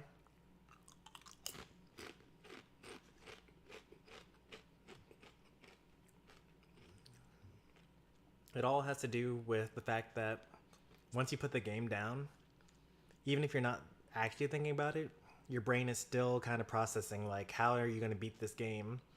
You know, the muscle memory is getting worked into your fingers and things like that. You're processing all the patterns that you figured it out during the last play session. And then when you get back at it, you're in a calmer state, you're able to just kind of go into that flow state. You're not really dealing with the frustration.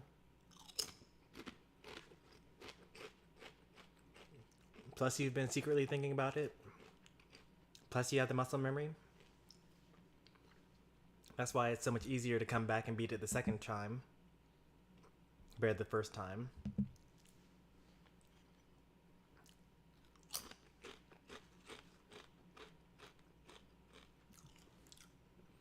Given the amount of losing we've been doing, we've been trying to beat this game that's like a 5-minute game for about 4 hours or so. I'm more frustrated than I usually am. I gotta say that most video games these days are like very good at like not frustrating you at all. Like the most recent game that we were playing was Xenoblade Chronicles 2. And if you lose in that game, you get all the items and gold and experience points that you gained during the battle, and then you just instantly teleport to the last checkpoint there, the last landmark that you were at, and you don't have to like go to the beginning of the level. You don't have to like look at a game over screen.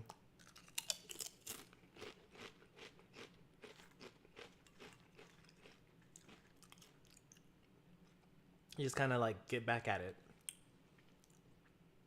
Or like, I don't even know, for games like Sonic Adventure and things like that, I don't think I've ever gotten a game over in those games, but I can't imagine that it does anything other than reload your last save file with 5 extra lives. So I don't know that...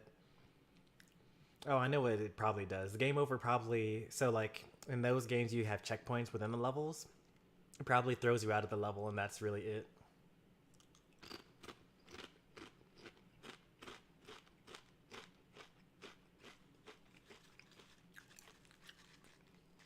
The GameCube controller came in the mail. Remind me, is that the... You got like an Olimar? Or is it a Wario GameCube controller? Somebody got some sort of like specialty GameCube controller.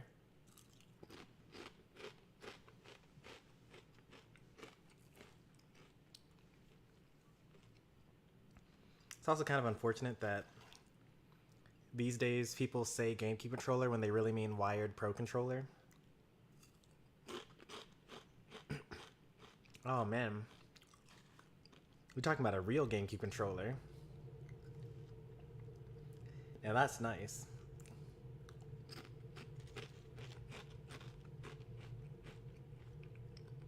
That's the only thing I will play Smash on ever.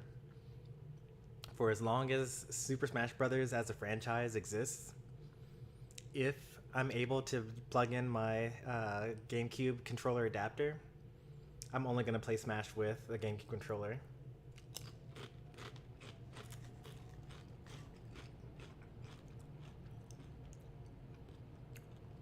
Back when I was still casual, I played Brawl with a Wii Remote and nunchuck.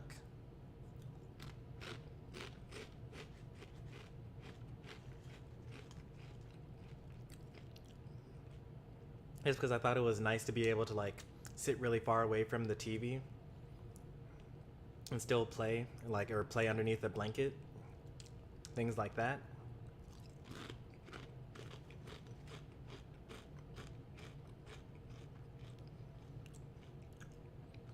But if I was going to, if I were to play Brawl today, you know, I'd likely try to be competitive with it because I couldn't really imagine myself just doing anything and not being competitive at it. I'd probably use a GameCube controller.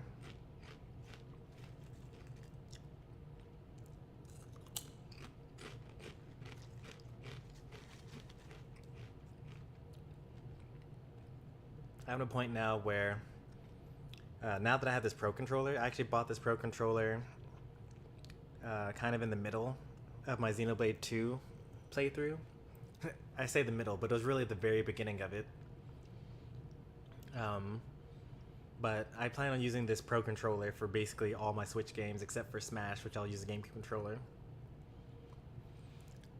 The Joy-Con, I actually have 3 pairs of Joy-Con, 2 of them drift. One of them is new enough to not drift. And I probably will just like not really use them ever. My wife uses the Joy-Con when she plays Animal Crossing. But that's about it.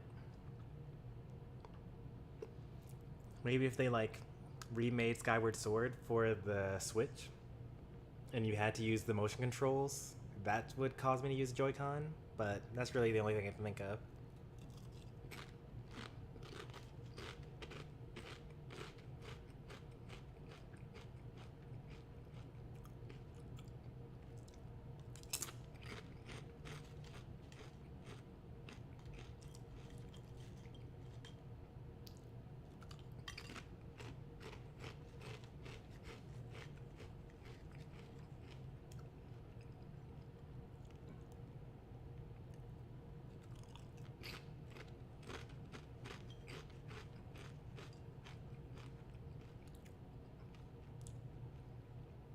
I very much hate touchscreen games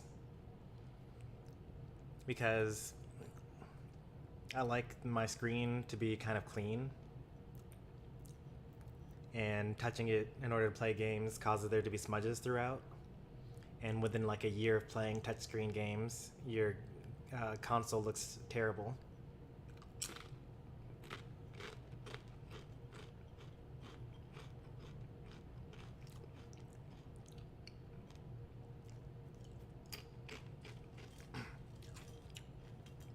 The only touchscreen console I got was the DS, and technically also the Wii U, but in both of those cases they came with the stylus, so I just used the stylus for those.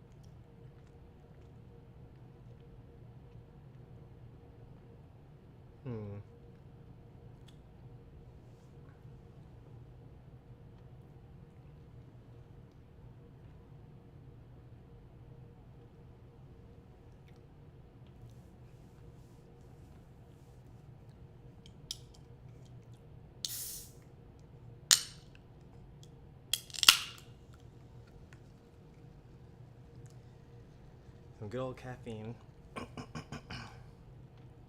Playing Mario Kart. I'm guessing 8 Deluxe for the Switch.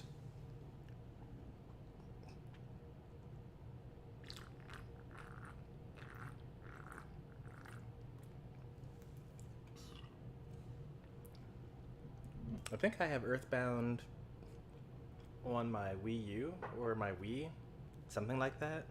Or maybe it's Earthbound Origins or Earthbound Beginnings, something like that.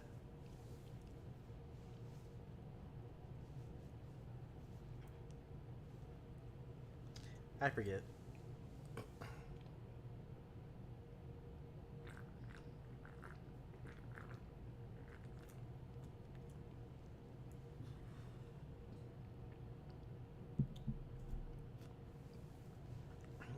Some good old caffeine. All right. I think that we've stalled for long enough.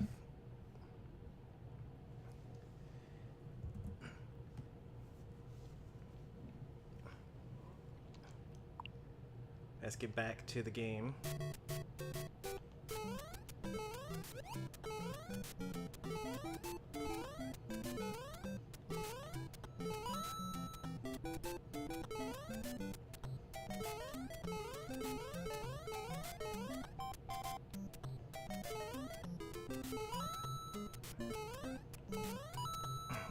I don't think they release a Super Nintendo game every month. But I do think that they released games for this month.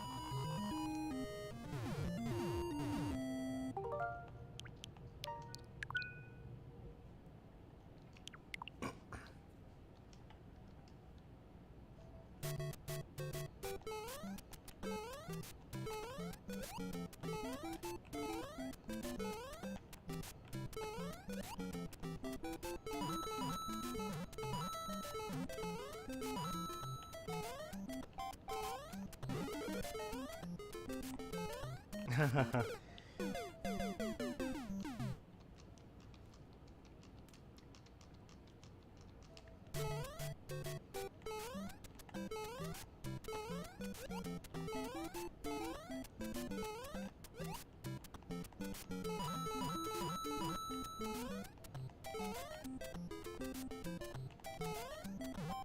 only that last block weren't there.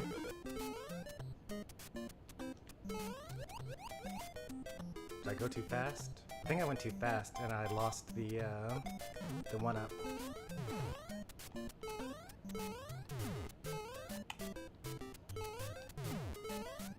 It's okay, we don't need it.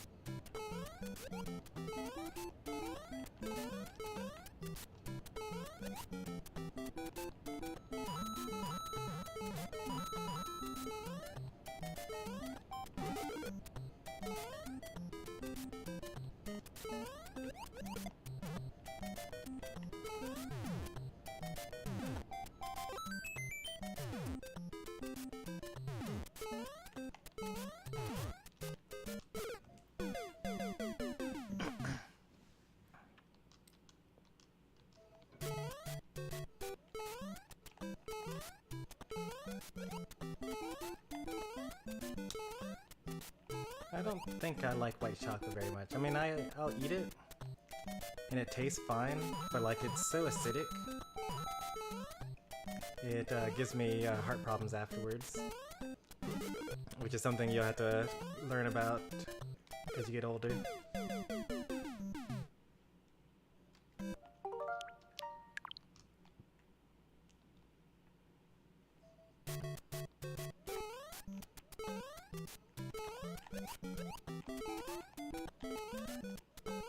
Got me.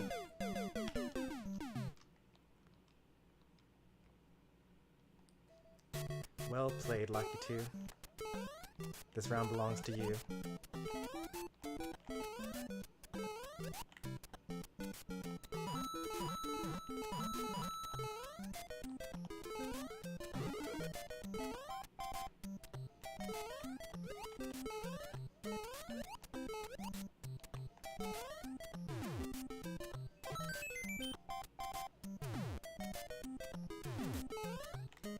Oh, I'm so bad. I didn't hold the A button for long enough.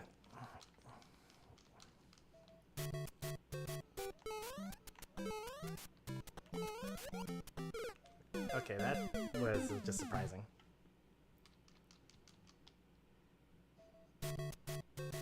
I not only didn't land on him, but he also considered that as hitting me.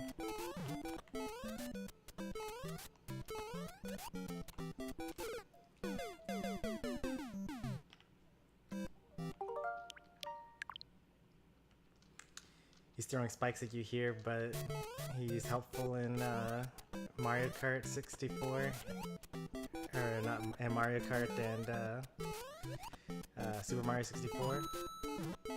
Maybe it's a different Lucky 2. I mean, I killed this one, but another one will show up later, right?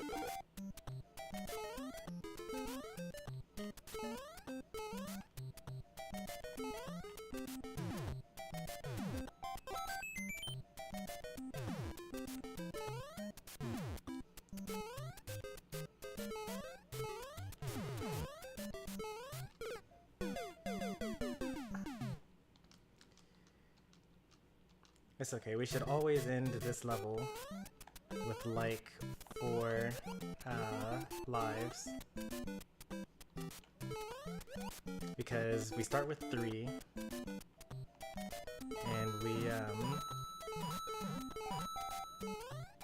and we get this one here.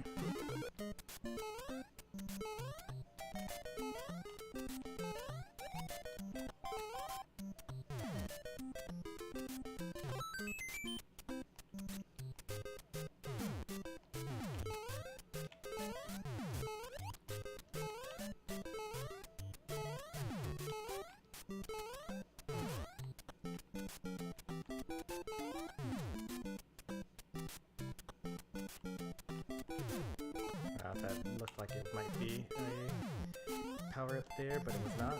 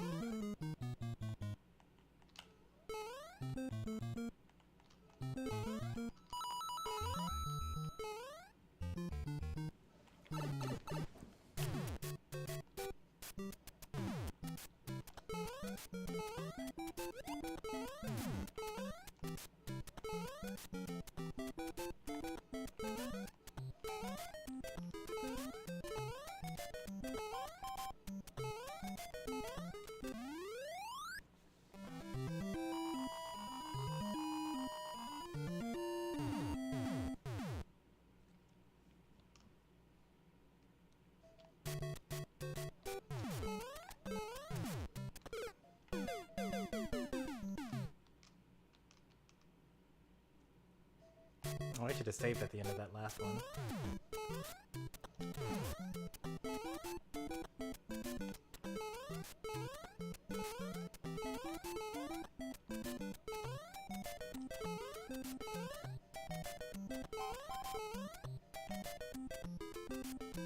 Oh, that slowdown. Oh, did I just die twice? I think I don't think I died twice. I don't think it took 2 lives for me, at least.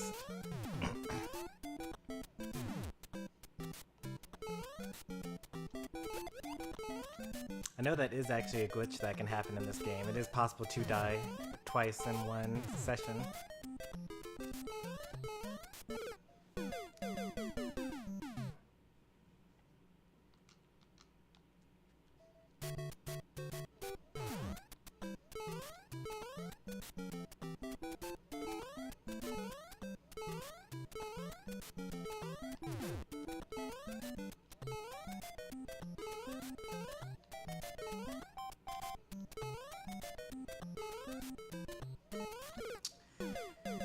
Alright, I know what to do for them.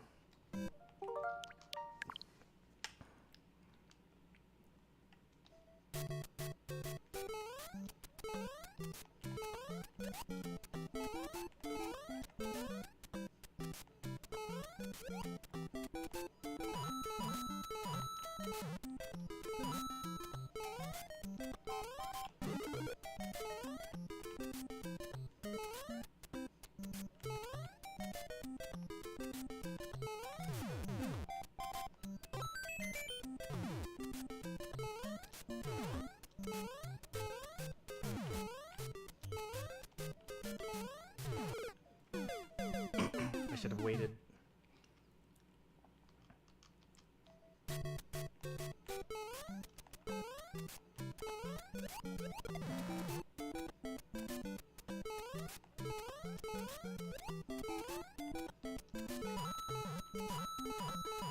You could technically farm this section for 1 extra life, because there are 4 coins here.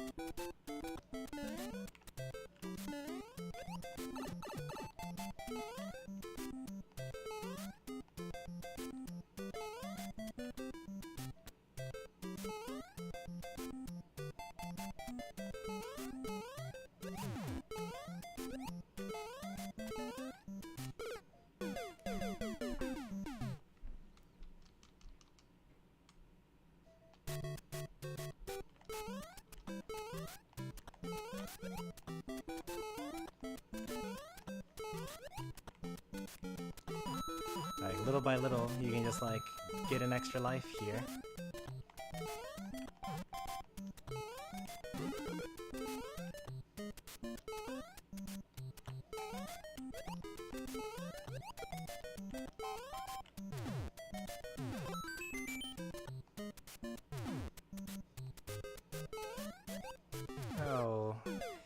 didn't expect there to be one that comes out of the bottom there.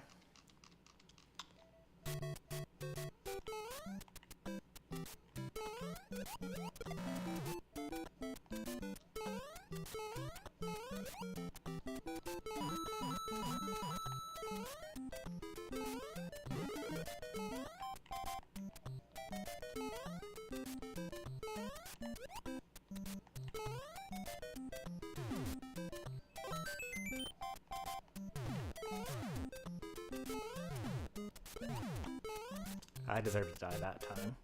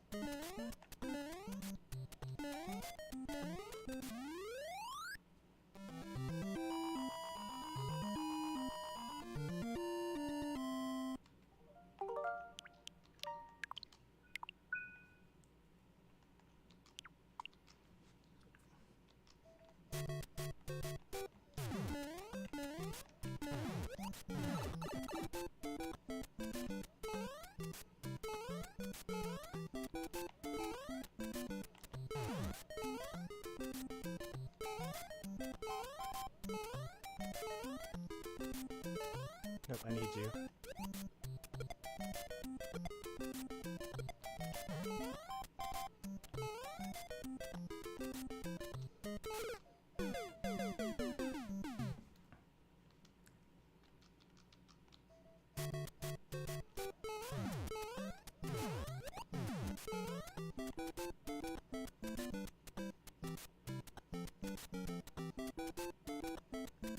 I need some sort of context behind why people hate Hungrybox, or hated Hungrybox. Well, you see, he used to be bad, and then he became good, and then he started beating people that used to call him bad. There's your context.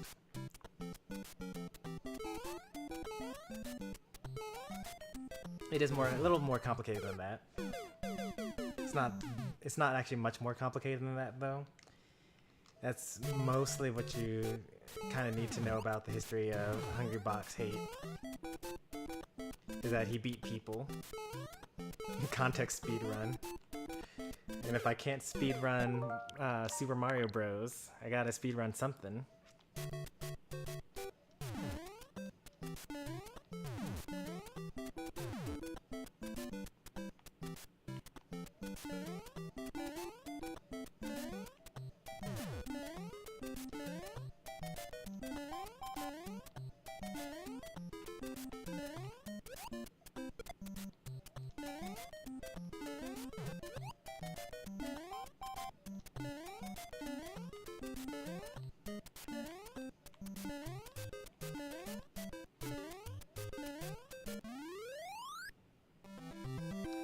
I like Hungrybox too. I've actually met him before.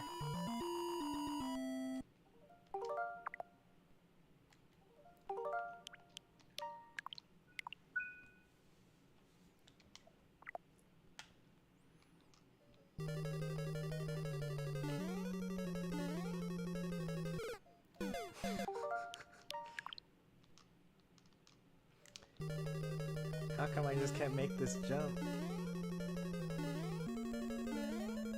I know the speedrunners don't go like that, all slow-like.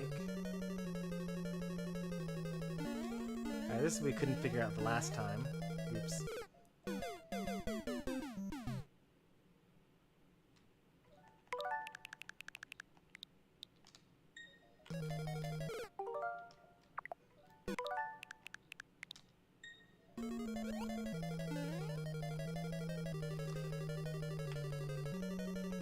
we just figure out the path, then we can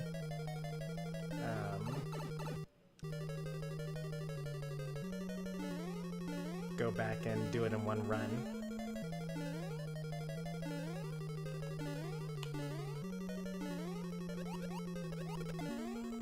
I know for sure that this is what we need so far, but I don't know what to do after this one.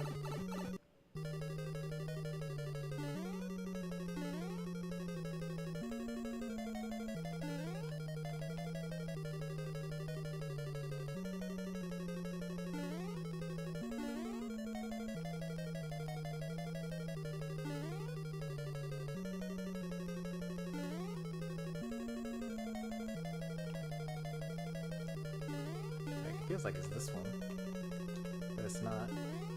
That brings us back to the beginning. Alright, so there are only 4 pipes here. Oh, there's this one here. So this is 1, 2, 3, 4. There are 5 pipes here. No, there are 4 pipes. 4. And this, we can't go down this one, and we came out of this one. So it's really just these two. It's either this one or the next one.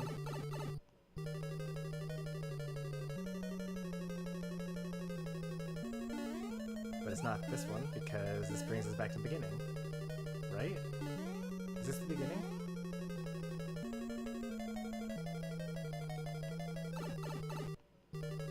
Yeah, that's the beginning.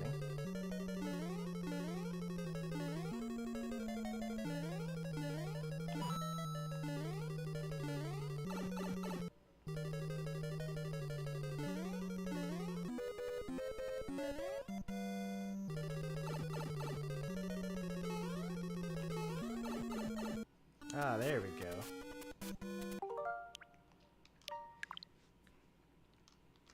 Alright, now to do it properly.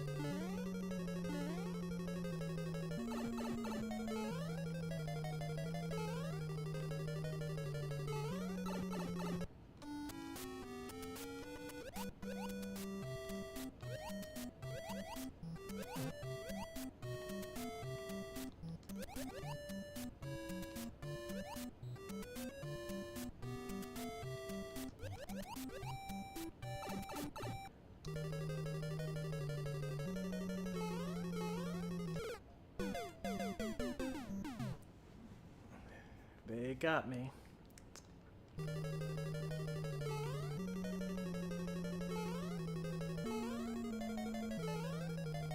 But it won't get me for much longer. Oh, I feel like you should be able to make that.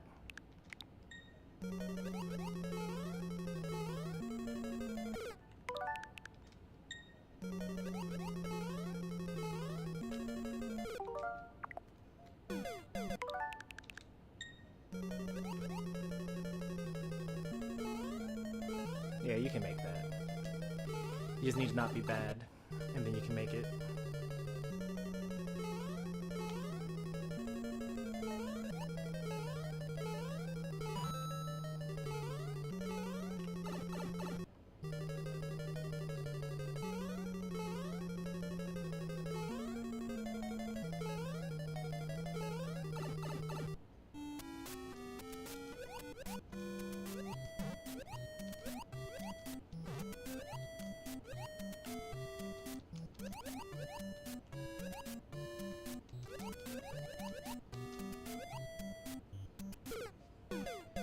That was a mistake.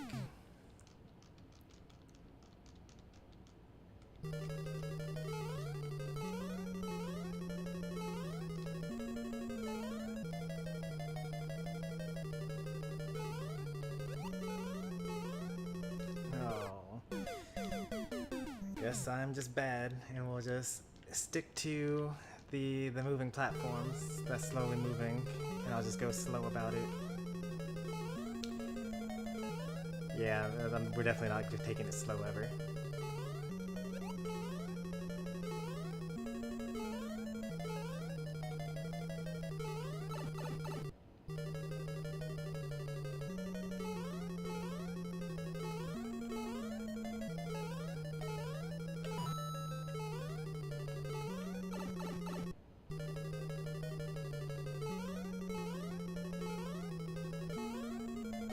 Oh. Rip.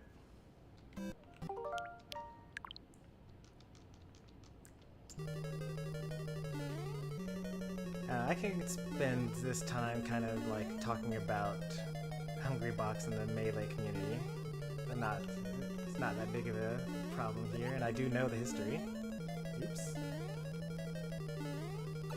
But it mostly boils down to teenagers are bad.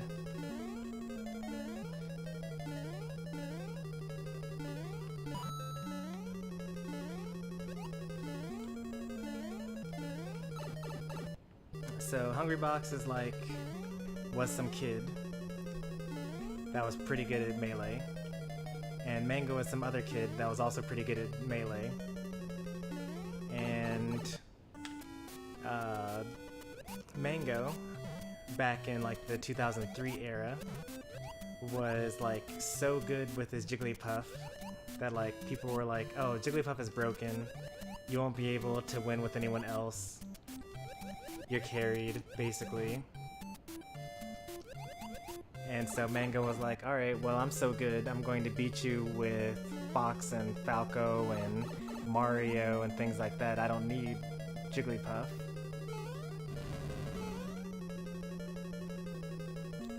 Oh, if we had actually just run underneath, we actually would have taken him there.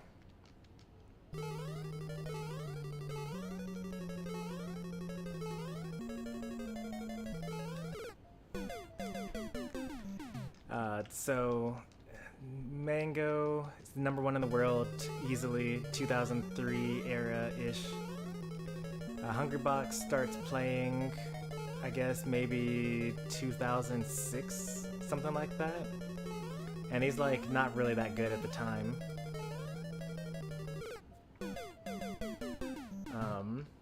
But he keeps on trying, and eventually by the time he's at like 2007, he's like considered one of the best players in the game. But he still loses to Mango all the time. Like, it was known for losing against Mango for a while there, in the same way that Mewtwo King was known for losing against Hungrybox. But also Mango's like the type of guy that has like, you know, pretty big ego. He talked big back when he was a kid. So he would like trash talk and things like that, and then like in some public forum called Smashboards, which is kind of like, I don't know if you guys have forums anymore, but it's like a place where people post things to talk about. It's kind of like Discord, except only a couple people can post there, and they're like split up into threads. It's kind of like Reddit, I guess, is the closest thing to what Smashboards was like. But anyway, basically Hungrybox was like, oh, Mango, you were mean to me this one time that I came to hang out, or I went to this tournament, and no one likes me, and everyone's mean. And then Mango was like, you know, you're such a baby, like, no one wants to, like, hang out with you, you're not good enough for us to treat you nicely, or something like that, like, good at the game, for us to treat you nicely. And so Hungrybox continues to get better, and then he starts, like, winning all the time. Not all the time. For a while there, he was just, like, winning a little bit, and, like, that was still impressive, because, like, he wasn't much of a winner before. But he's also doing it with, like, Jigglypuff. And the issue with that is that Super Smash Bros. Melee is a very fast-paced game. When people talk about, like, how wonderful Melee is and like the best sets of all time. Most of them are thinking things like Kings of Cali, when it was like, you know, PPMD and Mango and West Balls and a bunch of like Falcos and... Did I miss? I think I missed the portal that I needed. Yeah, I was supposed to go here. So they like fast-paced characters that are hyped to watch, and like, you know, zero to deaths and things like that. And Hungrybox had a knack for being really slow and camping and like, you know, quote-unquote playing lame, which is not how you're supposed to play Melee, quote-unquote.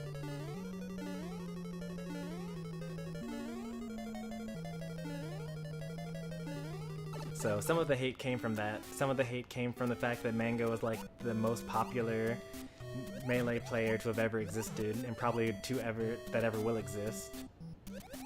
And so if he says, you know, I don't like Hungrybox, then like all of his followers will also not like Hungrybox.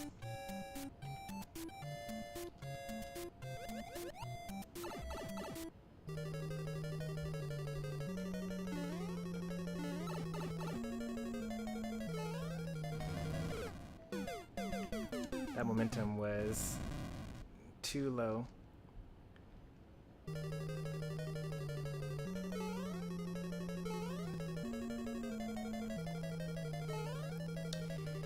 The interesting thing though is, I should definitely mention this so that no one comes away from this thinking negatively of Hungrybox or Mango. Mango has not disliked Hungrybox for several years now. Like for many, many, many years, Mango has very much respected Hungrybox, his way to play, his, maybe not so much his lifestyle, but like the way that he plays the game and what he does to win. You know, he's come to respect it as he's just gotten older. Like I said, this was just a bunch of teenagers being bad teenagers, and now they're all adults and they have no beef whatsoever. But the history is still there because, you know, internet VODs and community and people like storylines. Yeah, you jump. Oh, I need to like get him to jump, but also the fireball needs to not be there at the same time.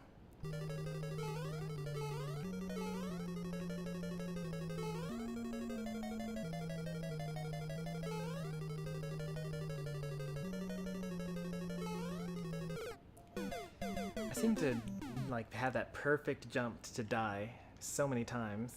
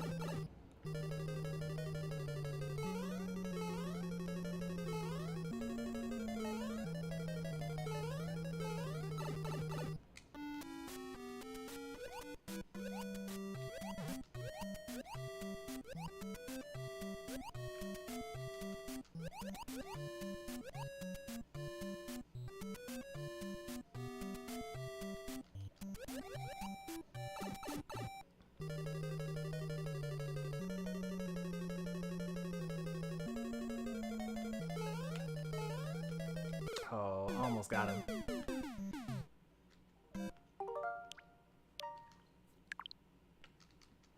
Alright, this is the run. We're gonna take everything that we've learned and apply it here.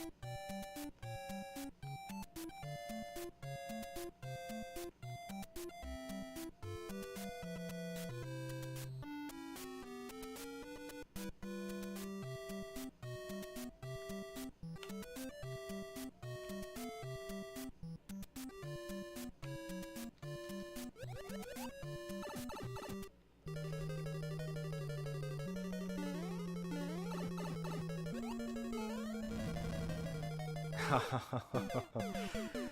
was trying to use the invincibility.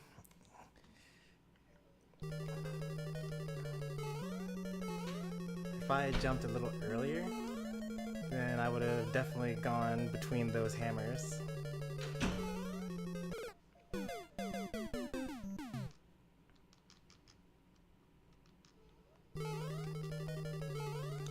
It would be nice if there were like one hidden mushroom in here. Maybe there is a hidden mushroom in here. Probably not though.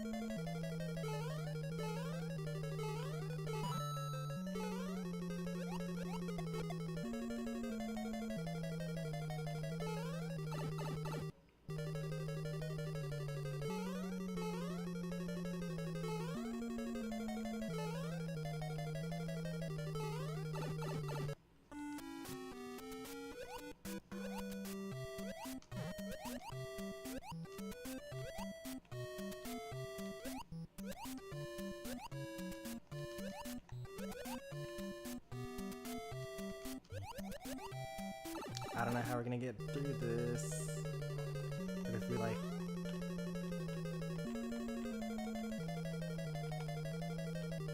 Oh. That's the strat though. That's the strat. Well, I mean, if we're big, then we can just kind of damage boost through.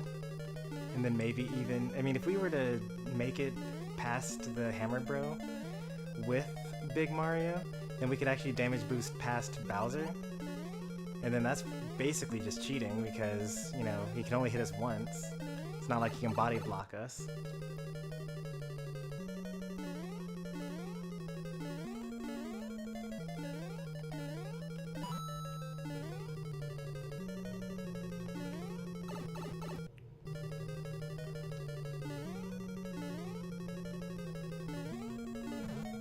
I don't know how I got that. I feel like I should have gotten hit there.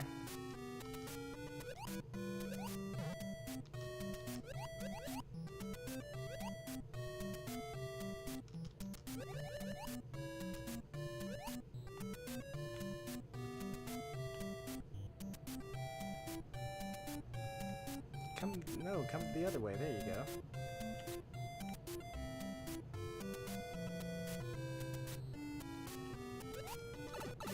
Oh, so much for that.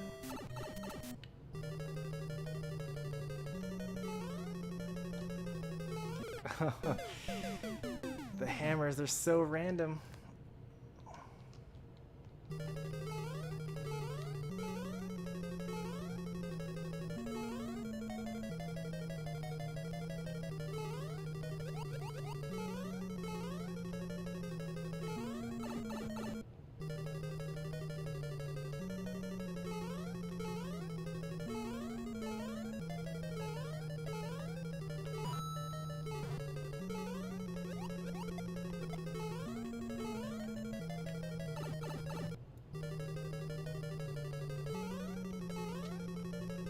Ooh, I almost died to that fish there.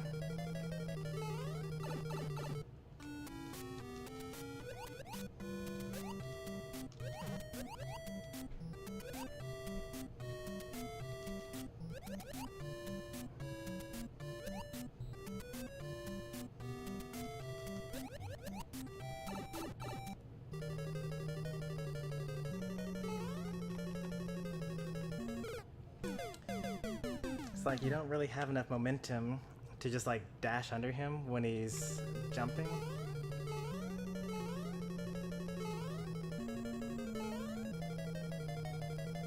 If only I started this level with a fire flower.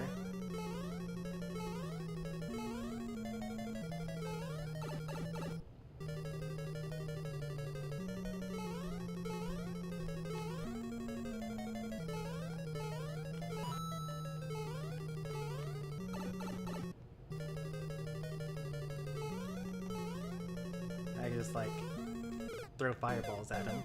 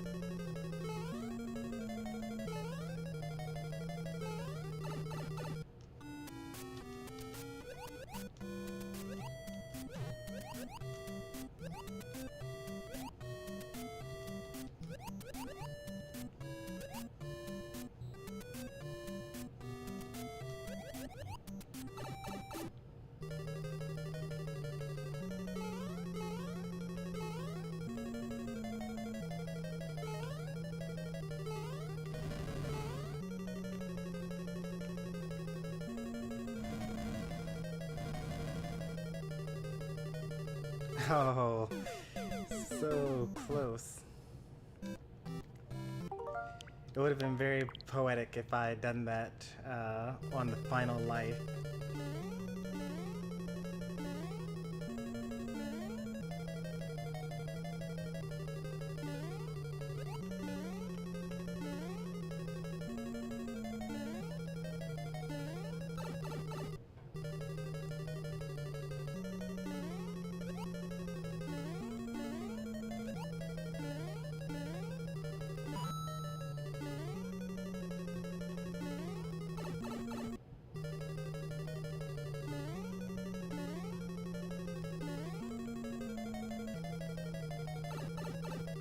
Oh, that's very unfortunate. I guess it's not that unfortunate. Like, I do go through the water area a lot faster when I'm small, because I don't have to worry about the fire bars. I can just kind of like walk underneath them. And then I don't have to get worried about the bloopers.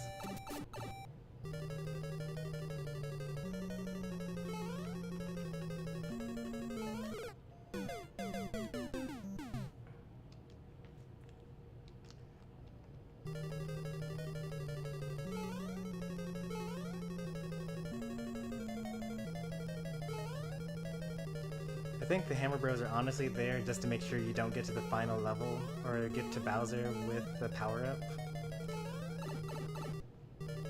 Although if you had a Fire Flower, then, you know, you're getting through.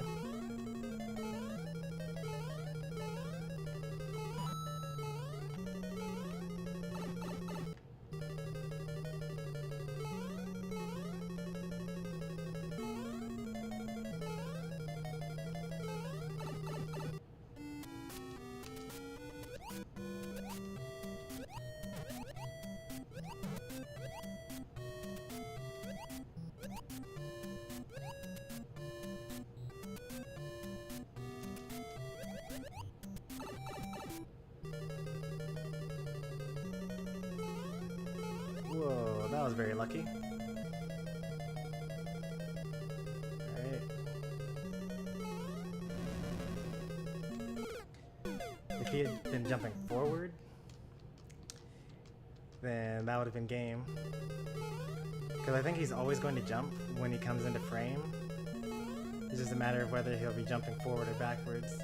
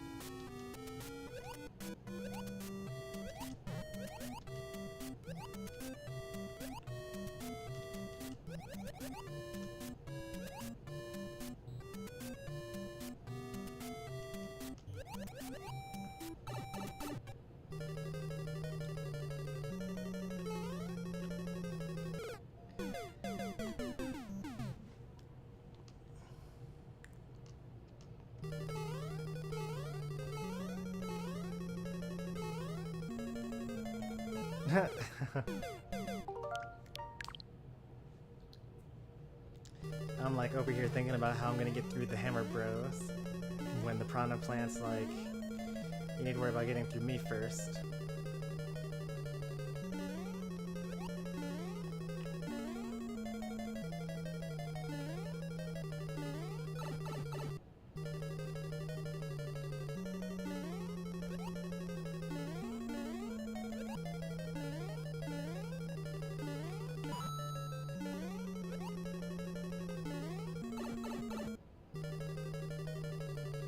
Welcome back, DS64. I'd rather keep my power up here.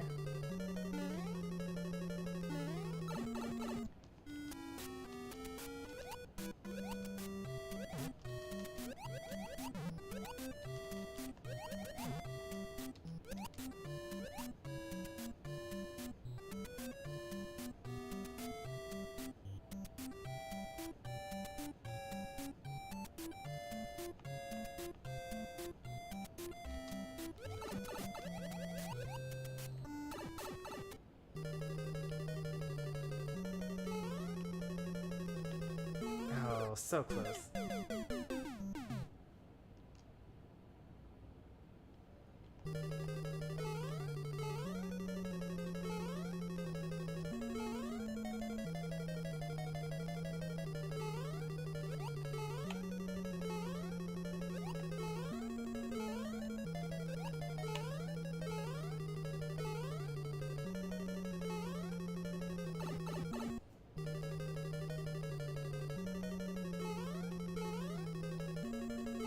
Favorite Mario power-up?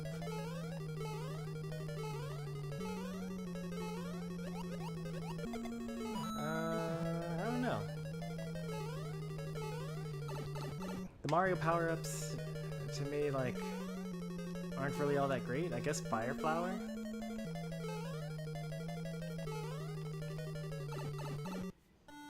Maybe Propeller Hat? Cape? I don't know. They're like all kind of not amazing. You know, compared to something like Kirby power-ups.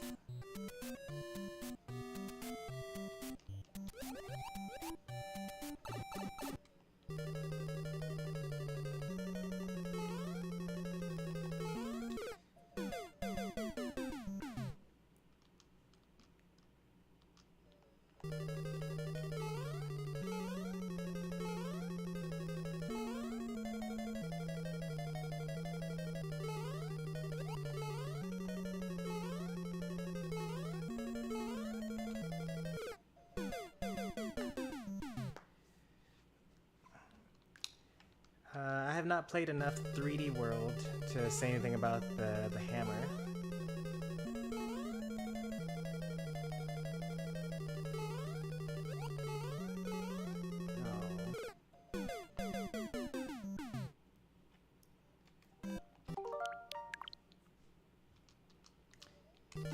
We spent almost an hour on 8-4. Wait, no, that's not true. Actually, how long has it been? It's been like 30 minutes. We spent 30 minutes on 8-4. Ooh.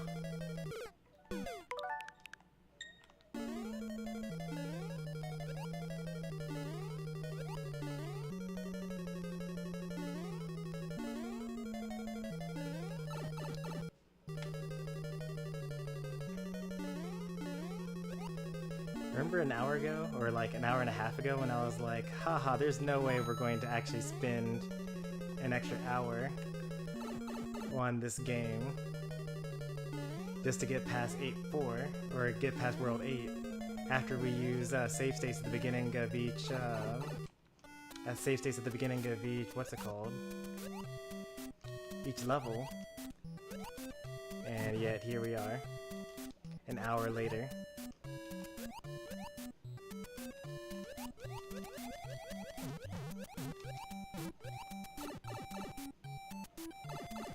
I did rewind because me pausing the game in order to see what time I had switched to what's it called, meant that I like died mid-jump, or not died mid-jump, but like I wasn't pressing the buttons I needed to be pressing because of the pause. So I kind of just like walked off the edge.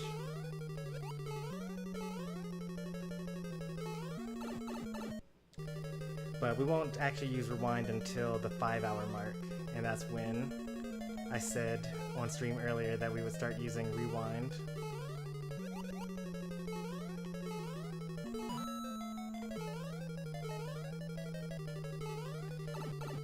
So we might be able to beat in the next 10 minutes, and then we wouldn't have to worry about having reached that point. But 10 minutes is like just a handful more attempts. Then again, we've made it as far as Bowser several times.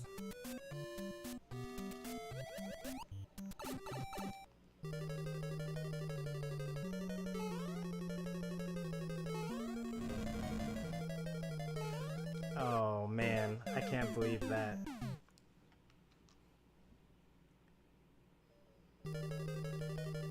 I just watched it on the replay. Yikes.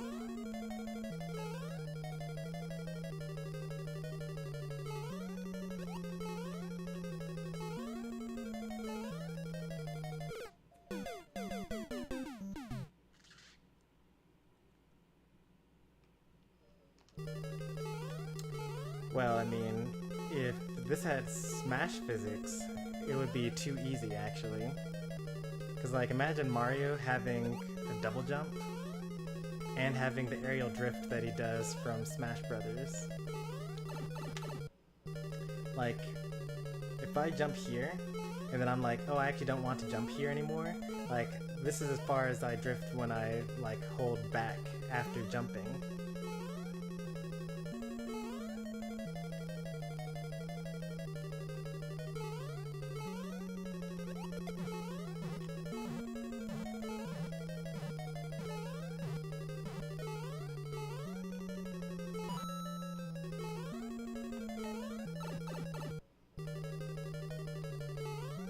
Taking percent damage instead of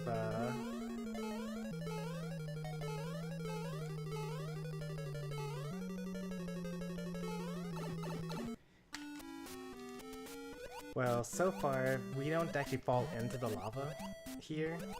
We actually fall into a bottomless pit that happens to be colored like lava. So it's more like a custom stage that's supposed to represent lava, but it's really a bottomless pit.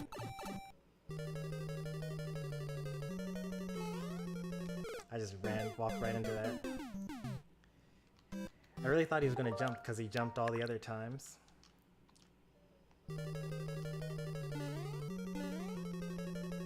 Alright, so since I last said 10 minutes from now, we will use the rewind feature. That was 5 minutes ago, so that's how long it took for us to go through our 4 lives here. So this means that basically this attempt is the one that has to be it, or we will have to resort to rewind to win here.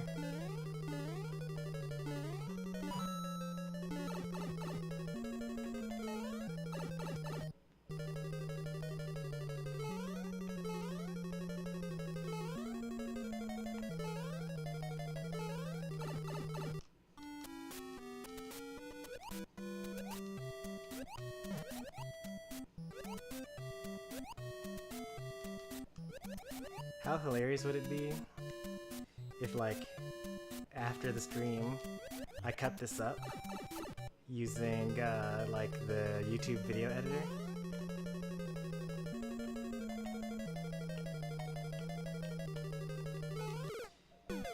And then,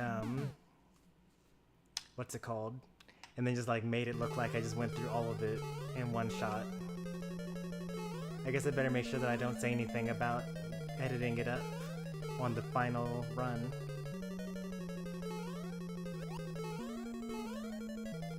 So close.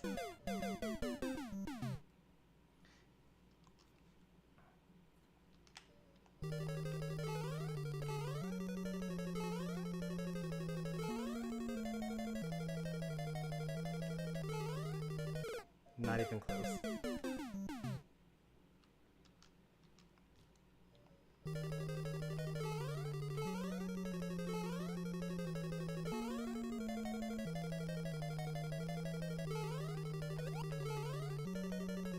Oops. Alright, that attempt was actually so bad that we didn't even make it last the 5 minutes that I said it was going to take.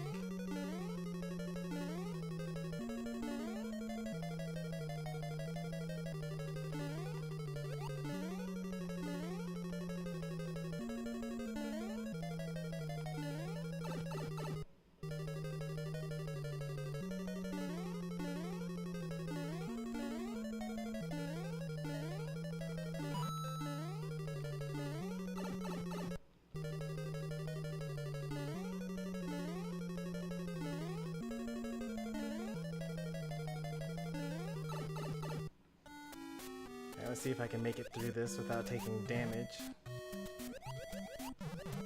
I'll make getting through the Hammer Bro trivial, at least.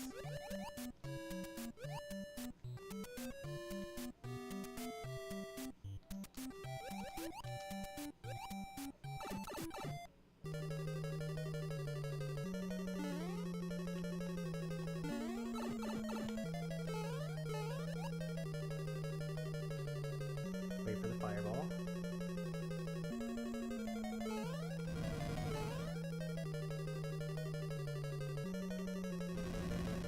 Wait, what? Am I crazy? Did that just appear in midair? Okay, I'm not crazy. As long as I'm not crazy, that's fine. Invisible fireballs.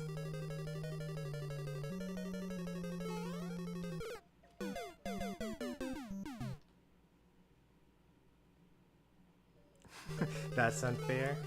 Hey, this is literally how every video game was back then. This is actually one of the most fair video games that existed on the Nintendo Entertainment System.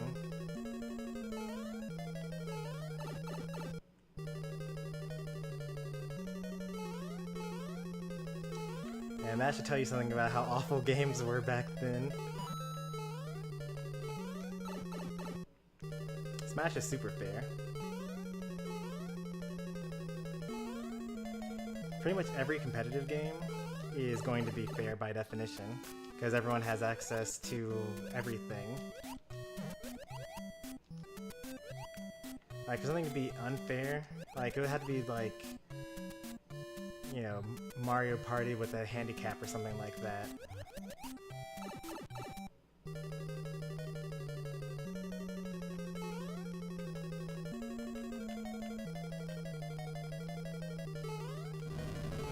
YOLO! Oh.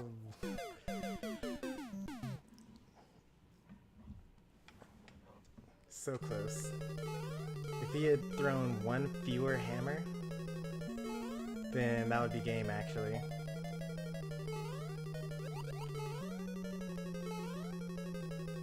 So sad, you said YOLO, and then you died. Yeah, that's what happens. Hey there, J-Mitch.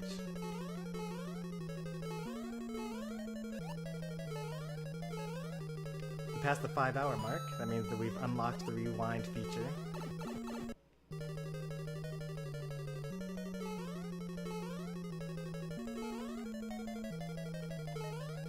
Oops. Well, no time like the present.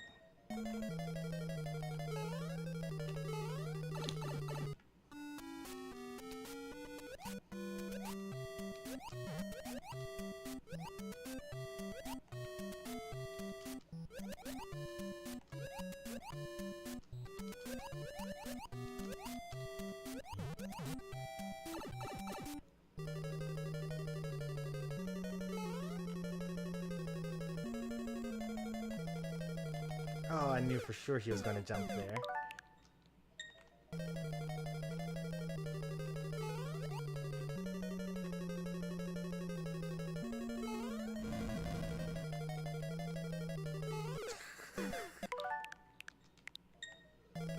Oops, too much momentum.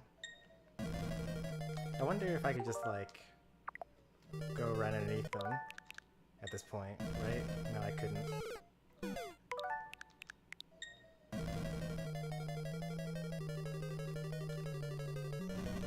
there's that invisible fireball.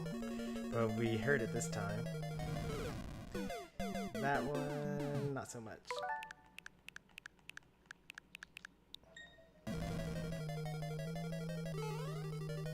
Ooh, first try.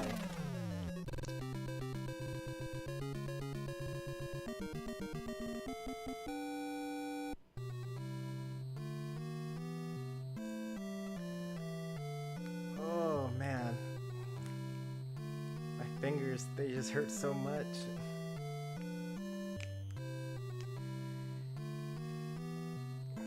Earlier today, I was thinking to myself, there are so many Mario games that I want to have finished by next March. Let's go ahead and just like knock out a couple of them today.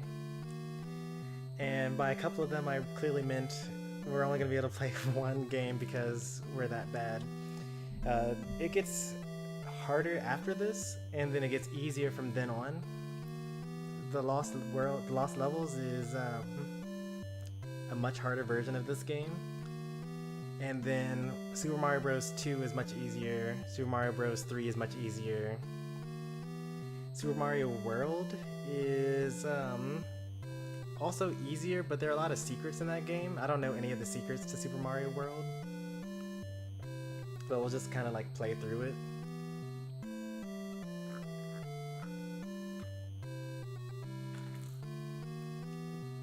I wish I had New Super Mario Bros. For the Wii.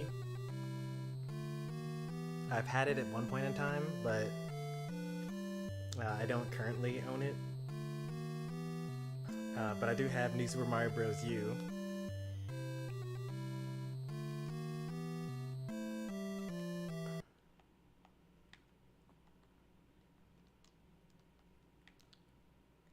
Huh.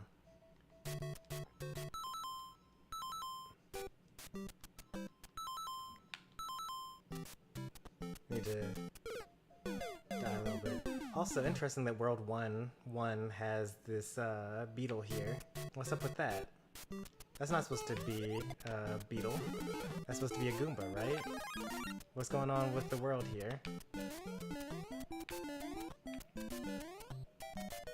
Is there some sort of like super secret ending thing that I didn't know about ever?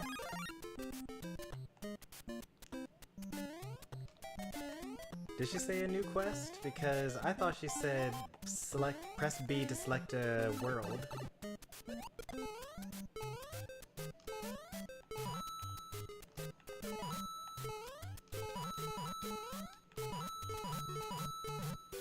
Well, that's cool. You can actually get more points that way, because the Goombas are only worth 100 when you kill them, and the Buzzy Beetles are 500. We're actually trying to die here, because... There we go. Because I thought there was some sort of world select thing. But I guess not.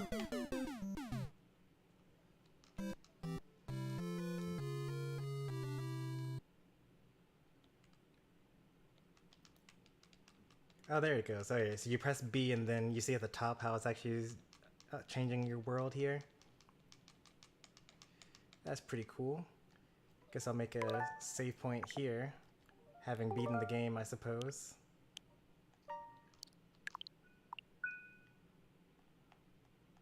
And how do I erase? I guess I can't erase a save slot.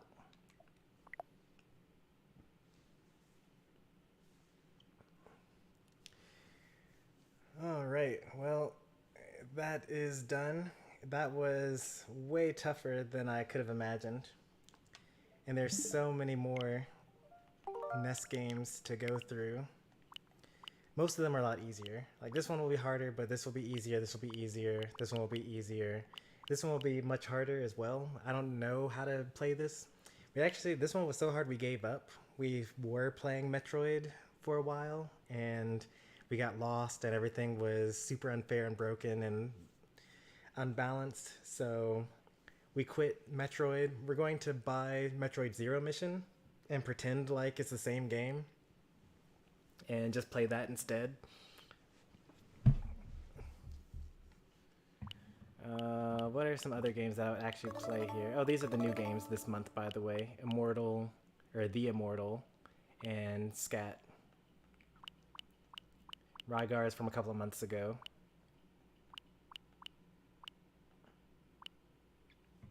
I couldn't figure out Metroid controls.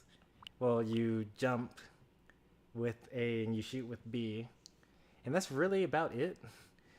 There are a couple of like advanced techniques for speedrunning and stuff like that, like bomb jumping and things like that, but it's none of it is necessary to actually beat the game. I said that they don't make new Switch Online games every month, and I wasn't sure about this one. Can I stream Kirby Superstar? Well, let's see. Can I stream Superstar?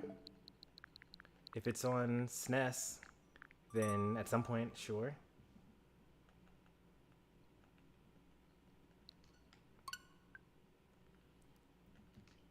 You change to rockets by holding the, by pressing R, and then your gun turns blue, and then you're shooting out missiles instead of regular rockets. New update. Okay.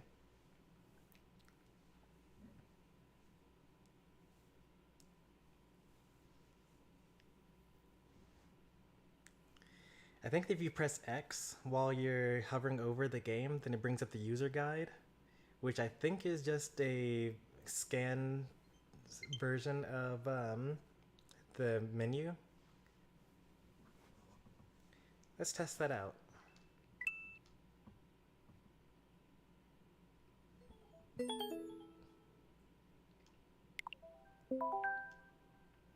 Let's see what they've added since I last looked at this.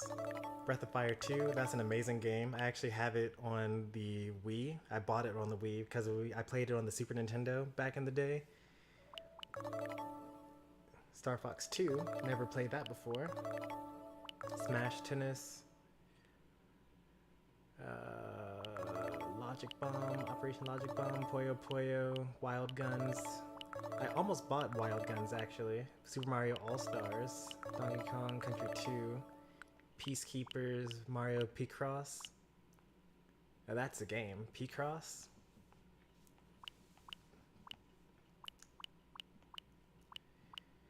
I think I almost bought Wild Guns 2, or maybe I almost bought Wild Guns. One of these is on my wish list on the Wii U eShop. I'll have to check. Oh, so there's Super Mario All-Stars, and then there's Kirby All-Stars. I wonder if... what's in Super Mario All-Stars? It looks like it's the same games as before, right? 4 games collected. Super Mario Bros., Super Mario Bros. The Lost Levels, Super Mario Bros. 2, and Super Mario Bros. 3. And the audio and visuals are upgraded from the original NES versions. Okay. I probably should have played this instead of the other one, because I'm pretty sure, I'm guessing there was a save feature for Super Mario All-Stars when playing that. But that's okay. You live and learn. Like, why play a NES game when you can play it on the SNES? It's like playing a Wii U game instead of playing it on the Switch. Games from this console that I would play happily.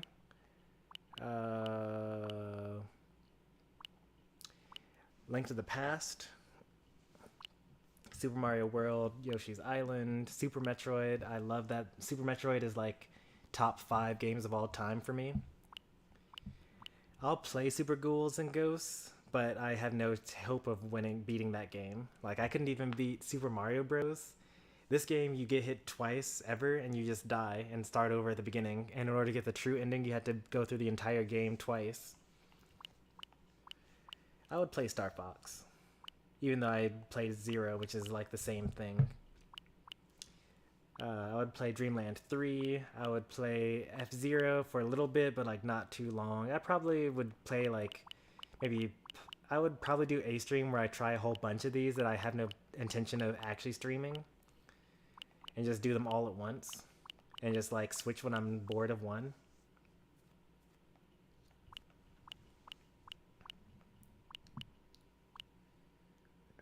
even though Ridley is red on the box art here, Ridley is definitely blue when you fight him in this game.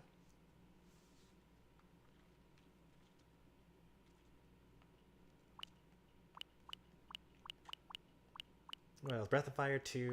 Oh no, this is Breath of Fire, the original. Oh, they don't have Breath of Fire 2 on here. Oh no, this is Breath of Fire. Oh, okay. I was confused. So Breath of Fire and Breath of Fire 2. Both good games. I've played both.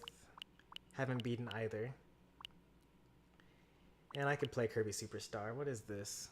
8 games in one? I don't know about all of those, but...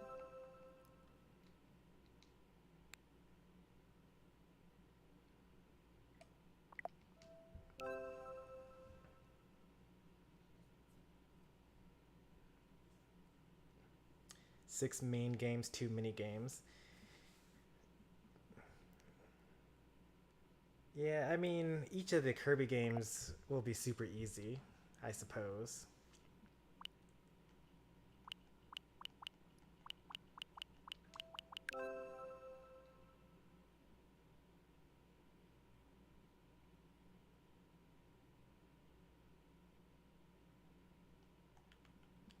I wish they had like gameplay trailers in here, similar to what they had in the during the YouTube video.